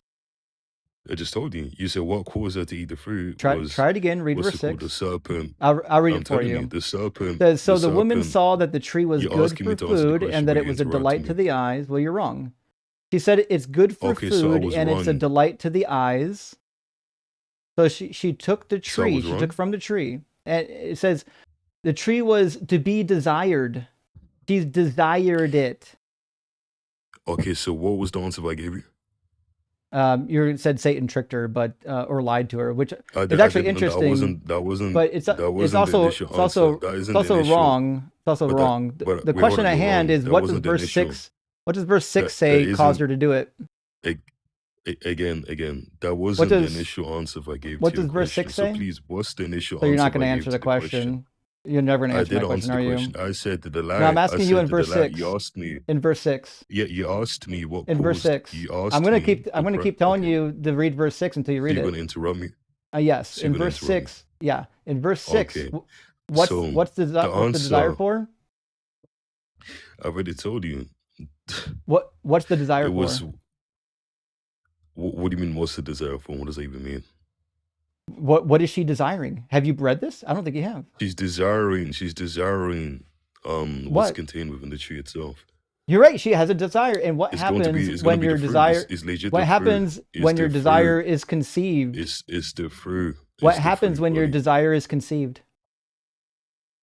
You already What do you mean? quoted it. What It's in happens James, when your bro. desire is You conceived? got a short memory. So when your desire is conceived, you delight in the thing because you apprehend the thing conceived. Is that what you're asking? Do you want me to reread James for you? I just answered the question. The disputation isn't about the scripture itself, but the interpretation of scripture. You stated that when we look at the flesh right itself, it isn't going to be disordered, and that's the main contention. Because let me ask you a question. That's not what we're talking about. You're not tracking at all. This Yes, we are. conversation is not about the word disorder. This conversation is about whether or not the sin or some sort of struggle was happening inside of Eve when she ate the fruit. And yes, that is actually the thing that happened, because she desired to do the sin, which is exactly what James says. James says one is tempted by one's own desire, being lured and enticed by it. Then when desire has conceived, it engenders sin, and sin, when it's fully grown, gives birth to death. So Eve had a desire to eat the fruit. She acted on it, and she sinned. Yeah, I think like the dispute is about your conception concerning to man's generation in the book of Genesis, because you said that when we look at the flesh warring against the spirit, that is something which God made man, right? Yeah. But that isn't the case. It is. Yeah, but that isn't the case, because Did the flesh, right? Did Eve have Because a the desire flesh, in her the flesh? flesh itself, the flesh itself. Well, I can give you reasons why that isn't the case. Did Eve Because have when you go to desire in her Genesis flesh? chapter 1, yeah, you had desire, but that doesn't mean Okay, that she had and sinful does desires. when you act on i.e. your desires, you do they interrupted turn into me sin? again. You interrupted me again. Was her desire to disobey God? You interrupted me again. Was her desire? Are you going to cry or just answer the question? This will go way faster if you just pay attention. I've been answering the question, and you just You don't even haven't understand answered. the topic. You only answer questions when I asked you 15 times. No, So I'll answer the question. I'll just explain it for you, since you're unwilling to have a conversation. So she had a desire to disobey God. James says that if you have that desire and you act on it, that's what creates the sin. That's what Eve did. So what that means is that Eve wasn't created perfect. Okay. Eve was created with the same capacity to sin as everybody else. Yeah, so the distinction between James 1 and in what's it called, the book of Genesis, is that when we look at the iniquity being established, right, and i.e. sin being committed by the individual, that's something which stems from concupiscence. Whereas From Adam what? and Eve prior to the fall didn't have concupiscence. What the fuck is that? Concupiscence is going to be, so you don't know what it is, even though that's what's being disputed. No, that's not a word we use in common English. What does it mean? That's the word which we use in this topic when we're speaking about sociology. I And have that's no what we're fucking debating right now. idea where that word comes from. So if you have no idea of where this word originates, then it means that you're not familiar with the topic at hand. Because No, it concupiscence certainly is signifies not. I'm telling you why. Because when you read theologians like, for example, you can search up on the internet or ChatGPT, right? So when you read individuals like Thomas Stapleton, Bellarmine, or Chemnitz, all of these individuals regarding concupiscence, right? Concupiscence means the inclination towards sin, and the inclination towards sin Which is is what she something which had. stems from the disorder of man, right? And when you read, for example, like Again, the Bible Aquinas, never or says disorder. Summa Contra Listen, Gentilius, he this speaks is the about problem: is original you read too justice much being philosophy and not enough opposed to Bible. original sin. So Well, it's did theology, she right? have the desire to Concupiscence sin is a in her? theological term. Did she have the desire to sin in her? Concupiscence. Yeah, she He's had the never going to desire answer to a sin, question. but that isn't based upon. Okay, and I does the said desire yes. does the desire to sin listening? lead to sin? The desire of sin led to sin post There you fall, go. right? Okay, But that so desire of sin so was doesn't she stem from was she concupiscence. created with the desire to sin then? No, she wasn't created with the desire to sin. She was created for the desire to worship God. Well, Right, that that's certainly shown isn't the in case. the book of Psalms and the book of Proverbs. Yeah, because when you go to Proverbs chapter 16, verses 9, right, it says, God, the man's heart deviseth the way, but God has a plan set forth for the man, which is directed Yeah, towards so him, a man which is going to be plans the his glory of future, but God, the which Lord is directs picked his it out. steps. I'm familiar with it. Okay, so you understand that the plan is something which is good, That had right? nothing to do with Eve. Yeah, it does have to do with Eve Not even because close. Eve is I don't going think to be a I human. don't think your brain Yeah, is fully functional. because the term man in Proverbs 16 is speaking about humans. It's not just speaking about an adult male. You know that, right? So if you're familiar with the passage, Yeah, then you know I know that the term word man extends to Adam all humans. means we know it's short for mankind. Okay, so that You means do if you do understand that I have that two that means theology degrees, right? if Eve, you have a theology degree. I have a master's degree and a bachelor's Yeah, degree. Yeah, I actually studied the Bible. the same thing. You studied the Bible and you didn't even know what concupiscence was. Yeah, It's that's not a crazy. word that we Anyways, use. but anyways, it's a term which is used within the topic. It's very known Not term. not in But not in anyways, so Protestantism. like I was saying, It's if fucking it is the Latin, bro. case That's a that Catholic term. if it is the case, it's not a Catholic term because Protestants also use It's it, as well as it's Eastern Latin. Orthodox. Protestants don't use Latin. Is a term which is used by Protestants as well. You know that, right? As well as Eastern Orthodox. But But anyways, I'm like sure I was Eastern saying, Orthodox do because they come from the same so branches as so Catholics. you That's you why it's said in the Proverbs Catechism. 16 verses Catechism's 9. Okay. 375, 376, 398. It's all over the Catechism. So okay, so This you is wanna like be pedantic, or you don't want to speak about the topic, like you're kind of well, running away right now. actually, you didn't want to speak about the topic. You came in just wanting to cry about what I said during the last guest. You couldn't prove your point. You didn't address this topic at all, and you spent all this time wasting our time trying to, like, I don't know, make fun of me for not knowing a word that I shouldn't have known to begin with because I'm not fucking Catholic or Orthodox. Crazy. Well, the reason why I'm making fun of you is because you made fun of me, stating that I didn't know these things that I'm presenting. But it's the case that I You do don't. know these things You presented clearly because haven't I'm read it. giving you justification for them, right? So you said in Proverbs 16 verses 9 that has no relation to Eve, right? It But doesn't. if we understand that this passage, okay, so is it the case that Eve is going to be part of mankind? She's the mother of mankind. That's Okay, is she why part her of name is mankind? Chava. Is she part of mankind? Yes or no? She's the mother of all living. She's part of Adam. That's not answering the question. Is Eve part of mankind? Yes or no? This is a ridiculous question. Yes, she's a human. We know this. This Okay, is beautiful. kindergarten. Okay, so beautiful. In Proverbs 16 verses 9, is that not, when the term man is being indicated there, is that referring to mankind or just Yes, an adult male? we already agree. But the topic of that Okay, proverb is that not means what it does happened have to to do Eve. with Eve because Eve No, is it going to be doesn't. part of mankind. So No. So yes, it does. let Because me just is let it me help you if understand, since you actually if don't know what this book is saying. So the proverb is basically talking about predestination. It says, a man plans his own future, but the Lord actually plants his foot, directs his steps. So what that means is that while a man plans his future, the ultimate fate of this person is resting on God, which if that is responsible for what Eve did, that means God pre-planned what Eve did. And then she fucking got punished for it, which means your God, again, is an abuser, and she's got Stockholm syndrome. All right, this guy's annoying. I'm going to move on. That's not a conversation worth having. Let's see. I think he was Orthodox. I'm going to write that down. Orthodox. Mm, mm, mm, mm, mm. I'm not shocked that someone from the Orthodox religion hasn't read the Bible. They never do. They're roughly the same as Catholics. G1, I don't know why the fuck you're back in my queue. You're not worth anyone's time here. You're a waste. You're a waste of space. Go read the book that you've never read and then come back and we'll talk about it. Hi. Thank you for the super chat. Says, I'm a counseling intern specializing in spiritual abuse and deconstruction. The thought of seminary counselors is disgusting. Talk about client harm. Well, thank goodness in my state, if you get a clinical counseling degree from a seminary, you are not allowed, even though it's from a seminary, you're not allowed to do religion with people unless you specifically get hired into a church or a religious counseling center. So that would be my state, at least. Other states, I don't know what the thing is. And Not a Robot, good to see it, says there's a big conflict between this God didn't create the sin nature nonsense and the everything has to have a creator argument. Rock hard for Doug. Simply what for Jared and Justin fucking rock.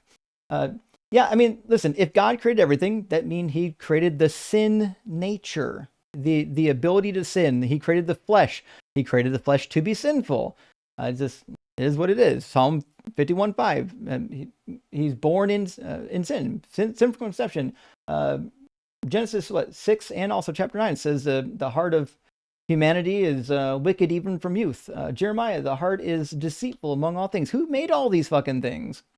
Joe White says, can we get M's to be the movie voice of God or Darth Vader? Same difference. Love my M's. Maybe, actually.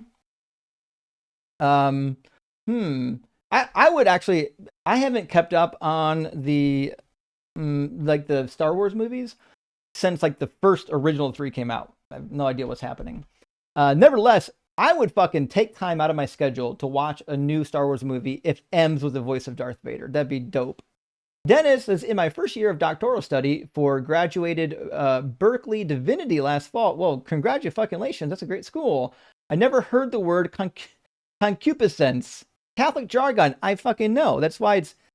Listen, friends, I don't know if you know this. If you went to a Protestant seminary, you're not going to be learning a bunch of fucking Latin words typically. The Catholic nonsense was left to the Catholics. That's why it's referenced in the Catechism and not anywhere else. That's the language of the Roman Empire and the Holy Roman Church. But it certainly wasn't the language of theology. That's for sure. And Coffee Mom, good to see you, says, I had to explain to my 9-year-old what Stockholm Syndrome is. Well, yeah. He also knows about Doug. Fuck yeah. Is he rock hard for Doug? It's the first thing he thinks of when he hears about God. Rock hard for Doug. Fuck yeah. That's what I'm talking about. Listen, if you prayed to this rock, I promise you'll have as many prayers answered as if you prayed to Jesus. I promise you. That is a fact. And Adam, good to see you. It says Phil Bros should just give up Christianity and embrace non-biblical theism. I agree. Listen, all these Phil Bros come up here with their philosophical ideas. It's not in the Bible. Just give up on Christianity. You didn't fucking do anything other than not read the Bible and disagree with it. Danny B. Perez says, hey, Justin, what's your take on Isaiah 45:7? Seems like God is taking credit for creating evil and think it would be great to use in debates. Thanks. Yeah, I mean, I've used it, 3 times tonight, probably. It's a great one. I also like Amos 3:6, where he says, does evil befall a city and it not come from the Lord? 2 Samuel 24, God sends the angel to do evil through pestilence. It's all over the Bible. God does evil. Hank says, Balaam's tedious pedantry over Stockholm analogy was Philbro level torture. I agree. And I'm glad I started watching late so I could skip it though. You know what? I don't blame you. That was a rough one. It was a tough one. But you know what? We survived it. You know, we did get through it, and you know, we got some more left. So we'll see what we're gonna end up with. But it's gonna be a fun night. Last super chat for now from Not a Robot. Thank you for the super chat. It says maybe God created people to worship him because the other gods were making fun of him for not having subjects to worship him. Were made in his image to better keep track of which ones support him. Actually, this is somewhat true in Deuteronomy 32:8-9. Yahweh, God Most High, dedicated the people of Israel to be Yahweh's portion. So there's that. All right, I think next in line is going to be Mikhail and then Lakavos. Those are the order that they came in at that I can tell. So let's get Mikhail in here, and then we'll get Lakavos. How you doing, Mikhail? Oh, that was a fast Good teacup. afternoon. Sorry about that. I had to turn my volume down. Are you making fun of G1 Hello? now? Oh, what do you mean? Never mind. Are you at least 18, and do you believe in the Christian God? Do you not remember me, Mr. Deconstruction Zone? I'm 18 years old. We spoke before. Unfortunately, I've talked to a couple Mikhails, so you'll have to refresh my memory. I was cosplaying as a Muslim, and then you eventually found me out to be a Oh, you're right. Hello there. Nice to So meet you again. you're not even religious. But I actually came here because, well, I had to. Why do people do this? I have no idea why people do this. Okay. Next in line. Oh, it's not Lakavos. It's Iakavos. Iakavos. Yeah, how you doing, Iakavos?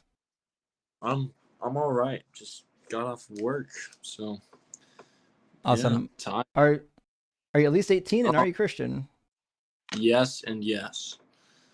Okay, the claim tonight is that Christianity has got the same form and structure, basically as Stockholm syndrome. Do you know what Stockholm syndrome is? Isn't it like it's like delusion, like a I don't know. You enlighten me. It may be a form of delusion. So it's when you've been with your captor or your abuser so long that you start to sympathize with them and you make excuses for the abuse. You internalize it and you have to change your identity and you start to exclude people from your life that want to help you. And, you know, and then you blame it all on yourself. Well, he wouldn't have punched me. And, you know, if I hadn't have said this, that kind of thing. Sure. Okay. That makes sense. Yeah, I mean, I don't necessarily agree with that. I mean, I guess you could say that about any religion at that point. Well, not any. I would say the Abrahamic religions, probably. Well, I mean, you take that to any worldview, really, right? What are you talking about? Like any worldview any way that you view the world is going to have that same effect. It's not like as an atheist, you will have that same effect. Who's my captor? Yourself. I'm my captor. Yeah. That's you're preposterous. No, well, no, it's not. I mean, it you're is, an atheist. Yeah, you can't capture yourself. Believe in, therefore, you are your own God. No, we're not gods. I'm a human. Well, there's no God. There's a nonsensical workaround for the problem. This is crazy. Okay, well, let me ask you this. Where do you get... Would you call yourself a moral person? Yeah, even more so than Jesus. Oh, wow. Okay. So where does your morality come? What is the point of being a moral? What is the point of even being like remotely moral? The point is to live in a society where everybody is at peace. But what is the point of that? Because that's what people want. But who cares? There's no reason. The people care. Okay, but what is your like end goal? What is your end goal? I just told you to live in peace. Okay, so how do you think you achieve peace? I'm sorry. Do you think like you would go out and like execute people if you didn't believe in God? What's wrong with you? Somebody in your No, basement not right now. not necessarily. If I were an atheist, I would live as a what I guess you would call an absurdist. Why? So Sounds like you need to talk to a because therapist. no, because if I were an atheist, to even be remotely what's the word, consistent in my worldview, because I don't know if you're familiar with The amount of with, straw mans of the atheist worldview is going to get crazy. I can already tell. oh no, okay, so is there meaning to anything? What do you mean? Like, Do I have like, meaning is to there my me- life? like, Yeah, I create my own meanings. Yeah. okay, so you would fall in line with like Rousseau. You would be like a Rousseau follower. No You know fuck who clue Rousseau? who Rousseau is. No. That's your I mean, that's your Jacques. world. I know Jacques Rousseau, the No, adventurer. Jean-Jacques Rousseau. Yeah, don't know who the fucking guy is. Okay, well that's where your worldview comes from. It's an No, it's not. enlightenment. I've never heard of him, Yeah, so it doesn't come from him. yeah, it is. That's No, there's people that. that didn't believe in God even back when the Old Testament was written. That's why it says that those people are fools. Yeah. This Rousseau or whatever his name is didn't invent atheism, bro. No, I'm not saying. I'm saying that creating your own meaning is an enlightenment ideology. I didn't study anything about the Enlightenment. I create my own meaning because I have a brain and I'm an agent. It's just obvious.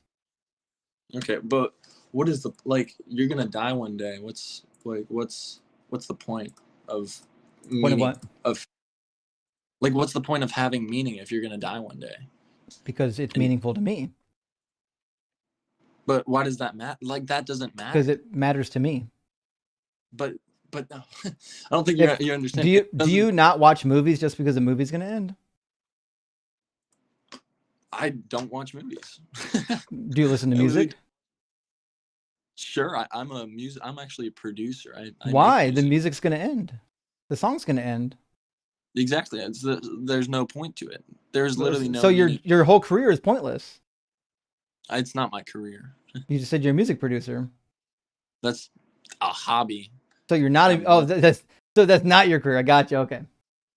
No, that's what I was saying. I'm a producer. That doesn't make it my. That's just a hobby. Most I'm a people would say plumber. that if that's what their job is. Okay, I'm a plumber by trade. Use that in this argument here.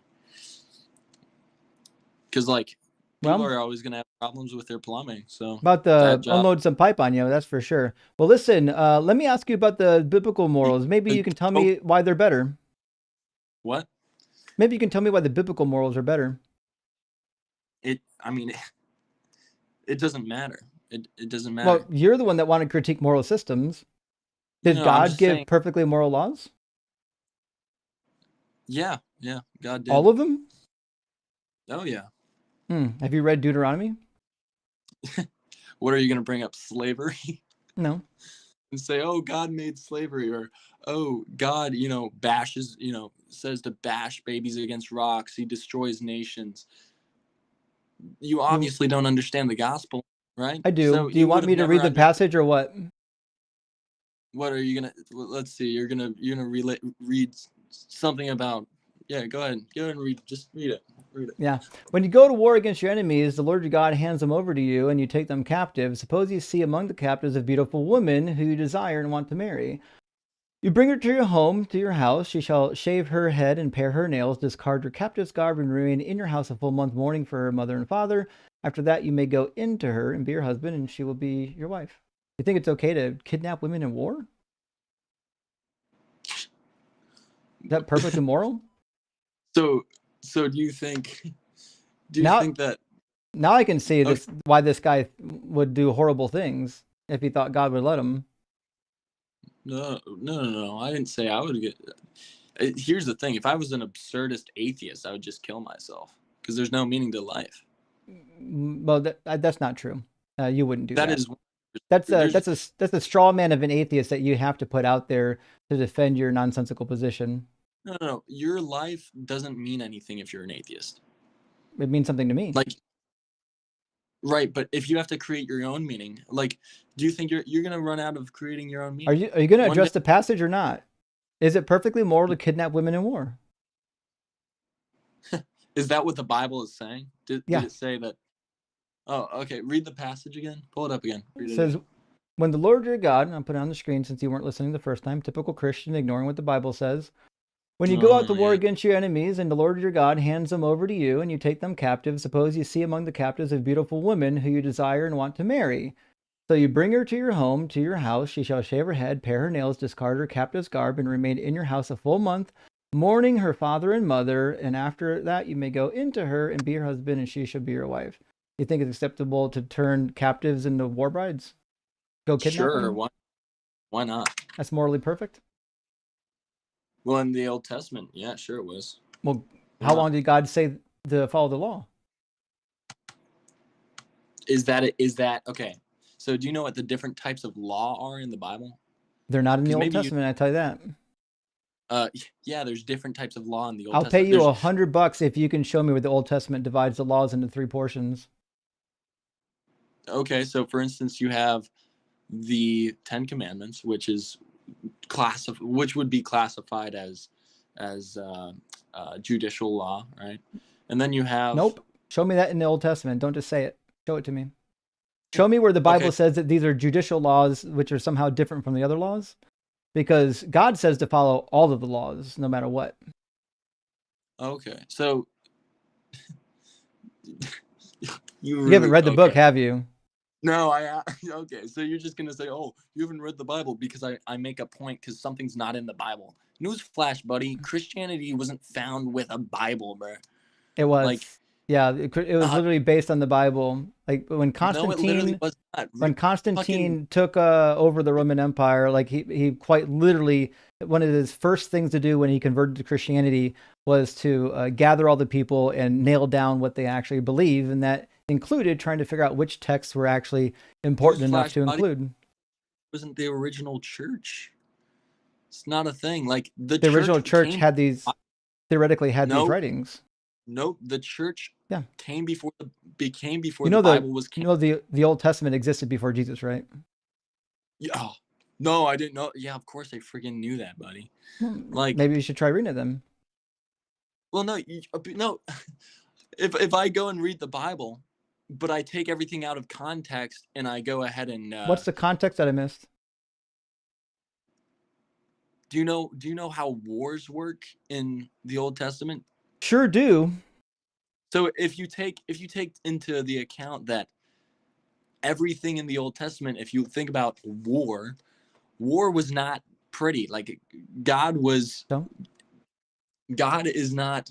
What's that got to do with kidnapping women? Well, maybe if you let me talk, I'll tell you. I'll get to that. I think you're missing the point. I think so. Do you realize that? Do you take the Bible literally for every word it says literally? No, not every word literally. There's obviously idioms and metaphors and parables, but legal codes are literal. Okay, so explain where in the 10 Commandments this would break the law. This is not in the 10 Commandments. This is in the law of Moses. No. Answer the question. So if I just did. Well, okay. So it doesn't break any of the 10 Commandments. Taking a prisoner of war and making her your I didn't wife. say that it did. What are you paying attention? I am. I never said that this law broke the 10 Commandments. This law obviously agrees with the rest of God's laws. You're not listening. I'm telling you. Show me in the Bible, or tell me how that would break a commandment. I didn't tell you that it would. Are you sober? What's wrong with you right now? Yeah, bro. Are you able to listen or what? You're not. I don't think you are understanding. I did not claim that this passage broke any of the 10 Commandments. Okay, but if it follows, okay. So do you think it would? Let's start there. Do you think it would break any? No.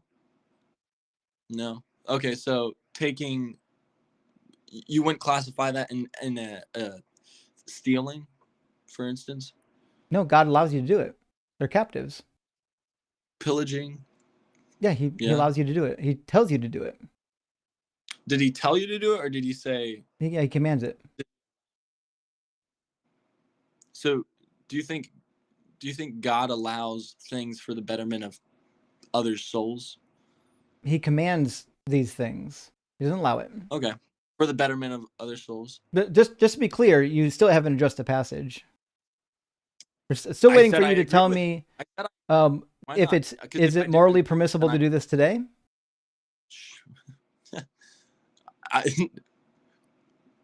Did God say to do it today? He said to follow the law forever. I have. I've read the context. No, read. I have. Read the read. I have. Okay. Well, then you're just subversive, and you don't. No, you don't. You just. What's the context? You literally. Tell me the context. I bet you don't know it. No, of course I don't know it because I don't read. Because read the Bible. It's out of context. I don't know it. I don't know what the context is, but I know you're taking out of context. What a lying liar! Contextual. Liars go to the lake of fire, bro. What? You have to look at what the wars are, bro. I have. I've read the entire Bible multiple times. Oh, so saintly of you. Because if you maybe if you actually love Jesus, you would have read this book too. Christians hate God's word. They fucking hate it. They hate reading God's word. It's crazy. That's really great for you to say. Hey, guess what? I think, for one, you're inconsistent with your worldview. Because are you going to address the passage? If you is it morally okay to do it right now? Oh yeah, I already told you I agree with it. I don't. Okay. So if Israel wants to take Gazan women captive and marry them, that's fine. Contextually, in Deuteronomy, yeah. No, today. If God is that what is God saying in 2026? You can take a. He said forever. A prisoner of forever. Okay. He said you follow this law forever. So did Jesus. So you think that Christ doesn't. Do you know how covenantal theology works? Sure do, and Jesus didn't say shit about that. Jesus didn't say nothing about the law going away. Okay. Yeah. All right. Well, yeah, because what did Jesus say? Jesus said that he came not to abolish but to fulfill. Did you bother to read the next two verses? Oh, yeah, I can pull it up. Hold up. Yeah, it's in Matthew 5. Yeah, you should. You're the Christian, not me. Well, you were the Christian. In fact, you have a degree, don't you? So you should know all this stuff off the top. Yeah, 2 degrees. Wow, look at you, so high and mighty. What were you a Calvinist? Nope. What was your belief structure in Christianity? I didn't have a denomination. Oh, yeah. There's your issue. That's not my issue. You weren't really ever a Christian. That's your issue. Yeah, I was. You don't have to have a denomination to have a Christian, to be a Christian. No, you have to be Orthodox if you want to be a Christian. Orthodox. You are not a good Orthodox. Orthodox people at least know some philosophy. You don't even know that. Did I say? Okay. Did I say I was Orthodox? You said that I should have been Orthodox. I'm sorry. Are you not an Orthodox, even though people should be Orthodox? Did I say I was Orthodox? Do you think people should be? Sure. Yeah. Yes. Are you an Orthodox? Yes. But you're fucking drowning in a thimble of water right now. This is not a good look. Read verses 18 and 19. Of what? What am I reading? Of what Matthew 5, 18 and 19. Matthew 5.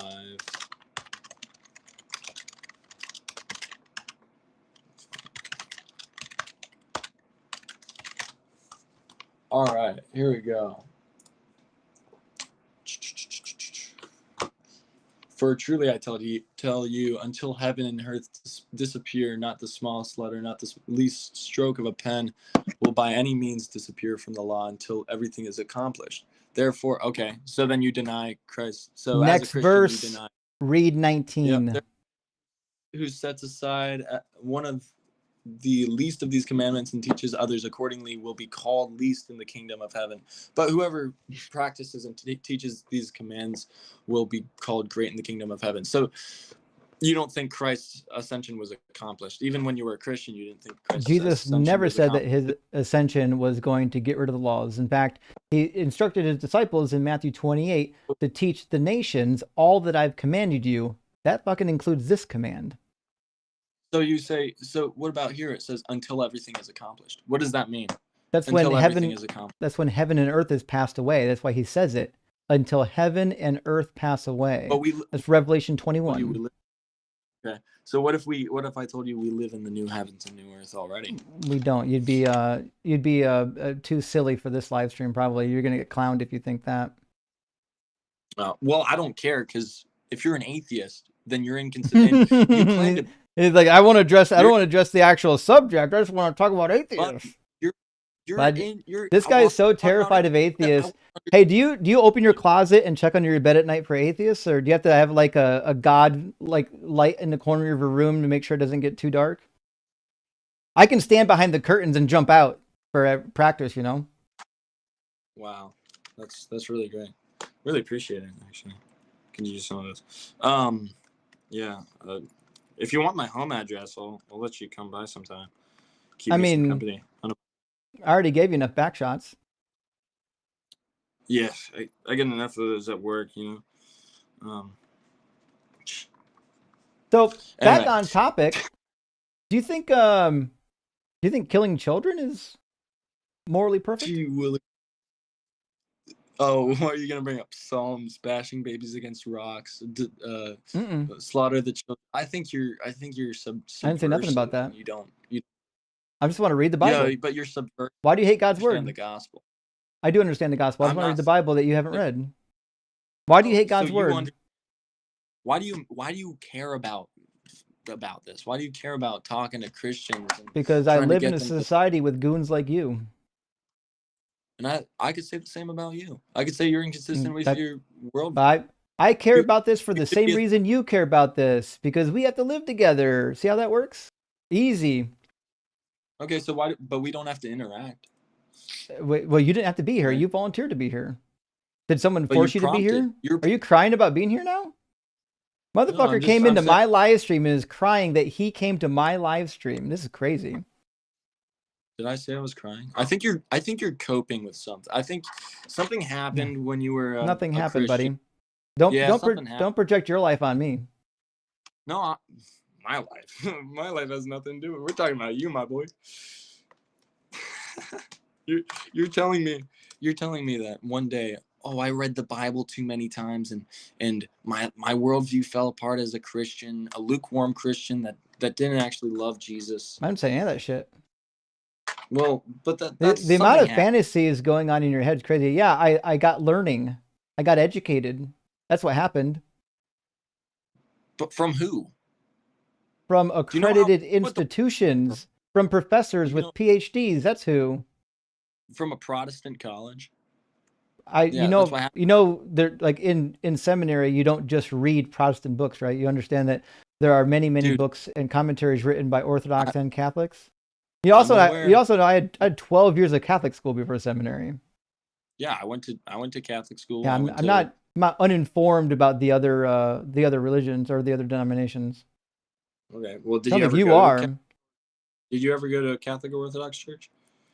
There's Catholic Orthodox doesn't exist. You mean Orthodox? I said Catholic or Orthodox, buddy. You said Catholic Orthodox. I said Catholic or Orthodox. Damn, bro. Nah, you need to get. Yeah, I've been to both. Okay, so yeah, you're just subversive. I'm not subversive. I'm right, which is why you can't stay on topic. You have to keep diverting to meta. You have to cry about my existence rather than addressing the actual topic. I keep asking you questions about the Bible, and you're running with your tail between your legs. Pal, all I said was... I'll tell you the same thing God told Job. Gird up your motherfucking loins, because I got questions for you. Are you ready?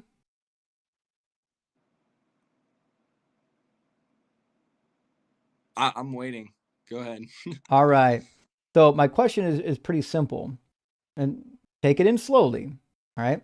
Is it ever right to say punish innocent people for a crime they had nothing to do with? What if I told you innocent people don't exist? I said for the crime that didn't have anything to do with. Okay. No. Go ahead. Where's your point here? And why is that wrong? I mean, you tell me. You tell me. Since you're all knowing, since you're because it's unjust. Okay. But and justice is a foundation of morality. That's the definition of justice, means fair in the getting what you deserve or what you don't deserve. It's literally baked into the definition. Morality doesn't. Do you think you could be unjust and be moral? I think if you're unjust, then you're automatically probably immoral. There we go. That's my point. Okay. So you said to me that it's unjust to punish somebody for crimes they didn't do, right? Okay. Go ahead.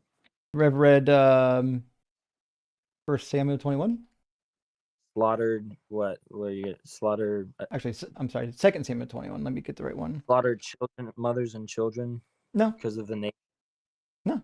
I don't know why you keep trying to guess where I'm going to. You have no idea where I'm going. You've not read enough of this book to know where I'm going. No, because you've read more than me. Because you're so great, and you have 2 degrees. Yeah. Mm-hmm. Yeah. It says there was famine in the days of David for 3 years. Year after year, David inquired of the Lord, and the Lord said, "There is blood guilt on Saul and on the house. On his house, because he put the Gibeonites to death." All right. Do you know what blood guilt is? Explain to me, since you're all knowing. Blood guilt is when you're basically in a blood feud. Somebody executes a member of your family, and now you're actually, in the general rules of blood feud, you're allowed to, actually required to retaliate and kill somebody in their tribe. Understand? Okay. So God is sending a famine because he's mad that Saul has created some type of tribal feud, some blood guilt. Now, what happens when people are in a famine? They die. Yeah, they suffer. Yeah. Did all the people alive at this time do the thing that Saul did? All those Israelites? I don't know. You tell me. Since you read more. Saul did it. It's in the passage we just read. Okay. Yeah. So that means God punished all of the Israelites with the famine for the crimes of one man, for Saul, King Saul. You think that's just? Yeah. Yep. So you do think it's just to punish people who didn't commit the crime?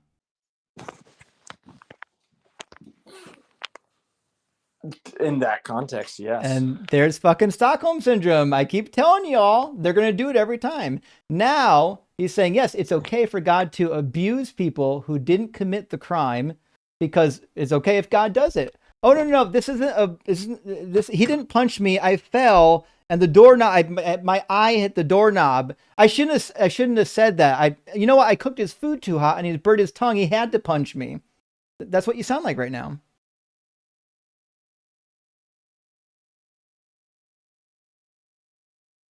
Oh, he's gone. Yeah, I would have run after that too. Whew. All right. Oh,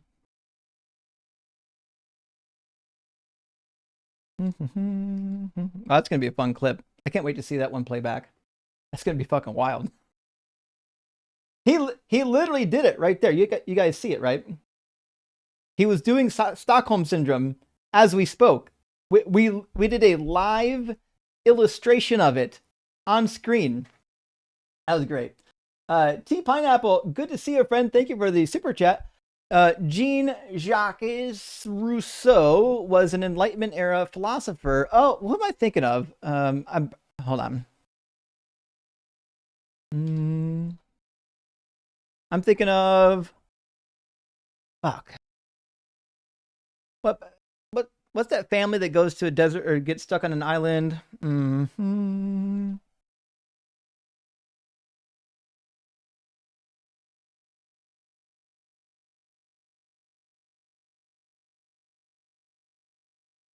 No, who's the author? No, that wasn't the right author. Anyways, there's another guy with a similar Rousseau last name. Let me just type in famous Rousseaus. Or maybe I just my brain failed. You know what I mean? Happens sometimes. Let's see.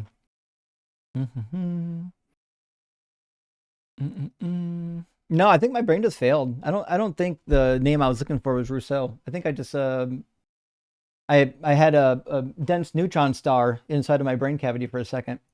An Enlightenment era philosopher, that seems to be actually true, who is one of the founding fathers of classical republicanism, not American republicanism. He wasn't an atheist, but did reject Christianity. He was closer to a deist. Actually, my understanding is that a lot of the founding fathers and the people that were part of this movement in the 1700s were in fact deists.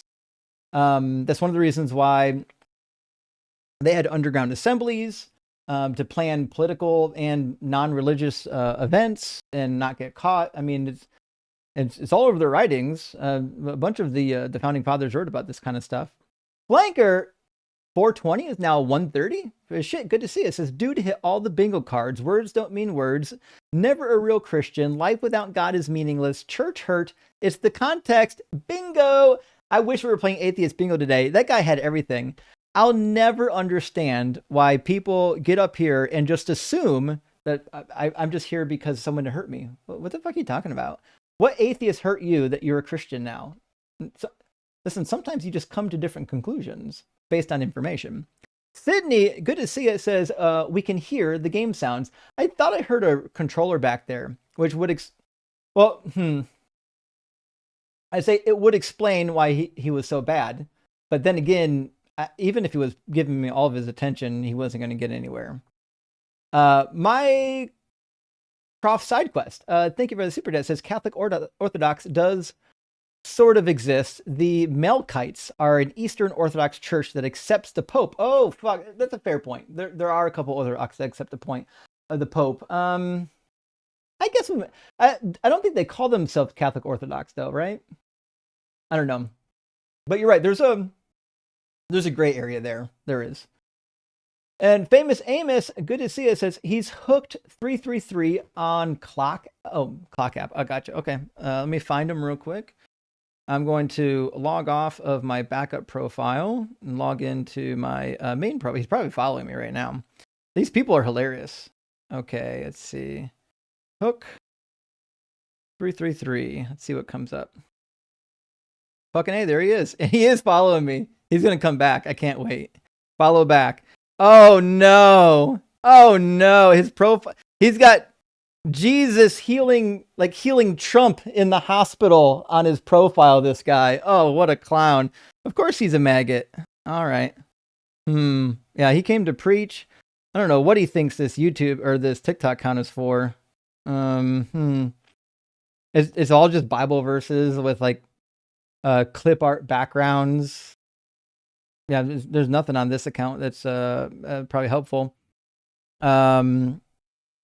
Okay. Well, this is a trash account. It looks like. Well, that happens. You'll have a couple trash accounts on TikTok. Thank you for that. Said his first name is from Hooked Audio. Nothing about a church though. Justin fucking Rock, aka Famous Like Amos on TikTok. Oh, that makes sense. Famous Amos Squirrel is Famous Like Amos on TikTok. Now I understand. I thought there might be some connection there. I appreciate that. Hooked Audio. I don't know much about that. I should have wrote down the school.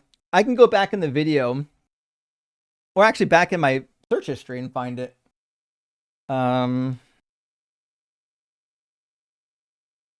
Seminary of the no, that wasn't it. Oh well. Anyways, we'll get it taken care of. All right, I'm gonna bring in Jonathan, who's been waiting for quite a while, and we'll get our next one going. Also, I'm sorry, I forgot Dennis. I was gonna read your super chat. Dennis says the EOC is a sausage fest. Yeah, I believe that. St. Vladimir's STEM finally allowed a woman professor 2 years ago. Congrats, though. I'm finally waking up. On Mount Athos, though women and female cats are prohibited. Jacques Cousteau is who you are thinking of. That Cousteau, not Rousseau. Thank you. That's who I was thinking of. It's Jacques Cousteau. He was the explorer, wasn't he? Let me double check.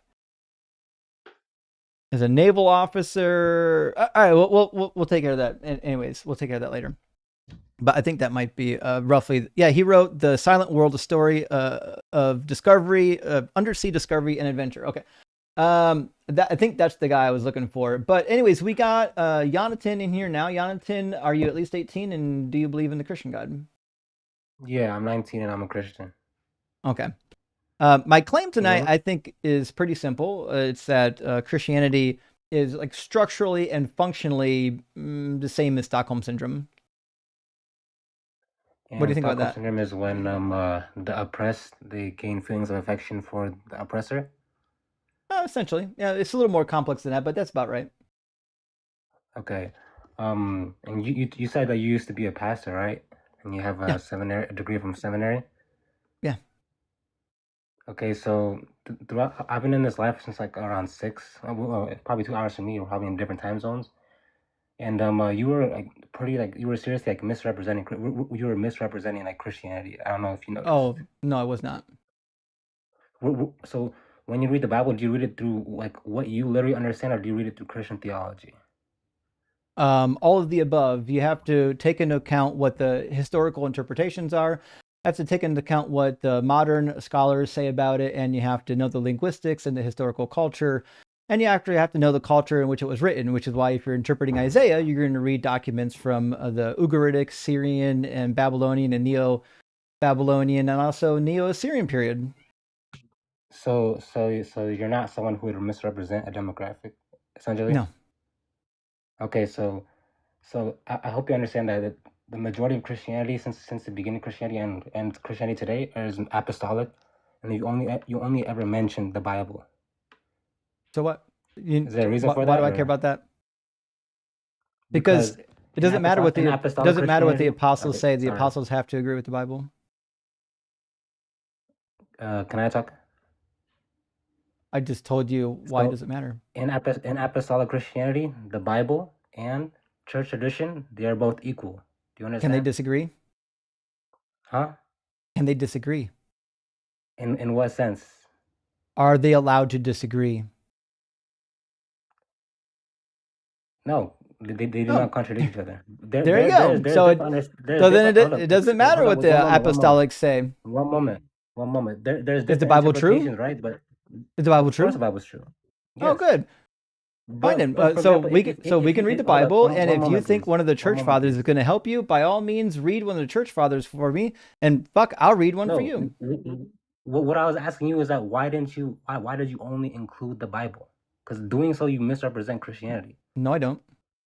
Yes, you do. You understand that like not every denomination cares about the apostolic authority, right?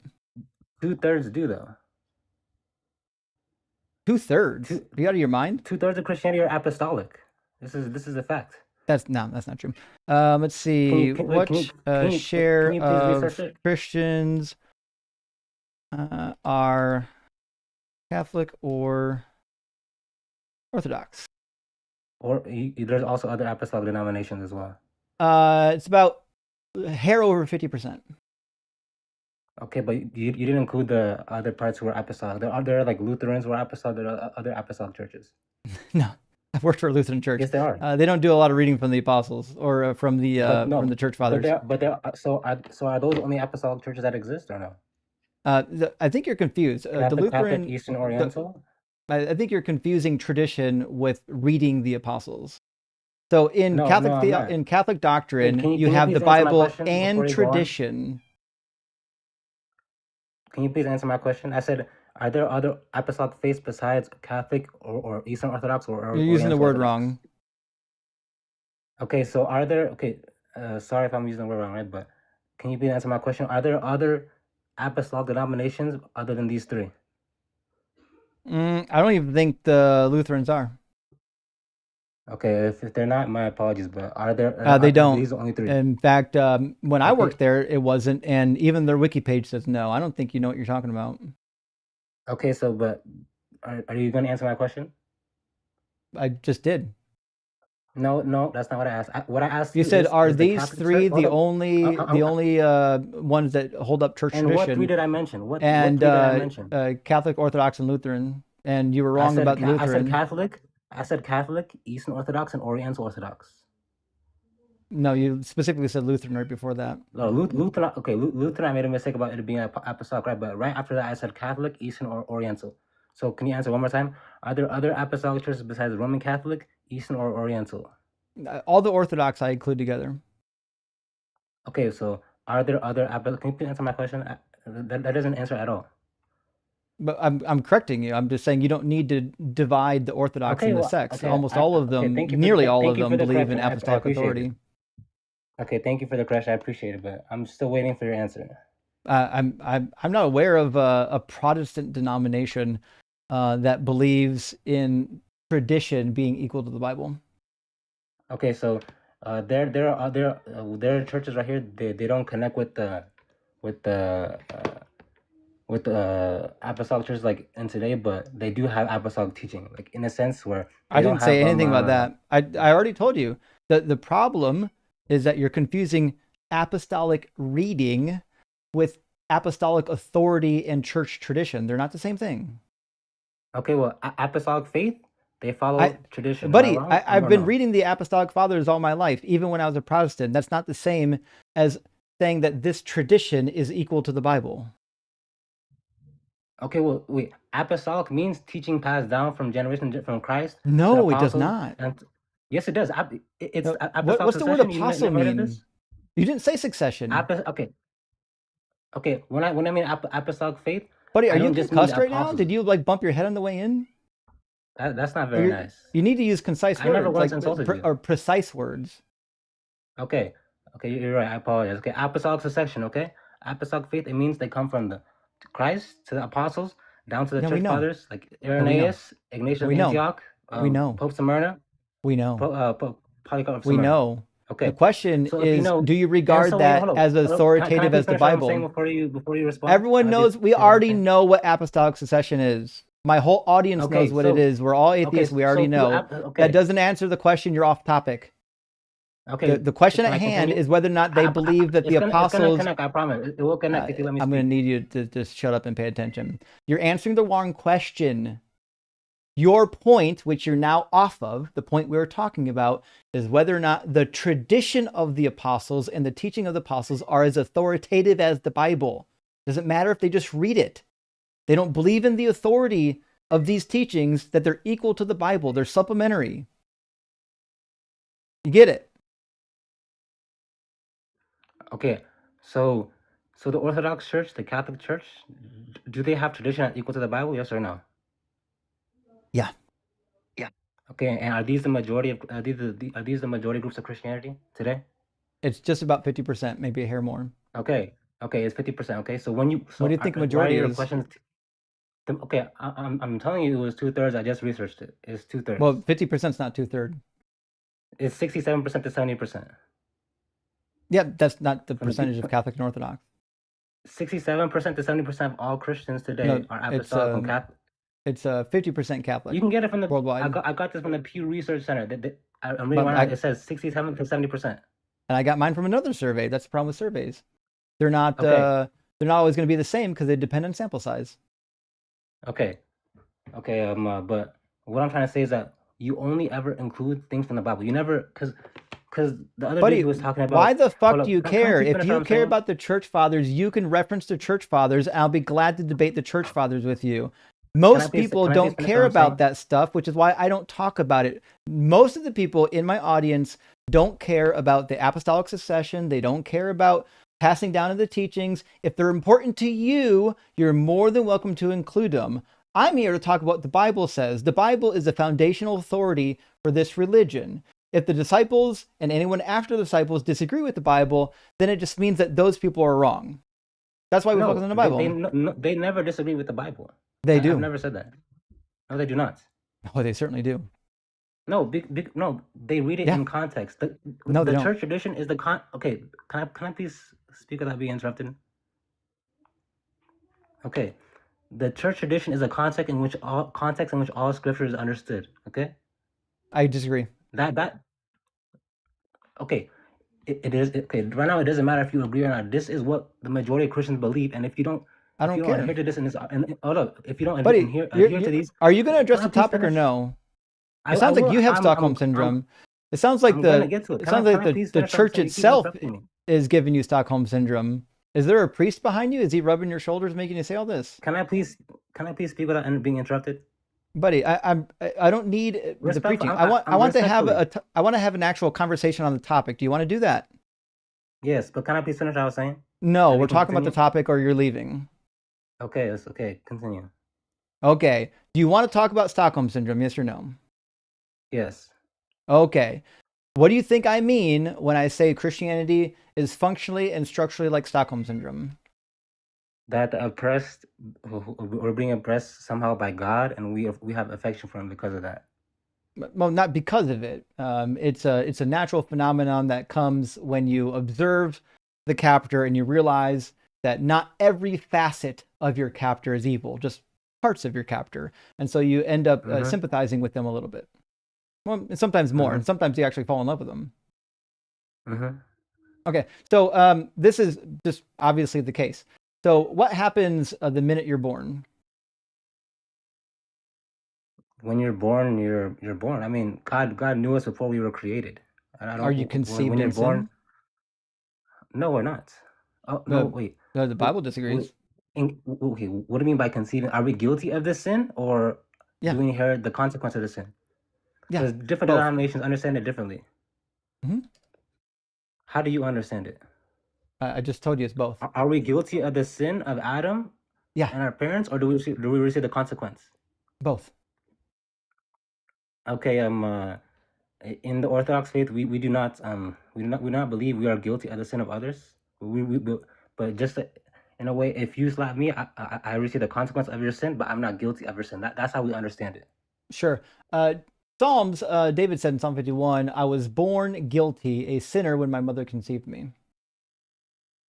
Okay, so if you read this with words church don't mean tradition, words, or what?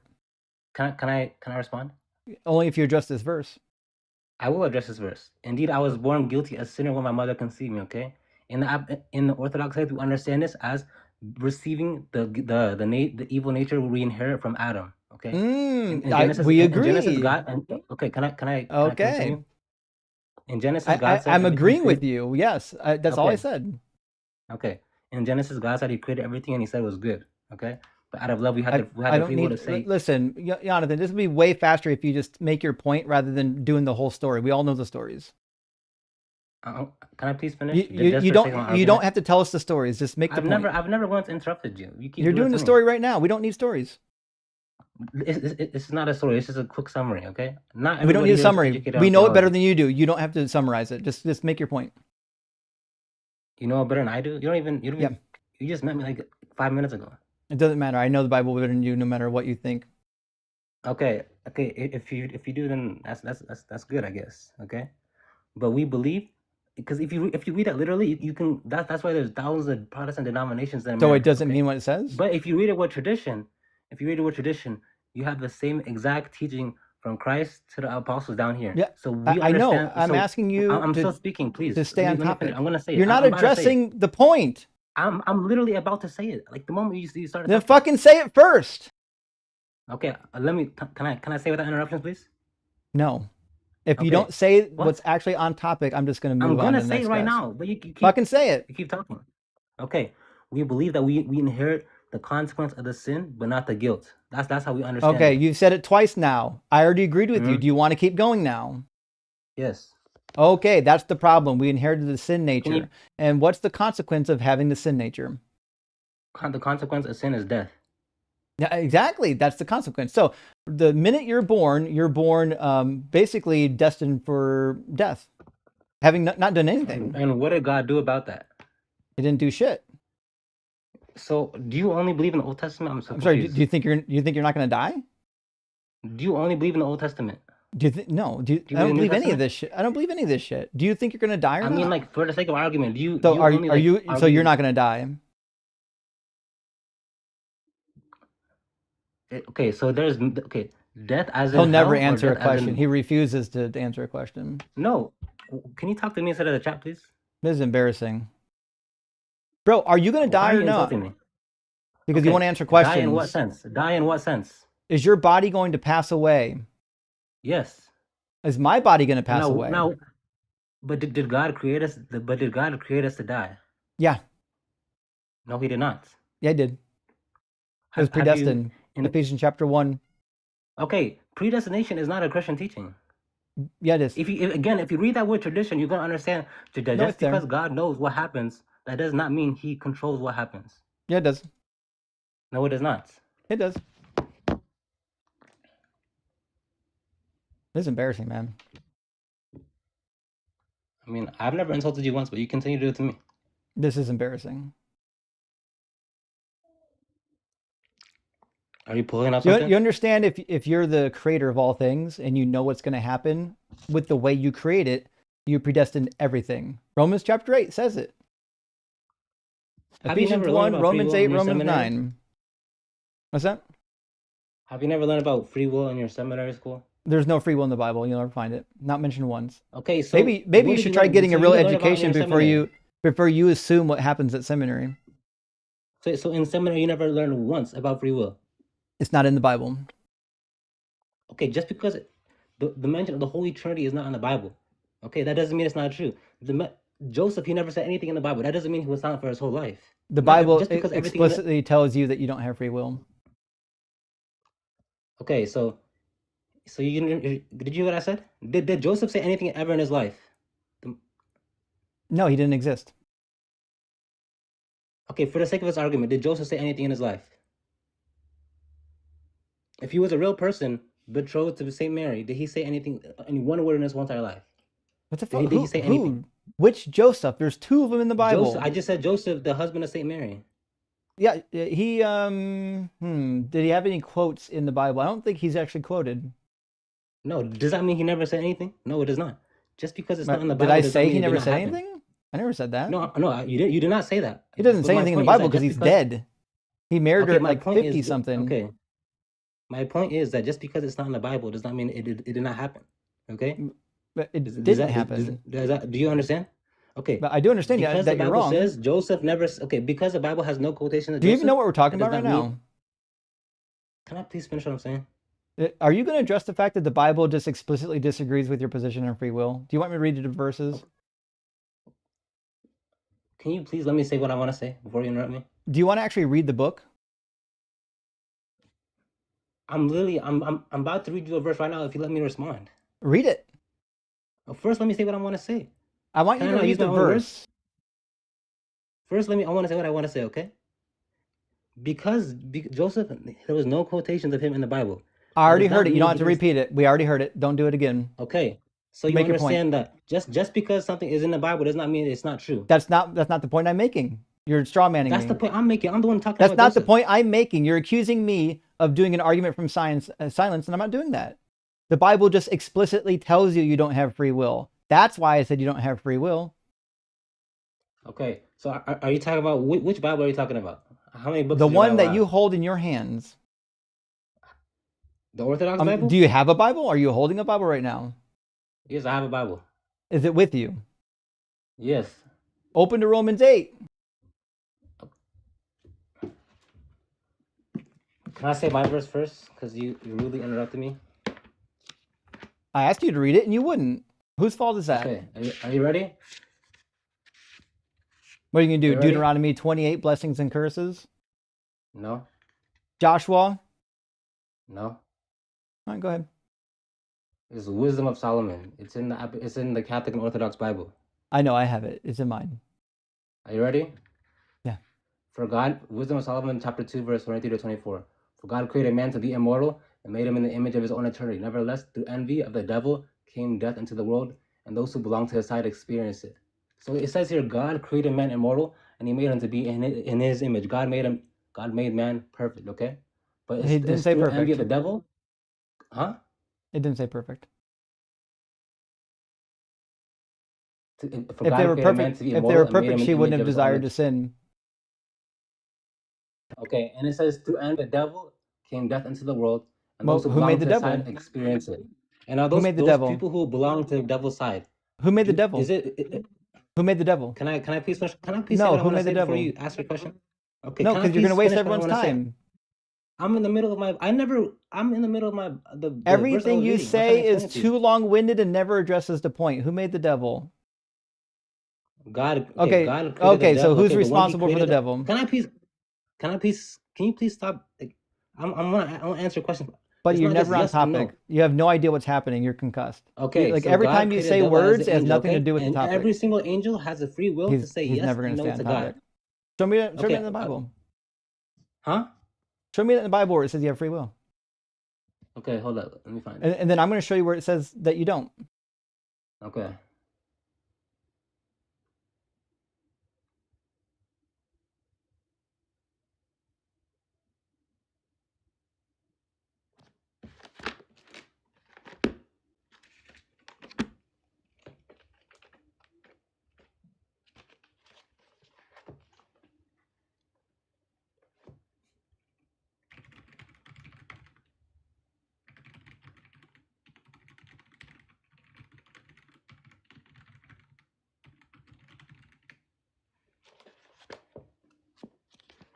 Give me one moment.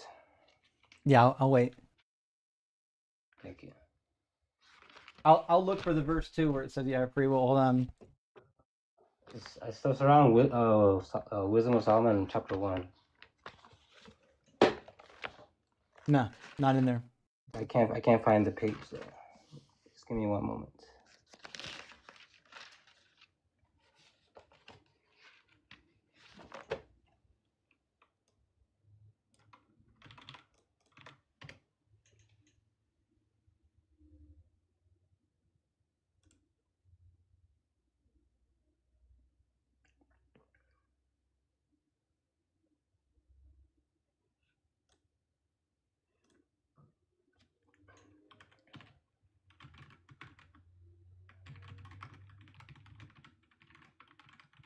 Find it? Yes, in Not yet. ChatGPT. One Where's moment. that? Yeah. I didn't memorize the whole thing.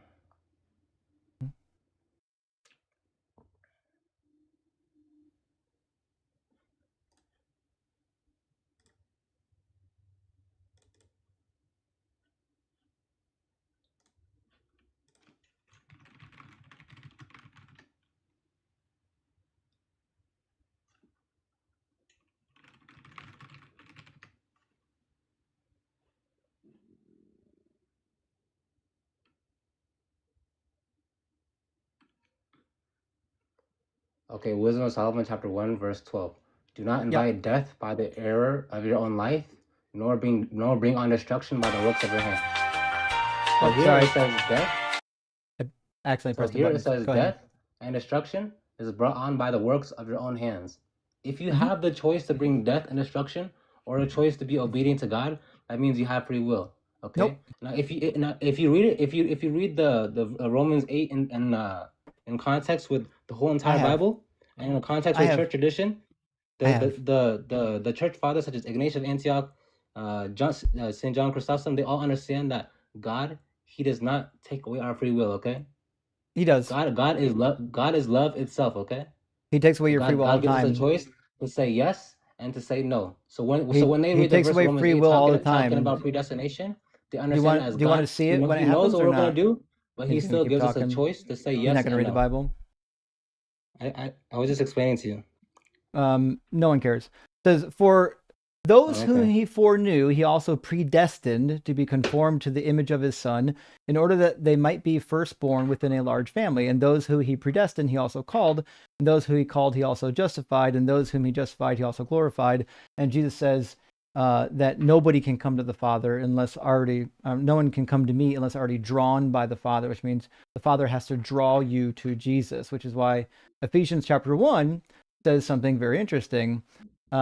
He chose us in Christ before the foundation of the world to be holy and blameless before him in love. He destined us for adoption as his children, which is what you would expect if the Bible teaches predestination, and it does on so many occasions, which is why God hardens people's hearts, God softens people's hearts, God sends lying spirits, God sends blinding spirits. God puts Satan in charge of this world, knowing Satan's going to do horrible things. Can I respond? Mhm. So do you understand how the early church understood that verse or no? Or is it just your interpretation? I read 3 of them. Which one? Okay, so the early church, they understood it as God, He knows what we're gonna do, He respects our choice. I just gave you the. No, he doesn't. You didn't respond to the. You still never responded to the verse I He gave you as doesn't. well. He doesn't respect choice because if you don't choose exactly what he wants, he sends you to hell. No, God It is. God condemns the wicked and exalts the humble and the righteous. If I don't That believe is in the Jesus, common do I go narrative in to the do I Bible. go to hell? Huh? If I believe in Jesus, or if I don't believe in Jesus, do I go to hell? It's much more intricate than that. It's just a yes Okay? or no question. 'Cause- If I don't 'cause- believe in Jesus, do I Okay, go to heaven or okay, hell? it's not okay. It's not a yes or no question. It's gonna misrepresent the faith. I'm gonna give you a detailed description. Okay. I just need a yes or no. Luke 12:48. It says You're we're never not gonna answer. all judged the same.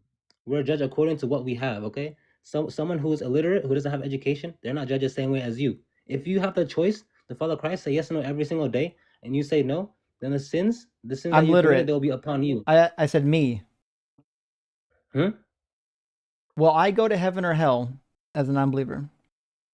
Okay. In the Orthodox faith, we never say who goes to heaven or hell. Okay. It's not our. It's not our. What's the judge. Bible teach? What's church history teach? Did you hear what I said? In the Orthodox faith, we never say someone goes to hell or someone doesn't go to hell. And that Okay? might be your practice. I'm someone goes asking about the heaven. teaching. See, your entire argument is only focused on the Protestant denomination because the I Bible is literally of sole asked you for authority. for their actual teaching. The Orthodox teaching. Yeah. I just told you we believe that we. No, we cannot condemn. don't tell me what you believe. Quote the source. No, I'm gonna tell you what we believe. Okay. I don't care. I want the source. If you want to research it, you can research just how I you want did the the other verses. well, Okay. well, I don't believe you just because you're saying You it. can research the same way. I'm not interested in trust me, bros. Okay. Have you ever read the Orthodox Catechism? Nope. Okay. So maybe you can find yours and quote it to me. Okay, just because I can't quote it does not mean we don't have that belief. I'm waiting for the source. Are you at a computer right now? Yeah. Can't you easily research it the moment I say it? I'm waiting for you. It's your argument, not mine. Okay. I'll find it online then. I don't ask you to look up my sources. But while I search it up, you can respond to the verse I had said, Wisdom Solomon 1:12.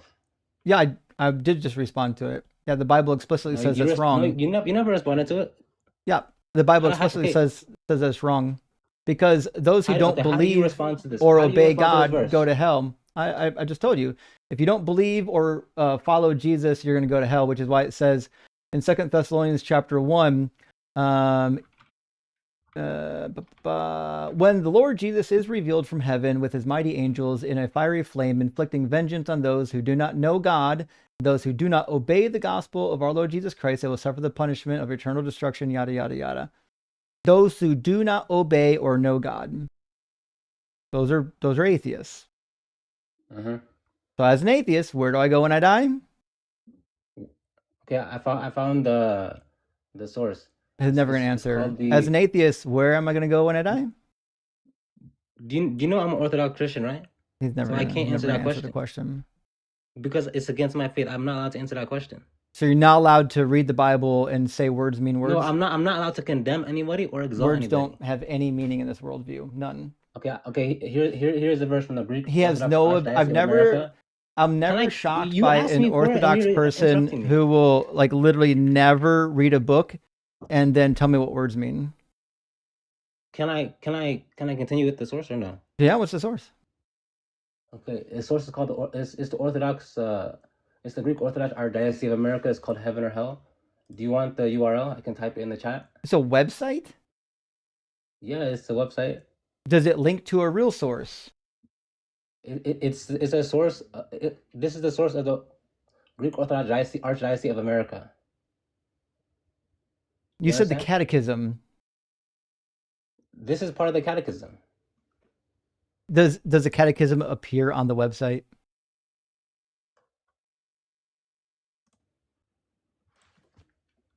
Let me see.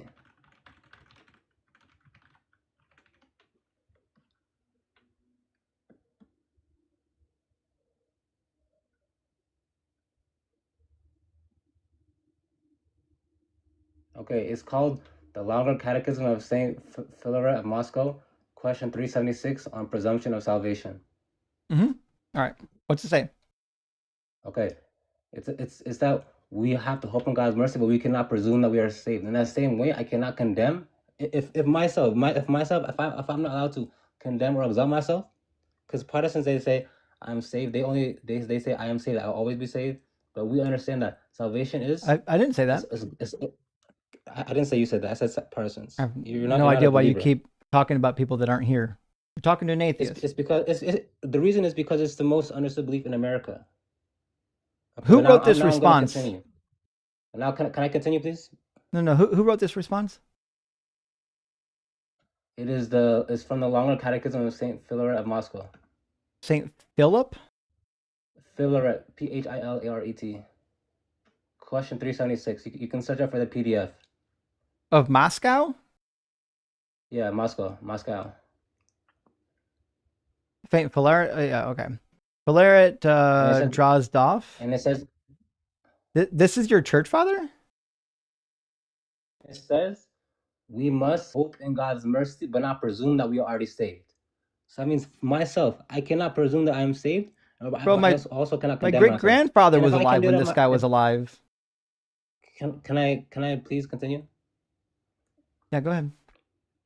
Okay, so if I cannot condemn or exalt myself, I can't do the same thing to you. So I cannot say someone will go to heaven or hell, because we do not know how God will judge. Because there are a multitude of confounding variables we cannot take into account. Do you understand? Hey, do you There are so believe many that variables. Basil the Great is an Orthodox church father? Of course. He said those who deny the faith, especially those who reject the Spirit, go to hell. Those people do, but we cannot Okay, condemn so them like specific. so Can I please answer your Basil question before you say, Basil okay, could so? say it, but you can't say it. Can I please respond to you? Cyril of Jerusalem, is that one of your church fathers? So I'm not gonna condemn you, okay? Like plurally. Singularly. In the Catechism, chapter 13, Cyril says that they go to hell. People who deny Jesus, the people who they choose to live life their own way, their sins will be upon them. I know. That's the whole point. Okay, but and you go where? You go to hell. We cannot say. Yeah, you just said it. Thank you. We finally got to you finally said something honest. Okay, so me, as someone who doesn't believe in your sky carcass Jesus, when I die, I'm going to go to hell.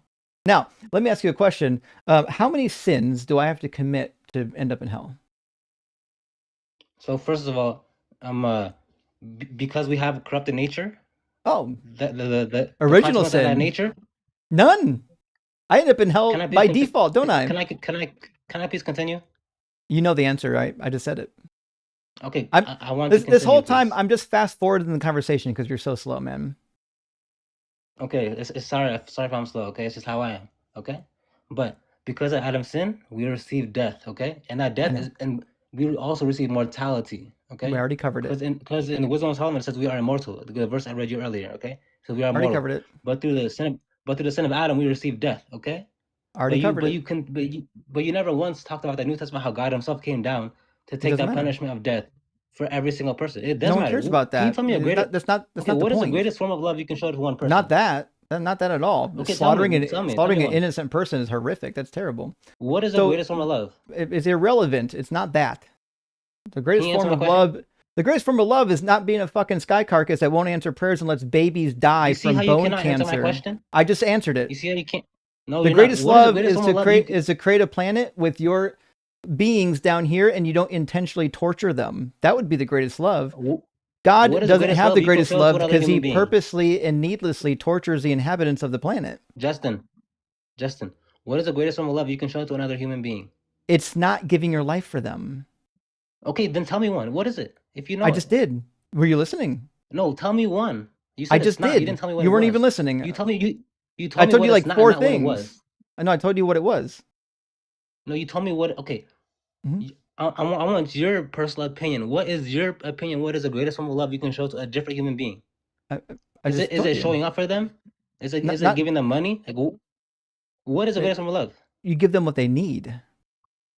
You don't give them what you want to give them. You give them what they actually need. That's what it means to love somebody. Okay, so is that what you believe?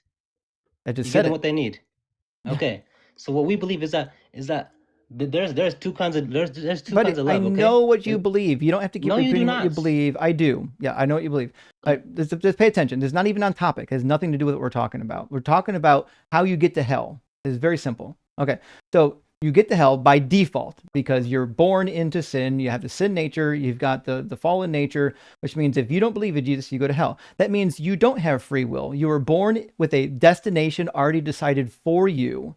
And unless you believe in a sky carcass, then you have to burn forever in flames. This is Stockholm Syndrome. The idea that you have to love a person who's going to torture you forever, even though he gives you no reason to believe that he exists. That's Stockholm Syndrome. And you've got it, buddy. You're diagnosed. No, it's not. I do not have that. Is not Stockholm syndrome. Mhm. You're forgetting this person. This God himself dies for humanity. You keep ignoring that He part. didn't have to. I didn't ignore that part. I addressed it. What kind of Jesus didn't have to oppressor die for no one. I didn't ask him to die for me. Okay, well, I'm gonna ask you a question. What kind of oppressor dies for the oppressed? He's the oppressor. Like you can't. Give me an example. You can't shoot the bullet and then try to take credit when you jump in front of it. Okay, so if you so you told me you went to a seminary, right? Are you going to address what I just said or no? You're going to pivot. I will. Yeah, he's going to pivot. But He's if never you went going to a seminary, He that never means- addresses that means anything you- I say. This is why this conversation's so boring. You're talking to the chat and not me, okay? You're talking to If you nobody went to a because you won't seminary- address if- you won't if you address have any of a my degree- words. if you receive Are a you degree going to from a address what I seminary, just okay? said or not? I will. This will No, fit into that, okay? But not just I give me will. You're time, going to do okay? it 'Cause I'm now. not as smart as you. Is it noble to I jump will. in front of a bullet if you shot it? Okay, God did not shoot that bullet. I didn't ask you that. Is it noble to jump in front of a bullet if you shot it? No, but God did not shoot that bullet, so that question makes no God sense. God created hell and decided who was going to go there. He shot the bullet. Who did he create hell for? Humans and the devil and the angels. Matthew 25. No, he created hell for the devil and his followers. Wrong. He's all knowing, which means No. the day he created hell, he knew humans would go there. Okay, so can you pull out that verse for me? It says exactly what What'd you we say it just was? said. Matthew something? Matthew 25. It's near the end, by maybe verse 39 or 40.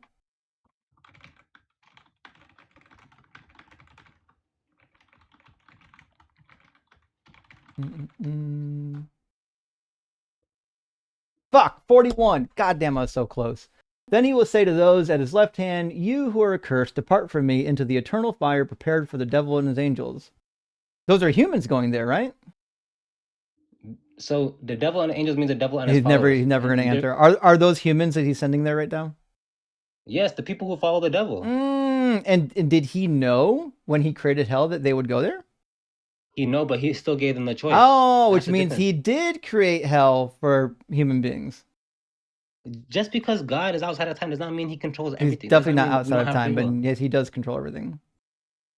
Okay, so so if you went to a seminary, then you would understand we have free will. But No, if you didn't go to a seminary, you would don't. understand that. I did go to seminary, and you don't understand that the Bible says you don't have free will. Free will No, is the because ability to make a because you're reading the- decision you're reading the without Bible in your own without interpretation.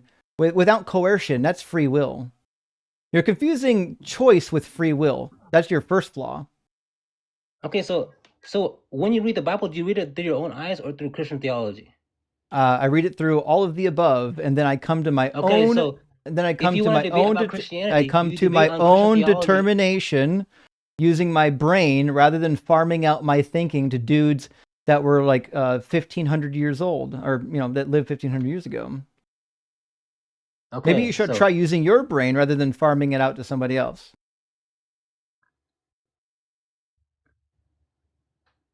How many times are you gonna insult me? A bunch. Probably gonna get Okay. worse. Okay, listen. If you do you debate about Christianity? I'm sure you do. Okay, but if you do this, you have to debate on Christian theology and not what you believe. You're just if you debate on you believe, that means you misrepresent. Okay, if you debate on Christian theology, that means you debate on what Christians believe and that we believe in free will. And if you don't believe, and if it doesn't matter. Your own teachings disagree with it. It's a contradiction. No, there's no contradiction because you only There take is. in the Bible, not church tradition. No, I am. No, you do not. Yep. No, because you never Yeah, I once do. mentioned any type of any type Is of God all source from church knowing tradition. in your church tradition? Of course, and you see how you still Okay, refuse to so show any type if of God is, source. if God, I don't need to. You agreed with me. That's the point with sources. See, when No, the source about when you and the other person agree on a point, you don't have to go back to sources. The sources are when you disagree. no, the sources help you Yeah. understand. The Bible is a very complex text. Okay, I don't it think is a it very is. complex text. Maybe for Okay, those who never read it, like you. that means you're a very smart person. That means you're a very smart person. Okay, but not a lot of people can understand it properly. Okay, that's why we have church tradition to help us interpret the Bible. Does that make sense? And when Yeah. you read it in your own Which is weird interpretation, that they didn't you make agree. your own Bible. You make your own denomination. No, I didn't make a denomination. I just Okay, used my then, brain. okay, no, you do not use your brain. You do use your No. brain, but you do not use Christian theology. Yeah, I do. No, you do not. Yeah, I do. Okay, so what do Christians believe about free will then? Do we It have free will in depends. Christian theology? Which Christians? In the majority of the Christian faith. Yeah, unless you're part of the Reformed tradition, most of them do believe in free will. Okay, But I'm showing you you. agree in the I'm majority of the showing Christian you. faith, we believe I'm in free showing you will. why your belief is errant because it's not in So the you Bible. believe in the majority of the Christian faith, we believe in free will. Again, I'm showing you in the Bible that it doesn't exist. I So don't do you care agree, if you yes or believe no? it. I don't care if you believe it. Do you agree with this? I Do you don't agree with care this if you or no? believe it. I don't care. Okay, that means you're It's not misrepresenting the relevant. faith. I'm not You're interested just straw in manning. your strain of Christianity. No, you're just straw manning. No, I'm showing you what the Bible says, and you hate the Bible. No, you're showing me what you believe the Bible Christians says. hate God's word. If there's one classification, listen, the Muslim people that we talk to, they love reading. Well, they love the Quran. They're memorizing the Quran. Well, some of them. Christians can't even be bothered to crack the book open. It's crazy. Have you read the story in Genesis when Abimelech takes Sarah? Okay, so you So still you're not haven't responded to my so you're previous not verse as gonna well. not gonna answer. Yeah, I figured you wouldn't. Does wisdom of Solomon chapter 1 verse 12 say we have free will? I actually addressed it. No, it doesn't say that. Okay, what does it say then? It says you have the ability to choose, which is not the same as free will. If you had free will, God what's the wouldn't be difference? threatening What's you the with difference? hell. What's the difference I between already the ability told to you, choose and what you you wanna weren't do and free will? listening. If you were listening, you would have heard. Okay, tell me again. The difference is free will is the ability to make a choice without threat or coercion. Hell is a threat. Hell is not a threat. Hell is a consequence. Yeah, There's it's a threat. consequence to your actions. It's a threat. So is America's judicial system threatening us with jail Yeah. time by telling us to do good and follow the law? Yeah, if we break a law, we're threatened with jail time. Yeah, that's how that works. And is that bad? Is that bad? I didn't say it was bad. Hell is bad. Okay, so like nobody so should be is tortured it a by consequence fire. of our Are you out of your actions? mind? Wait, you think is it a segregating somebody consequence of our from action? society is the same as lighting them on fire? What a Is maniac! it a consequence of our actions? That's crazy. I didn't say anything about consequences. I'm talking about hell. You understand that hell Okay, is different. hell, you receive hell, Hell as is a consequence hell is of your different actions. than being segregated from society for a little while, right? Hell is a punishment, and prison For is a how punishment. long? Correct. For how long? How long is hell? It depends on your crime. So how when can you get out of hell? Okay, so in Christianity, we don't know much about hell. Okay, but if you read the end of Luke chapter 12, you He's understand. having a whole conversation about hell, and now he's like, we don't know anything about hell. Well, never heard of it. Never bothered to read the Bible. Have you been there before? Have you read the been there Bible? before? Jesus describes Have it. you read Luke 12? I read the whole Bible. Okay, read the end of Luke 12 for me. Sure, and then I'll read you the passage that described the Bible or described hell. Which verse you want? Very last one. It's around 40. It's around 48. Okay. 48 into the end. Okay. The one who did not pull it up know. so they can see it too. Oh yeah, I'm lying. I'm making up the Bible verse. That's what I'm doing. I'm not as dishonest as Christians. The one who did not know and did what deserved a the one who did not know and did what deserved a beating will receive a light beating. From everyone to whom much has been given, much will be required, and from the one to whom much has been entrusted, even more will be demanded. So are we all judges same? Yeah. This is a fundamental contradiction in the Bible. Oh, so we're all judges same. If you go to hell, you go to hell. Okay, no. Okay, the That's why consequences it's called, are different, okay? That's why it's called the second death. He who is given much more will be expected from him, okay? What about it's the a person who doesn't have contradiction much? of the rest of the Bible. That's my whole point. Is your Bible is fundamentally Okay, what about the person who doesn't contradicting have much? itself. Answer this. Can you please answer? I'll just show you the part that I'm talking about. Justin, can you So please answer my question before you move on? I'm proving that your question doesn't matter. Just pay attention. So My it question says, does matter, okay? another book was opened, the book of life, and the dead were judged according to their works, as recorded in the books. And the sea gave up the dead who were in it. Death and Hades gave up the dead who were in it, and all were judged according to what they had done. Death and Hades were thrown into the lake and fire. This is the second death. What's the second death? Jesus Second refers death is like a fire. to being annihilated, which is Second death most is likely what's happening here. This is probably annihilation. Second death is a lake of fire. Yeah, annihilation, right? Yes. Yeah, which is why it says here of the people, it says the devil who had received them was thrown in the lake of fire and sulfur with the beast and the false prophet, and they will be tormented day and night forever. And do you know that also in this chapter, it should be in this chapter, the people who followed this individual, they suffer forever in hell too. Might be in chapter 21. I have to take a look, but how do you suffer forever in hell? For the consequence of your sin. Is forever forever? Yeah. Oh, well, you just said it wasn't forever. I never said that. You did. You said maybe you can get out of Annihilation does not hell. mean forever. Annihilation does not Revelation mean forever. 14:11 was the one where humans go. Yeah, that's right, because they're in front of the Lamb. Yeah, that's right. It says, another angel, third following, crying with a loud voice, those who worship the beast and its image and receive the brand on their foreheads or on their hands, they also will drink of the wine of God's wrath, poured unmixed into the cup of his anger, and they will be tormented with fire and sulfur in the presence of the holy angels and the presence of the Lamb. And the smoke of their torment goes up forever and ever. So are these people being tormented forever? Yeah. Okay. Now, so That's what we believe. I don't know what you're trying to say. Yeah, you believe people get tormented in hellfire forever. I think that's Stockholm syndrome, to think that that's even okay, that somebody who committed a finite crime should ever be literally lit on fire for all of eternity. Preposterous. And give me an example of this finite crime, because this crime is denying God, the creator of all. It's a crime to not believe in something that has life. No proof. The God who gave you life? My mother gave me life. My mom and dad. Who gave your mother life and so on? It's just from Adam and Their Eve. parents. God. There's no Adam and Eve. What's the evidence that God exists that I should believe in this thing? Have you never heard of the Eucharistic miracles? Have you never heard of the Marian apparition? Yeah, I've heard of all of them. They're all nonsense. Okay, search out the Egyptian Marian apparition. I've seen all of them. They're all nonsense. You understand I even saw the original pictures. I saw the original pictures and I saw the doctored pictures. And you understand pictures are not as at that time, I think it was like mid 1900s. You understand pictures are not going to be the same as today, right? And you understand millions of people were witnesses to that event. Yeah, I know, which is why they couldn't agree on what they actually saw. If you actually read all the testimonies, they don't agree with each other. See, this is the problem with these weird group pollutions. You know what happens when you're staring up in the sky for a while? Sometimes you see things and sometimes you don't.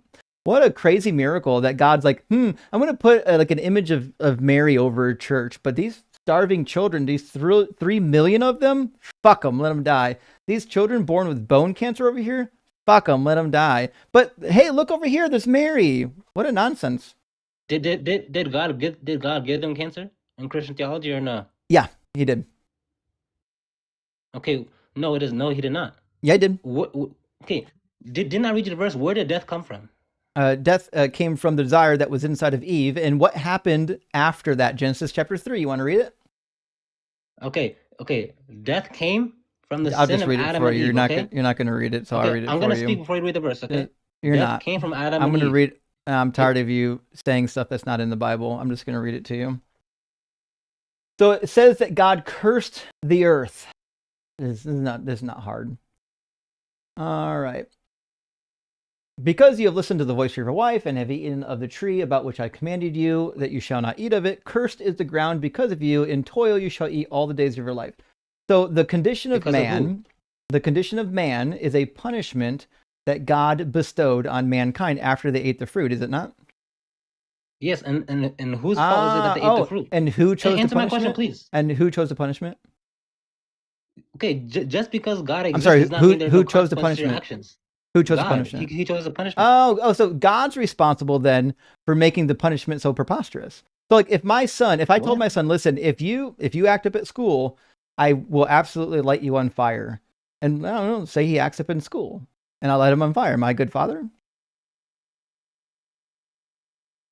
This analogy makes no sense. It does, yeah. If my Because- son acts up in school and I No, light it's him on because- fire, Okay, God. but he told acts Adam up. and I Eve- had to light him on fire. Okay.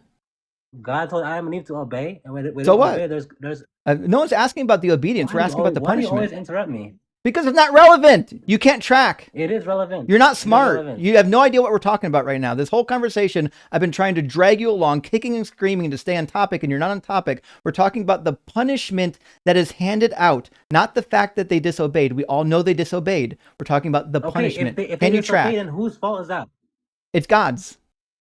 No, it's not. Yeah, because he created them with a sin nature. She had desire in her heart to sin. No, he did not. Yeah, he Genesis did. said he created them good. So what? That doesn't mean that they're not without sin. Okay. If they were perfect, they wouldn't have sinned. Where it says, I just gave you the verse earlier where it says God created man immortal and he created them in his image. Are you Okay? actually going to address the passage I read or not? No, because you're just contradicting So yourself. it's actually quite relevant. So you're not going to address it at all? Because you're contradicting yourself. No, I'm not contradicting myself. It sounds like you just Yes, can't you are. track. So the point is actually No. pretty clear. In fact, everybody in the audience understands what's happening. See, the consequence, like the reason why the earth is cursed, the reason why women have painful childbirths, this is a decision that God made. God said, hey, when Adam and Eve sinned, he knew they were going to sin too, didn't he? But he gave them the choice to say yes. Did or he no. know That's they why were the going to key was there in sin? the first Did place. he answer my fucking question? Did he know they're going to sin? No. You answer my question. Why No, was I'm that not tree going in to the middle of answer the your Garden of question. I'll fucking cut you right now. Eden? Okay, whatever, bro. So answer the question. like- Did God know they were going to sin? Yes or no? Yes, he did, but that doesn't mean Okay. he made them do it. And before they sinned, did he know what he was going to do about it? Yes. Did anyone force him to do that?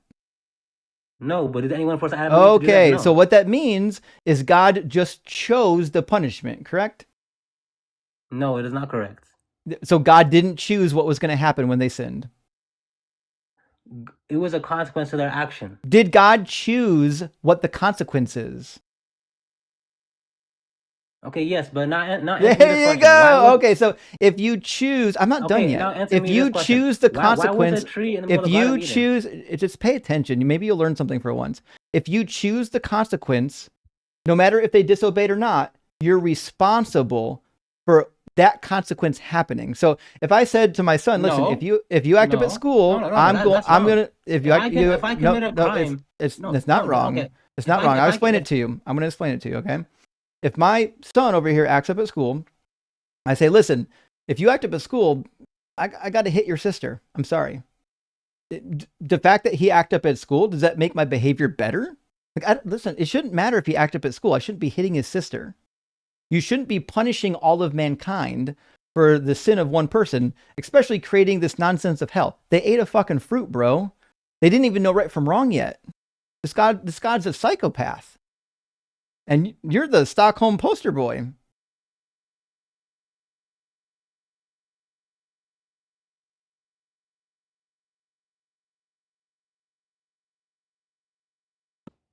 Can you hear me?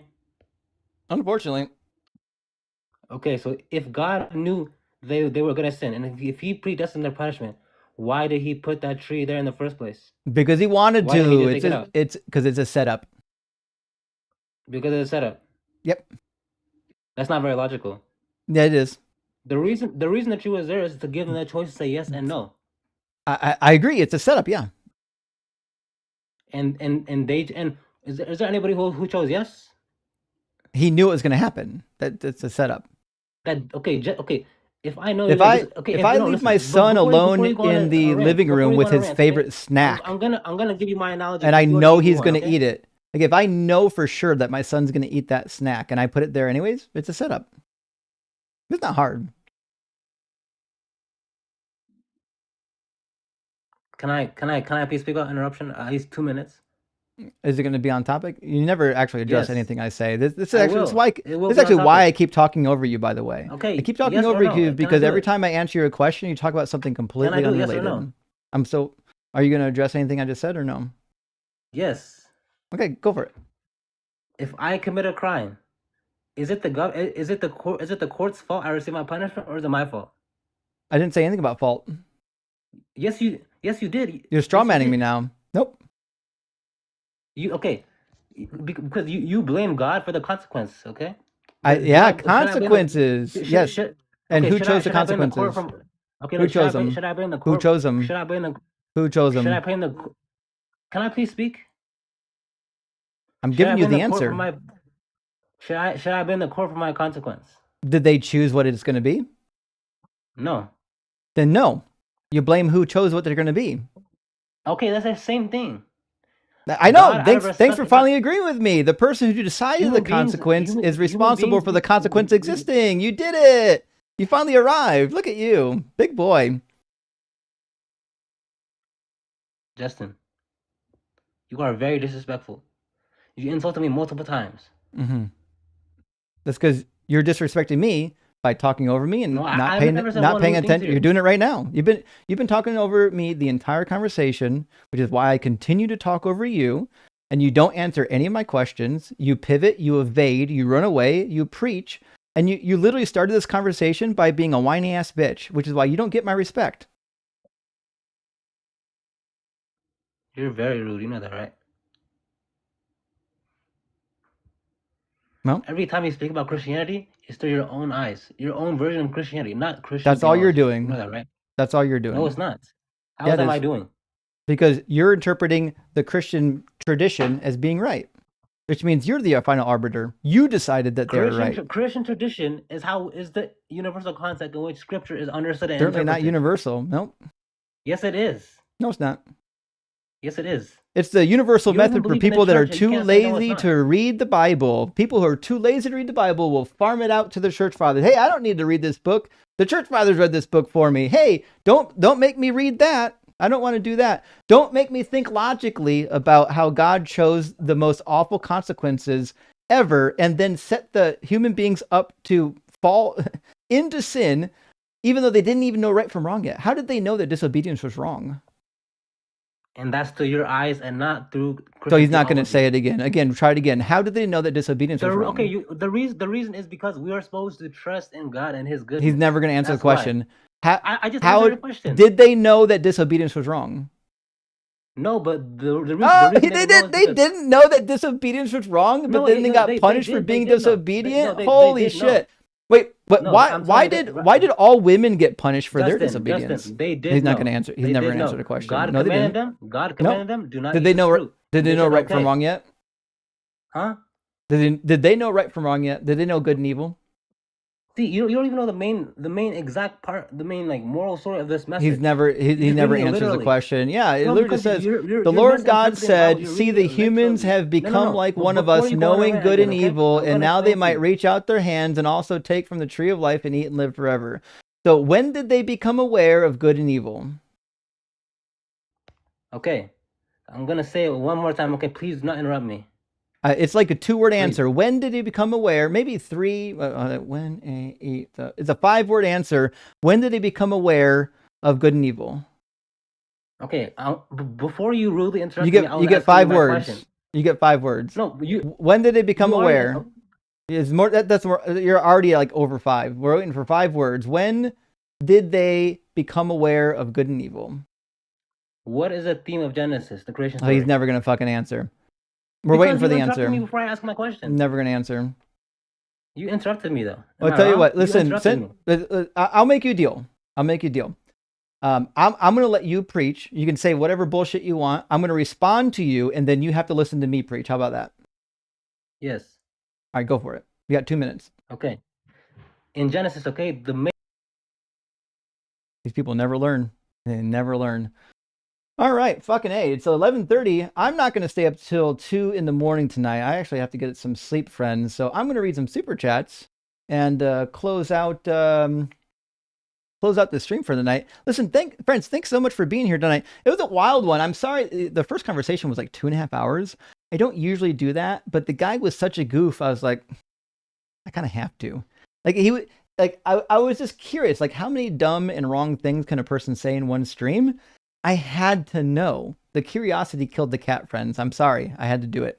But the following conversations, I think, were pretty short, right? We followed it up with some fun stuff. This really is a fun topic. It's wild to me how many Christians can't see it. That like you disobey God once and he'll light you on fire for eternity, but he's good. He loves you. Okay, sure. Connor, thank you for the super chat. Friends, did Rocky show up safe? If not, I'll make another. No problems. I actually haven't. I was supposed to check my mailbox today. I haven't had time. I apologize. I haven't been to my mailbox in like 3 weeks. I promise I'll get there soon, very soon. I assume it's there. There was a delivery that was made. So I assume that's it. I appreciate that. Also, are you collecting pets now? Well, kind of. I wouldn't say collecting. Building a pet family, maybe. First kitties, then burbs. What's next? I suggest mice. Well, I don't know if I care so much about mice. They can be cute, though. Hamster, maybe. Guinea pig? Guinea pigs are cute. You can do that. Full Baked Meat says, why talk Bible when we could just talk babble? Bill Bros, circa, always. You nailed it. Listen, if you call now for 3 easy payments of $9.99, you can learn how to circumvent all the problems with the Bible with philosophy. Never mind the fact that the Bible says, don't get caught up in vain philosophies. What is that, Philippians? Game Guy says, if Jesus had a body in the garden, why the fuck would Mary need to give birth to him? That's fucking my point. Why does he need to incarnate on the earth if he already has a body? These people aren't smart. You have to be delusional to believe this stuff. Like when I was a Christian, like when I came up on these weird things, I was like, that can't be it. There's like these things that people believe, like that can't be it. We got to work this out in a logical manner. I'm just gonna believe it. But you know, eventually you're like, actually none of it's believable. You know, is what it is. And Griff says, you should make an official bingo card. I do. Here's the problem.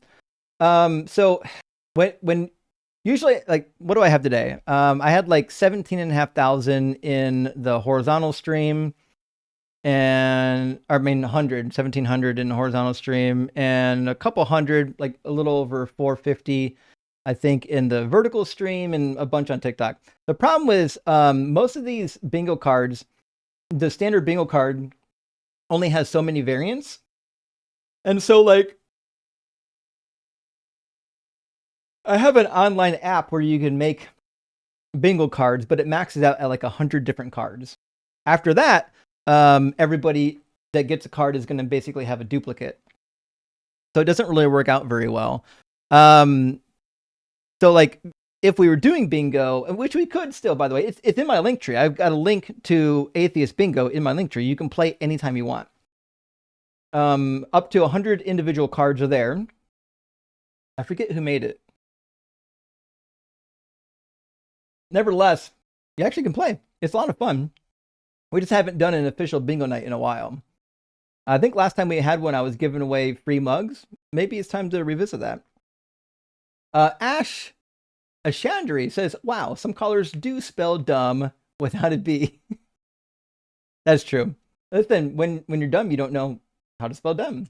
It's a self-reinforcing situation.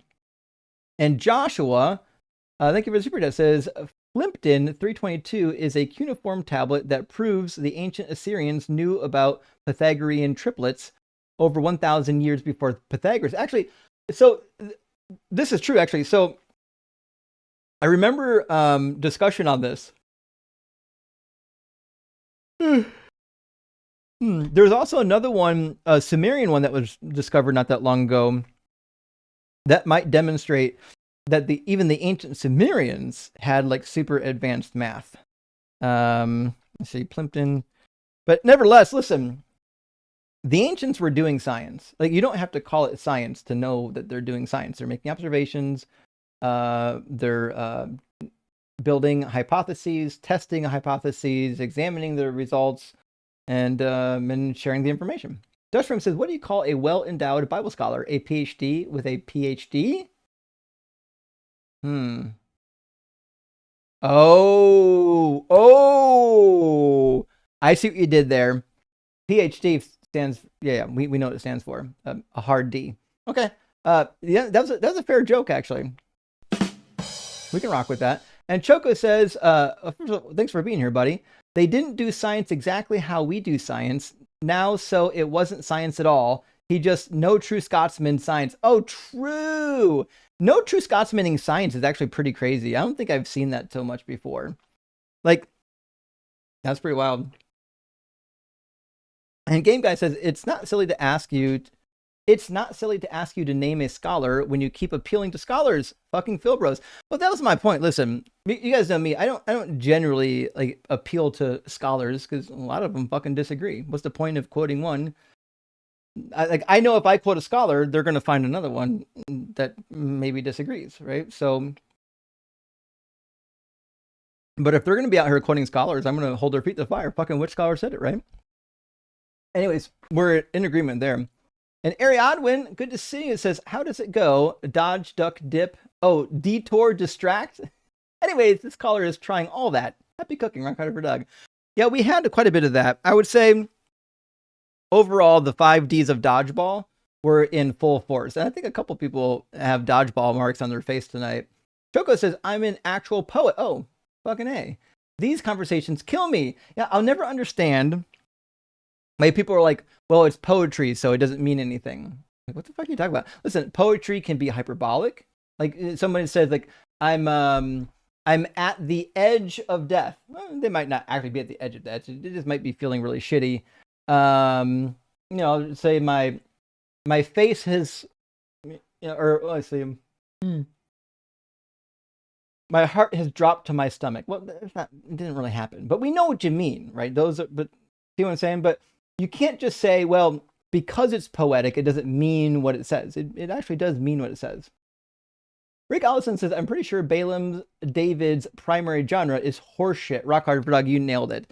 Balaam didn't know anything about genre. I will never understand people who come in here talking about like theological concepts that they've never like understood. Like you should just say I don't know. Like what was that fucking Latin Catholic word that guy brought up? I was like, what the fuck is that? I don't know that. I didn't pretend to know it. Don't pretend to know things you don't know, guys. You're gonna get called out.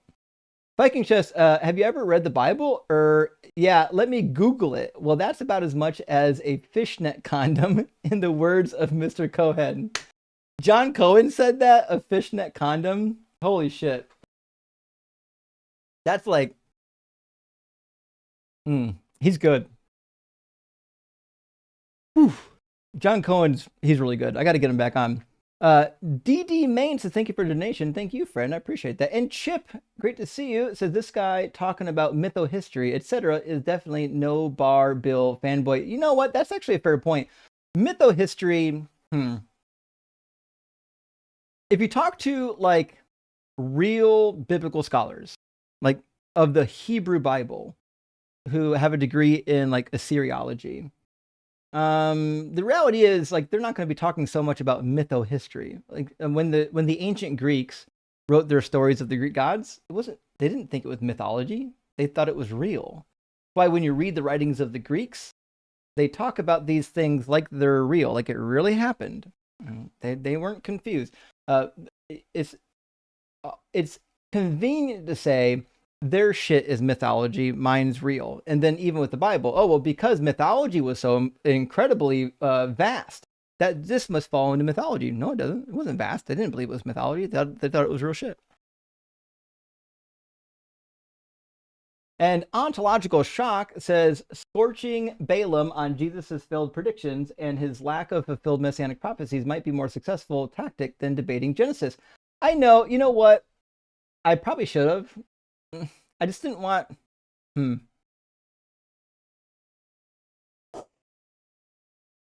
I didn't want to derail the conversation on that because it's so.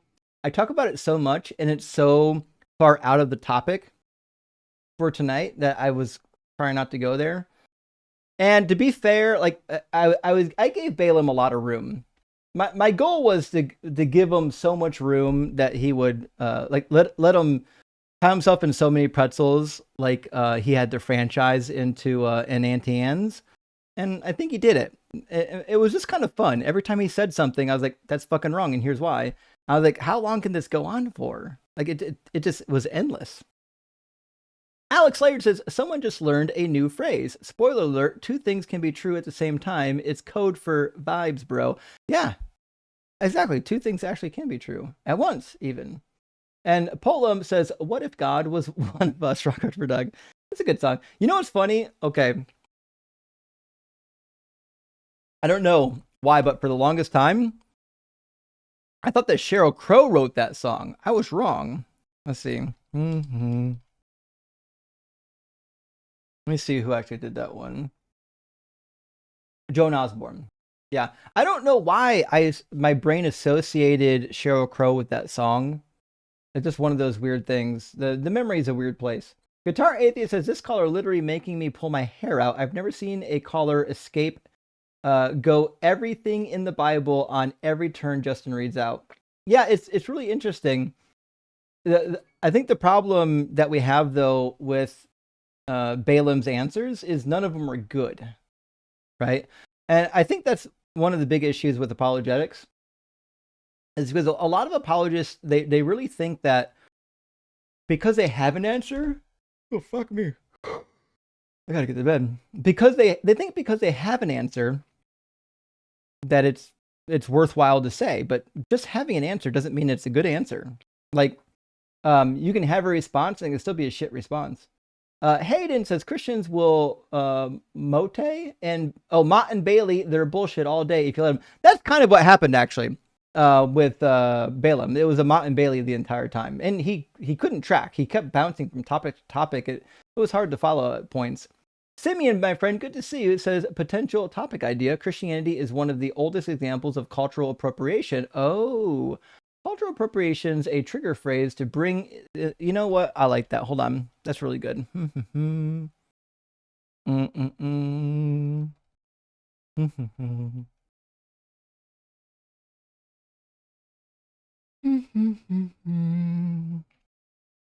That's very similar to Christianity is a failed apocalyptic blood cult, but it's also very similar to was it Christians are heretics? I don't know, but I like this. We're gonna write this down. I'm gonna say I'm gonna say Christianity is cultural appropriation. We can work that out. I think there is a fine line though, because the earliest Christians were Jews. And the Jewish religion was so fractured at the time, I'm not sure we can say that they were wrong for what they believed. You know what I mean? But it's an interesting idea. Ariadwin says, dart, more D's. Dart, ditch, disregard, deflect, deceive? Am I close? So the 5 Ds are dodge, duck, dip, dive, and dodge. Dodge, I think, is in there twice. Anyways, wish you would have read their book. Happy Saturday, Friday. Oh, well, listen, we all wish they would read their book. At least, I feel like at least the conversation will go faster. Like if I was debating someone who actually had studied the book, we can go from point to point to point and keep the conversation rolling because we both know what's happening, right? We don't need storytelling. We don't need background information. We just, from this point to that point, to that point, to that point, we can actually get some ground. The problem why these conversations are so fucking painful is because these people aren't reading this book. They don't know what's in it. So you have to drag their teeth, like drag them by the hair, kicking and screaming into this book. Ken the Atheist, beautiful kitty, says, it blows my mind that people today think their minds are any different than people who lived 2,000 to 5,000 years ago. True. Rock hard for Doug, gay for Justin. Well, hell yeah, Ken. It baffles me. Like, listen, people back then were smart. Like, I think people, like, they think we're smarter today because we can do cooler stuff. But it's not because we're smarter. It's because we're building constantly on a new base of knowledge, right? Like, I could only do electrical engineering because the scientists that came before me figured all this shit out, right? am I smarter than Benjamin Franklin because I can work with electricity better than him? No, obviously not. He was super smart. Nevertheless, also, by the way, I'm preparing for those interested. I have a lot of people request. I'm preparing a channel soon. I don't know if I'm going to start it over the summer or in the fall, but it's going to be a channel where I teach people the fundamentals of electricity and electrical engineering, but it's going to be in a way where like even kids can follow along. It's going to be project based.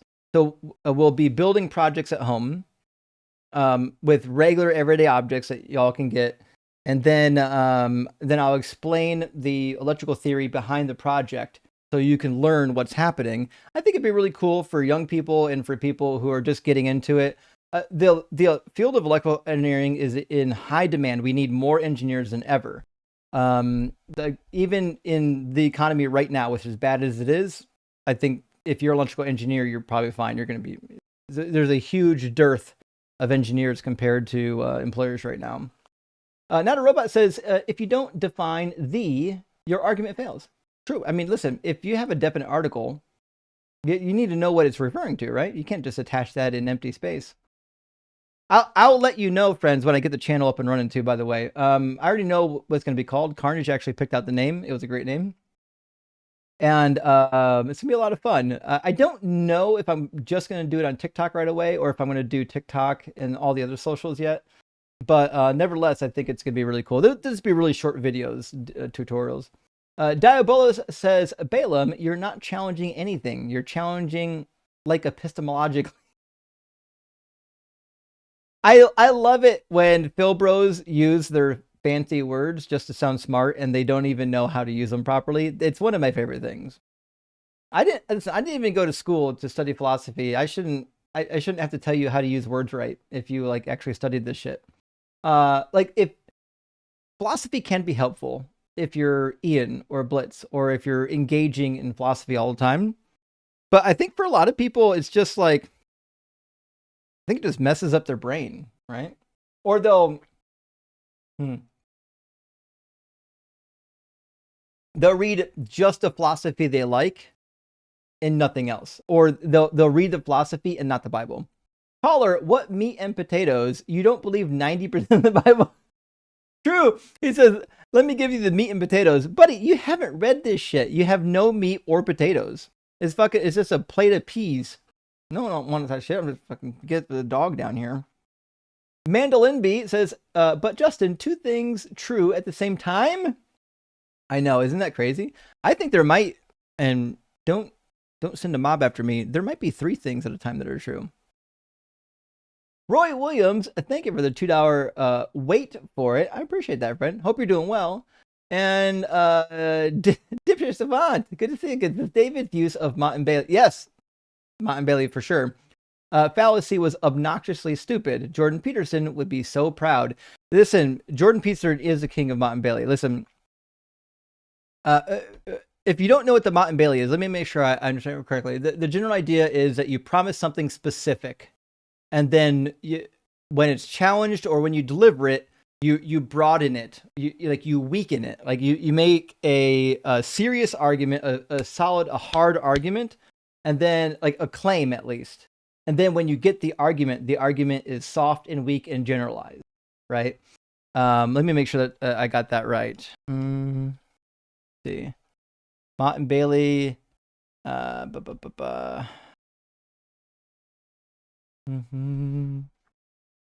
Fallacy is an informal fallacy where someone conflates an ambitious, controversial claim with a modest, indisputable one when challenged on the controversial claim. Yeah, it was Mott and Bailey all the way. Yeah.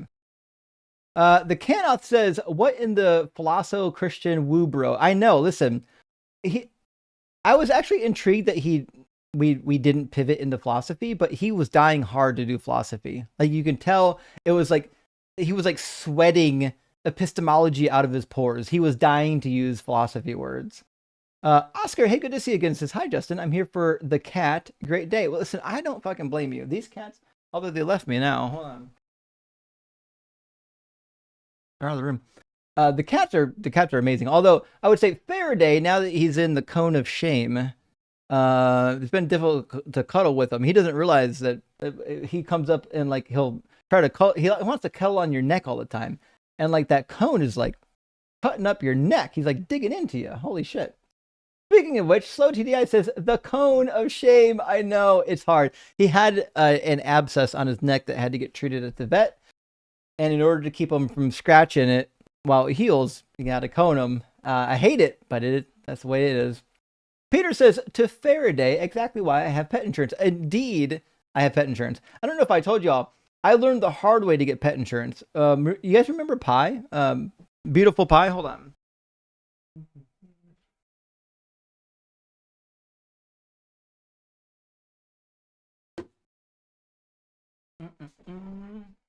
There's a wonderful artist in our community named Jennifer who made a painting of our late beloved Pi. Isn't he cute? Look at this fucking cat. It's adorable. Anyways, that was like, I think that was my favorite picture. And listen, friends, I made the mistake of not having pet insurance. I grew up with tons of pets. We never had pet insurance. Nothing bad ever happened. And we just got lucky. Pi unfortunately had some problems. And poor guy, I spent a ton of money trying to keep him alive, and still in the end he didn't make it. Nevertheless, pet insurance is really handy. So when Faraday got the abscess, we took him to the vet, and you know what? I'll turn in the receipt to the pet insurance, and they're going to pay like 90% of it. So it's worth it if you love your pets. I know that it's like an extra monthly cost, but if you can afford it, I think it's worth it if you really do love your pets. And, you know, they're family members. You should take care of them. Gary says, hooked 5 deep on Christ Light, the king of beers. That's about right. Listen, Hook was wild. It took me a second to catch up because like he didn't know what was in Hosea. He had no idea. He didn't even know the storyline, right, about which army was going to come and invade. Obviously, it's talking about the Neo-Assyrians, which was the last army prior to the Babylonians, which is what you would find in Hosea and the early parts of Isaiah and whatnot, and Amos as well. And then late, like a few minutes later, he said he was a pastor. I'm like, the fuck? How are you a pastor and you don't know the basic storyline of Hosea? What happened here? Did you flunk out of school? I don't think he got a real MDiv, to be fair. Daniel says Romans 9 absolutely contradicts 2 Peter 3:9. Yes, agreed. Listen, this is what I've been trying to say the entire time. If you go to the Bible, you're going to find that like this free will versus not free will nonsense. It's just a contradiction. It doesn't matter how many times the Bible says you have choice. It also tells you that you don't have choice. That's the problem. It's just also free will. It doesn't exist. It may be choice, but not free will. It is interesting though, because in this passage it says that he doesn't want any to perish, but all come to repentance. This is very similar to, there's a passage, I think in John, where it says he desired for all to avoid perishing. I have to check that out. There's a cross-reference for it over here, actually. But anyways, this is actually a really good one. In fact, I might, you know what? Let's do this. I like this contradiction. I've used this contradiction in the debates before, but I think I like this contradiction enough that I think I'm going to add it to the cheat sheet. This is actually a really helpful contradiction because it does show that God can't want everyone to be saved and then also predestine them for hell. That's not how that works. If you want everyone to be saved, you can't take actions that explicitly contradict your goal. That's preposterous. Okay. Predestined, but want all saved. I think that's what we're going to call the contradiction. It's in 2 Peter 3:9. So we do 2 Peter 3:9, and it's going to be Romans 9. And what is it, like verse 30 in Romans 9, somewhere in there. Hold on. Oh, I typed it wrong.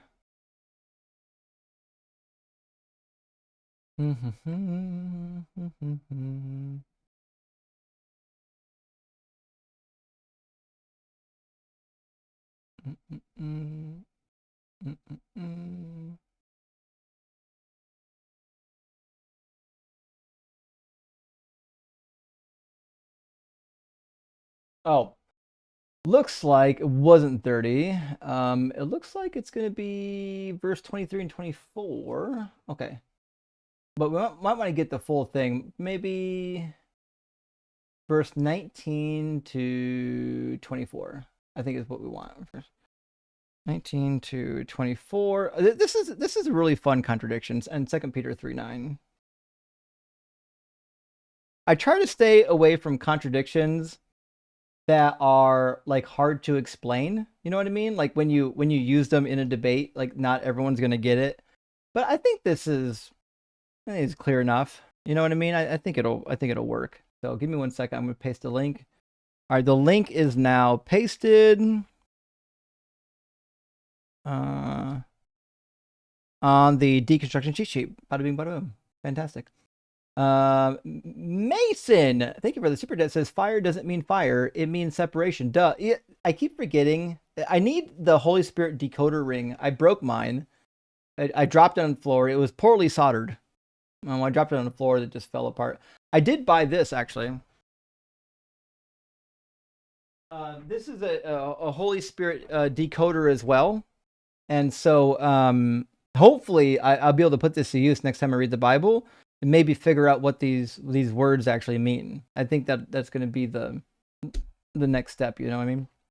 Laura loves DZ debates. Thank you so much for the super chat. Says G1 Timu version of M's can't mess with perfection. Agreed. Listen, G1, I think that was his real voice, but it was hard to tell. Nevertheless, the guy was not impressive at all. I was not impressed. And I don't think the audience was impressed either. I could be wrong, but I saw a lot of people asking to get him out of here. So we got him out of here. He was annoying. And Sherry, good to see you, says BMF, son of Doug, set me free from the box. I do have them actually. So when I change out this particular backing, probably if I had to guess, around the 4th of July, I'm going to have BMF on here. So sometime midsummer, I'm going to be redoing the shelf behind me with. I keep it seasonal typically, but for the spring, I didn't know what to do, so I just did plants and flowers, or plants that look green, right? But for summer, I probably do some fireworks and BMF getting with some cans of Monster and getting crunk out there. Dexter says, study the Babel. G1 wins. Rock hard for Doug. Dexter, you about nailed it, right? Listen, if you want to know about God, whatever you do, don't study that Bible. And Worship says, posted a Hook 333 threat to our deconstruction zone. Oh, I mean thread. I see. Let me see. Reddit, was it .com/deconstruction zone? And there should be a thread here for... Yeah, there it is. Love it. Oh, that's what it looks like? Holy shit. When I was scrolling through the profile, I didn't see that. Oh, what a goof. Oof. Yeah, he's a goofball. He sounded older on the phone. Weird. That's a goofy profile. Nevertheless, the cone of shame is on the Deconstruction Zone Reddit page now too. Hey, friends, thanks for keeping up the Deconstruction Zone Reddit page, by the way. I've never really done the Reddit thing. I don't even know how it works, to be honest. I was never a Reddit person, despite the fact that I love reading. So whoever is like maintaining and posting over there, I really appreciate that. That's very, very kind of you. I know a lot of people use Reddit and a lot of people really like it. So like, I'm super appreciative that everybody is, checking it out. Also, if you haven't joined the Deconstruction Junction, what are you waiting for? Join it up. It's a good time. And if you go to my link tree, there's a secret society link in there as well. So just saying. Adam, thank you for the super chat. Says the concupiscence caller mentioned Bellarmine, definitely Catholic. Oh, Bellarmine's absolutely Catholic. Yeah, for sure. In fact, there's a Catholic university called Bellarmine, and never mind, it's neither here nor there. But yeah, this is a Catholic term. This is not something that like normal Protestants or non-Catholics would know. That's why if you look at the page, let's go to so how do you Cupid fucking A sense. There we go. If you go to the wiki page for this word, because there's a wiki page, it's just full of Catholic. It's all Catholic references. It says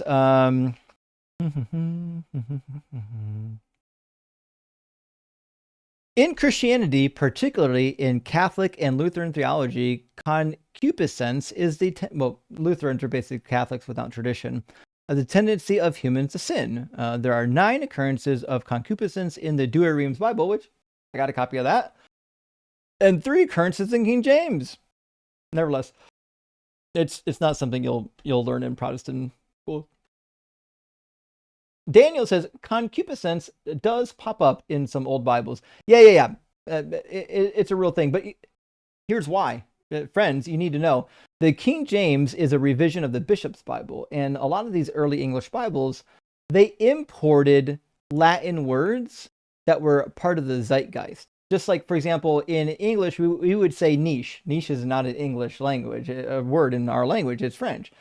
But we still include it. Right, it's part of our vocabulary. There were certain Latin words like that, and there's like theological terms baked into Latin as well. So by the time English was rolling around for Bibles, the idea that Isaiah 14, that Lucifer is referring to the devil, that was so important to them that they kept Lucifer in the English, even though Lucifer is a Latin word. But they didn't want to change it from the actual Hebrew definition to English because they're like, well, we need people to know this is about Lucifer, right? And so you'll see that in some of the early English Bibles where they kept some Latin phrases because it carried theological weight that they didn't want people to, forget about. But you're right. And Prisoner Fan says, Beauty and the Beast equals Stockholm Syndrome. Yes! Fucking nailed it. Listen, the minute I was like a young teenager and I rewatched Beauty and the Beast, it was really disgusting. Like the idea that you would fall in love with someone who treats you that way and is dangerous and could harm you and has kidnapped you, and it's preposterous. I get it. There's this old trope among humans that like men are gruff and surly and we need a soft woman to come and change us. It's a very old trope. In fact, fucking in the Epic of Gilgamesh, if you read that, Enkidu, the friend of Gilgamesh, who's like created like a wild animal, the way that he gets conditioned to be human is they send a prostitute to sleep with them, and he falls in love and they have a relationship, and then she brings him out of the woods and into the city. It's a huge metaphor. It's a big metaphor for the condition of mankind and how women are more or less seen as the gentle creatures who have to tame the wild beasts. It's pretty wild. 80 Mollis says, have you read Rosenberg's Sign of Virginity discussed in Deuteronomy 22, 13 through 21, and how it essentially encourages nuptial rape so the woman is proved a virgin? I don't think I've read Rosenberg on this one. I've read almost all of the rabbinic writings on it. And I've got commentaries too. Hold on.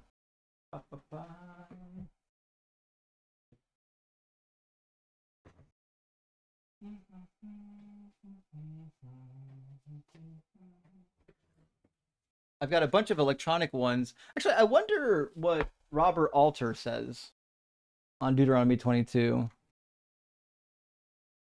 He's Jewish. It'd be interesting to find out.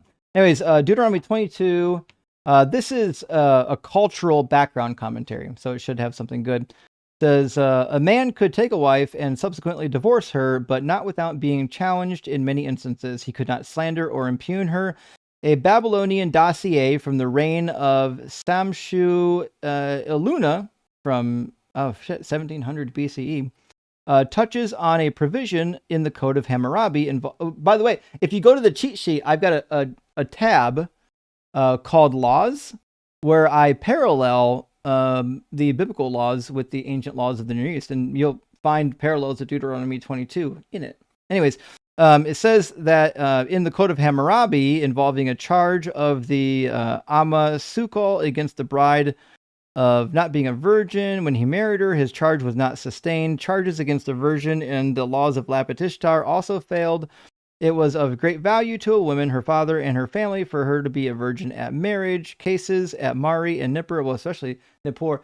Mari was well known for their underage girl trading, I guess you would say, indicate that a betrothed woman who was penetrated before marriage had broken her vow and could be divorced. Yeah, for sure. Let's see. The penalty is not paralleled in the ancient Near East. I agree. It's not clear that people in the ancient Near East stoned people for this. This seems to be a biblical practice. If the sexual activity is understood to have taken place before a betrothal, this legal equality between married women and betrothed women is mirrored in various laws of men who rape them. And it doesn't say much about it actually in this commentary. Sadly, so that's the problem with Christian commentaries, is a lot of times they just don't address that shit. They're like, yeah, this is, it's similar to this thing over here, but we're not going to comment on like the worst part of it. We don't want to do that, right? This commentary here. Let's see if it mentions anything. It should be Deuteronomy 22, 23. All right. Man, this is a short commentary. Back when this commentary series first came out, they had good scholars. Gerhard von Rad is no slouch, but they weren't very long. Newer commentaries are really good. But anyways, it says in 13, there follows next a whole group of ordinances dealing with family law, blah, blah, blah, blah, blah. Okay, when failed this, he must bring complaint. They shall produce a garment. The blood stains resulting from the first habitation, blah, blah, blah. By this means, a man is convicted, and there follows, very remarkable hypothesis. In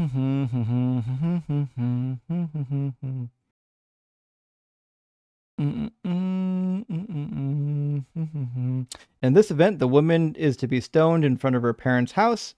Here also the reason is given for the fame of Israel, blah, blah, blah, blah, blah, crime committed, expression.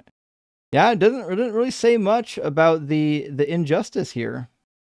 In fact, it says he must bring his complaint before the elders, who are the persons duly authorized to administer justice. It's not justice. If you're using a bloody sheet to detect virginity, it's never justice. But let me see what you were saying here with Deuteronomy 22, 13 through 21 in Rosenberg's. Let's see. In Rosenberg's case. Let's see what he says.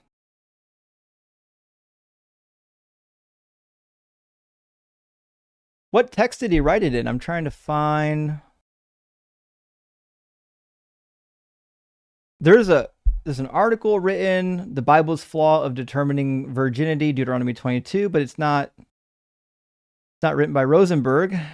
Friends, I don't know what this is referring to, if it was a book somewhere. There is an article on the Torah that says, Torah.com, Deuteronomy's uncompromising demand for women's sexual infidelity. Let's see. But I don't think Rosenberg was involved in this article either. So I'm going to need, let me see, F. Rosen. Yeah, he's not involved in this article either. I guess I'm not sure, friends. I don't know what it refers to.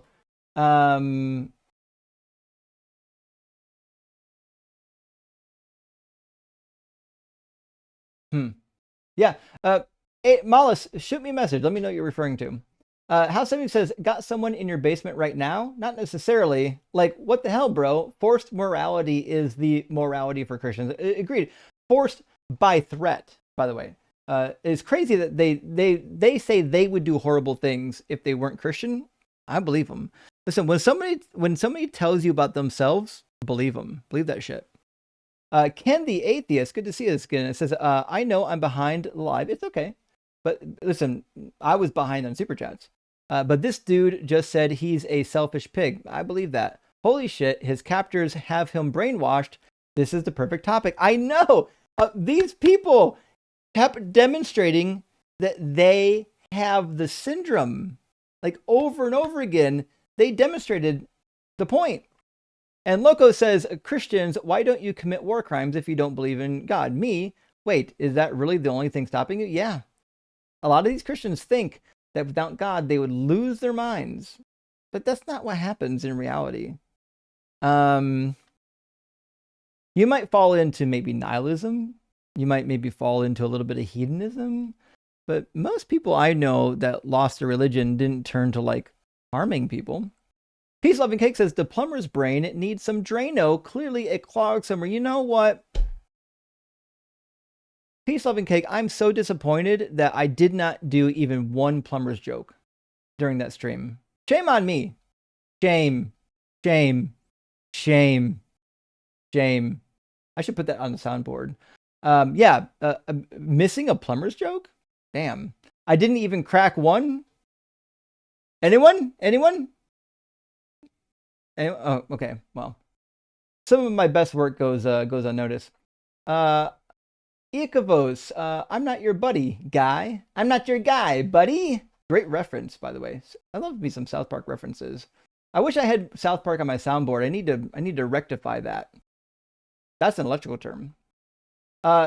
Jacques Cousteau, Swiss Family Robinson. Yes, that's the guy I was thinking of. That's the guy I was thinking of. Rousseau, Jacques Rousseau is not Jacques Cousteau. But boy, do they sound similar. You know what I mean? Thank you for the clarification. Just Shmuley says a different from dad joke and an athletic rabbit. Wait, diff from dad joke and an athletic rabbit. One is a little bit funny. Other is a little a fit bunny. You mix the B and the F on the beginning of the words. That's pretty good.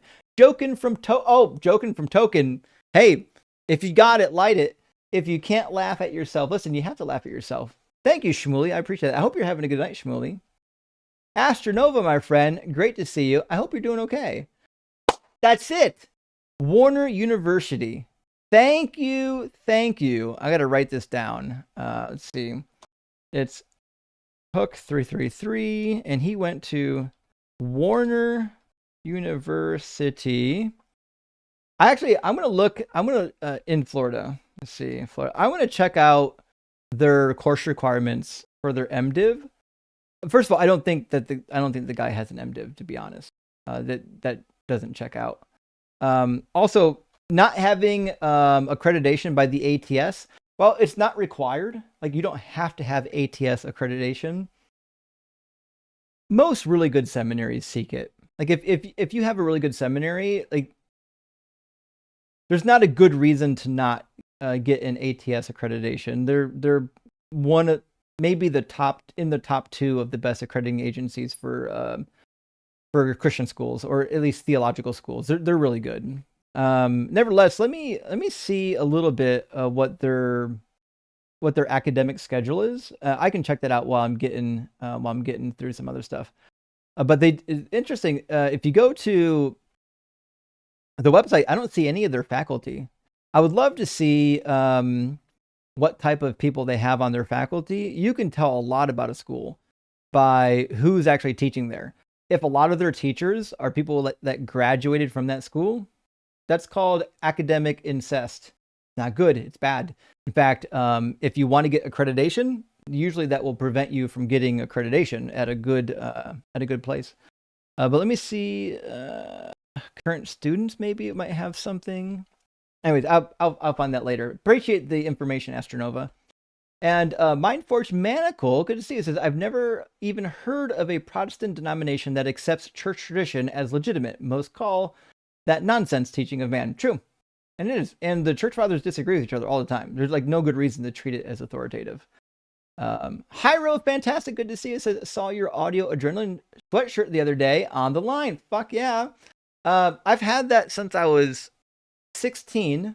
And truth be told, it belonged to a good friend when I was in high school. And I forget how I ended up with it. And they didn't want it back.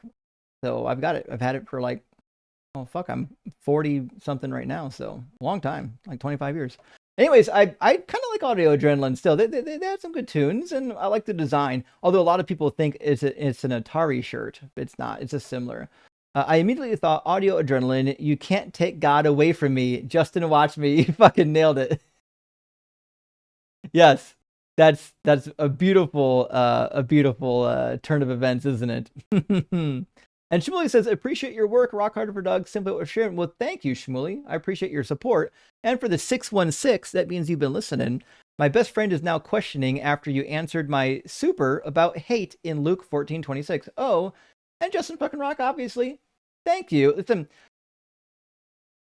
I realize that when you're questioning something about the Bible, it can be tempting to go on the internet and find some web page doing apologetics, but you really want to go to some real academic sources. Don't do any bullshit. Don't go to apologeticspress.org. That shit's not where it's at. Don't go to gotquestions.org. Not gonna help. Pharaoh says, were you thinking of Robinson Crusoe or Rousseau? Well, I was thinking of Jacques Cousteau, right? Right? Yeah, that's the guy, Jacques Cousteau, and he wrote the Swiss Family Robinson, right? Let's see. No, he didn't write it. He did write some adventure books, adventure stuff, but I don't think he wrote the Swiss Family Robinson. Swiss Family Robinson was done by John Davis Wise. So wrong author, but that was the guy I was thinking of. But appreciate the help. Loco, good to see you again. Says, even when I was apostolic. Also, by the way, for those who weren't Protestant, if you are Protestant, the apostolic church is a specific Protestant denomination that doesn't believe in apostolic authority. And he says, I didn't care about this extra biblical stuff this much. It's a waste of breath, caller. Get back on topic. Yes. And the apostolic churches are funny.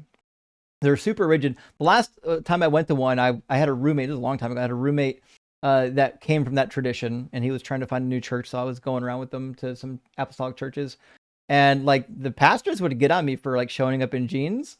And it was funny because the first one I went to, I showed up in jeans, and he was like, he goes, what was it? Something like, have you accepted Jesus in your heart or some nonsense like that? I was like, yeah, I've been a Christian for a long time. He goes, oh, I was just asking because you showed up in jeans. I was like, oh, this motherfucker thinks Christians have to wear dress pants to church. What a crazy thing. Mindforge Manacle? Yeah. I never knew of that Psalms mention of original sin. Isn't that great? Like, listen, the idea of original sin, like I know Protestants don't really like it. It's in the Bible. Like it's not something you have to make up. It's actually in there.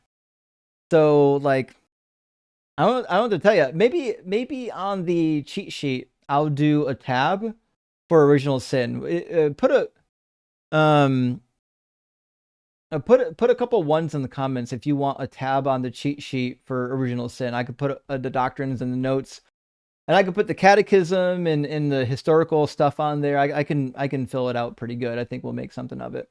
And Famous, thank you for the super chat, my friend. Says, thanks for being a great teacher and positive icon in this community. Well, fuck, thank you, Famous Amos. Your chat has been so supportive to me through my surgeries and my mom's recurrent cancer. Celebrating today's post-op with some barbecue. Yes. Listen, post-op's great to be in. That means you got through it. The other thing is, listen, celebrate. No one knows how long they get to live. And so you're not required to, but you should, if you love yourself, enjoy the time that you have. You know what I mean, friends? Like, There's no point in going through life and wasting it. And if there's something you want to do, fucking go do it. Have some barbecue, have a little barbecue. Yeah, have a good time. Loco says either the caller is in a cult within a cult or I was. This is the first time I've ever heard an apostolic claim to be Trinitarian. Apostolics is a branch of the Pentecostals, and they believe in oneness, don't they? Am I wrong? Let me check.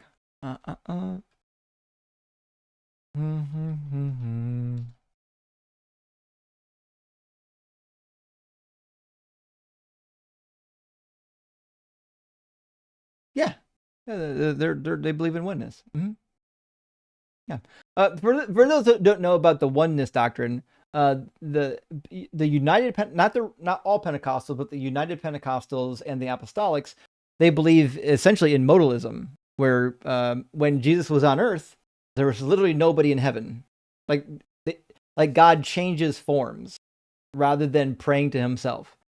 And I can see why you would want to do that. And another reason why they come up with that is like, well, if you read the book of Acts, every time someone gets baptized, they baptize them in the name of Jesus, not the Father, Son, Holy Ghost. Even though Matthew at the end, Jesus tells you to baptize in the name of the Father, Son, Holy Spirit, but nevertheless, yeah. Sydney Raptor says basketball game audio during 3 different callers. Basketball game. Oh, you mean they were watching the game? Possibly. Well, it's the playoffs, right? What round are we on? Hold on. I don't really watch sports on TV because I hate fun.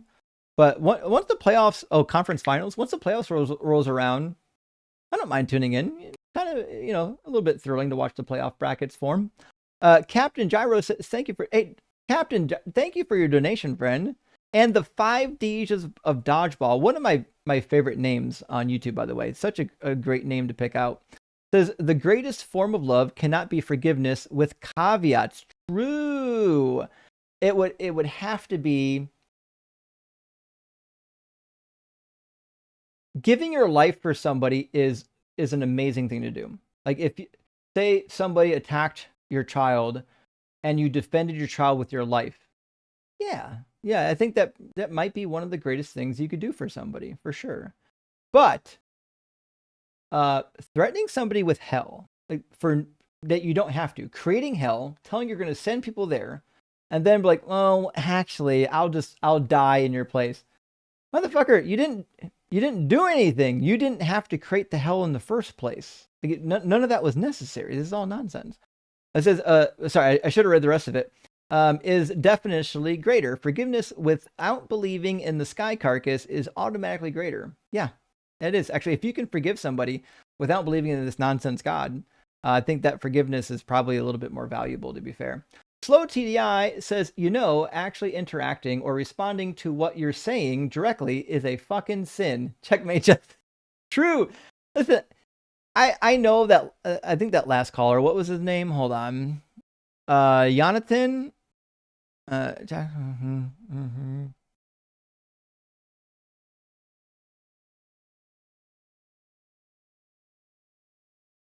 Yeah, Jonathan. If he didn't come in being so condescending and whiny, I probably would have been nicer to him. But when you come in acting like that, like, what do you want from me? You want me to fucking coddle you? I'm sorry. You come in talking crazy. This was, you're not going to get the good guy.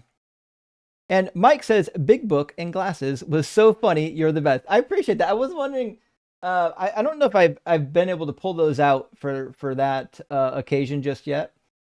But they're actually really funny magnifying glasses. Where did I put those? Fuck. So, I mean, y'all have probably seen, obviously, like, well, now they're lost. I don't even know how I lost them, but they're gone. Oh, it's under my Bible. Y'all have seen regular magnifying glass, but these double up. You can, I mean, they don't work very well, but that was the idea. You can get close and double up and use both your eyes, but it's not necessary. Just get a bigger magnifying glass. You'll be fine. It's gonna be okay. Or use your phone as a magnifying glass now. But anyways, yes, I literally brought that into my office just to do that gag. I thought it would be funny. Guys, it's almost 2:67. People are leaving. I know, it's Debates are done.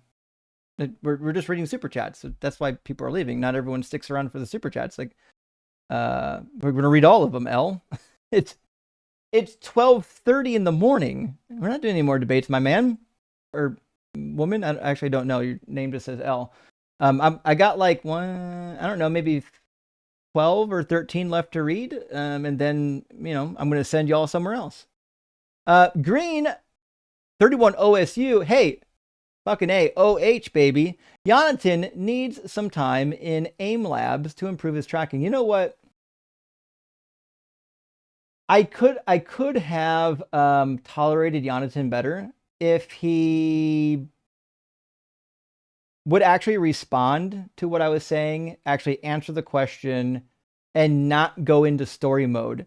I will never understand, I will never understand why Christians feel the need to tell me the whole story. We all know the story. Like, Adam and Eve is the first story you're going to learn when you read the Bible. It's like the first 5 pages. It's all there. Nobody needs to hear the story. We know it. Just make the point. Tell us the point that you want to make, and then we'll discuss the point. If the Bible needs to be summarized or read, we'll read the Bible. And hey, T Pineapple. Is that TL Pineapple? I think that's what it says. Eventually, I'll figure that one out. Even if God's punishment to humans could be justified, why do animals suffer? There is zero reason why animals must suffer for human sin. You know what? I didn't do animal suffering tonight, but you know what? I'm going to go to... I should have added this to my topic list. I'm going to add animal suffering to it. Let's see. Animal suffering... this is a fair point. I've done kind of a divergent track where I've went into animal suffering from the fall. I kind of prefer going into what God did to humans biologically or to all women. But to be fair, like in the Bible, it says all people sin, which means all people deserve the curse. But animals didn't do shit, right? In fact, a couple weeks ago we were on this. That's how. Oh, hold on. Let me get that clip. That was crazy. There's a guy a couple weeks ago that literally said, "Oh, did I not write it down? Dog. It's got to be in here.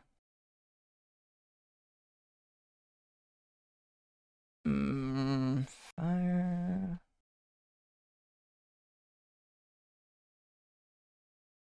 Okay, I think it was on 427.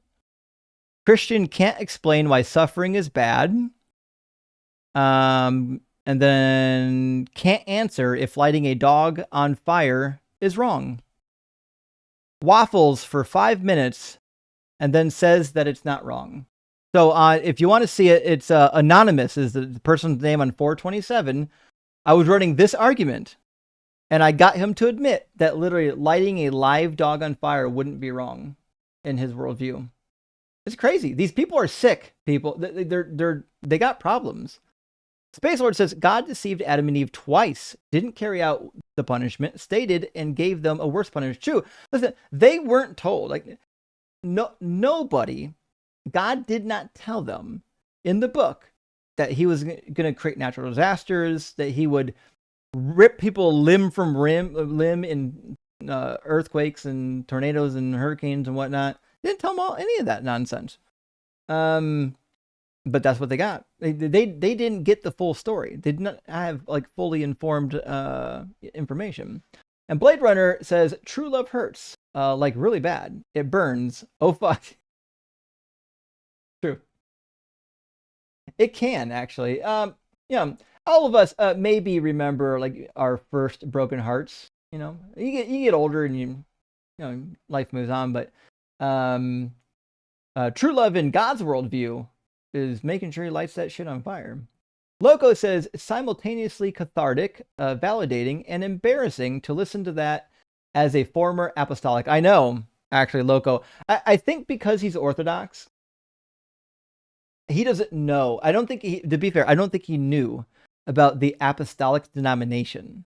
I think he was assuming that there's multiple apostolic denominations, meaning there are multiple denominations that believe in the apostolic tradition as authority. he was confused. He didn't realize that Apostolic was a real Protestant denomination. It wasn't very smart. Sonus Percussion, great to see you. Thank you for sending out 20 DZ Debate gifted memberships. And last I checked, we're actually, hold on, we are at almost the same amount of memberships on DZ Debates now as Deconstruction Zone. Not yet. We're still behind. Deconstruction Zone's got about 25 to 30% more membership still yet.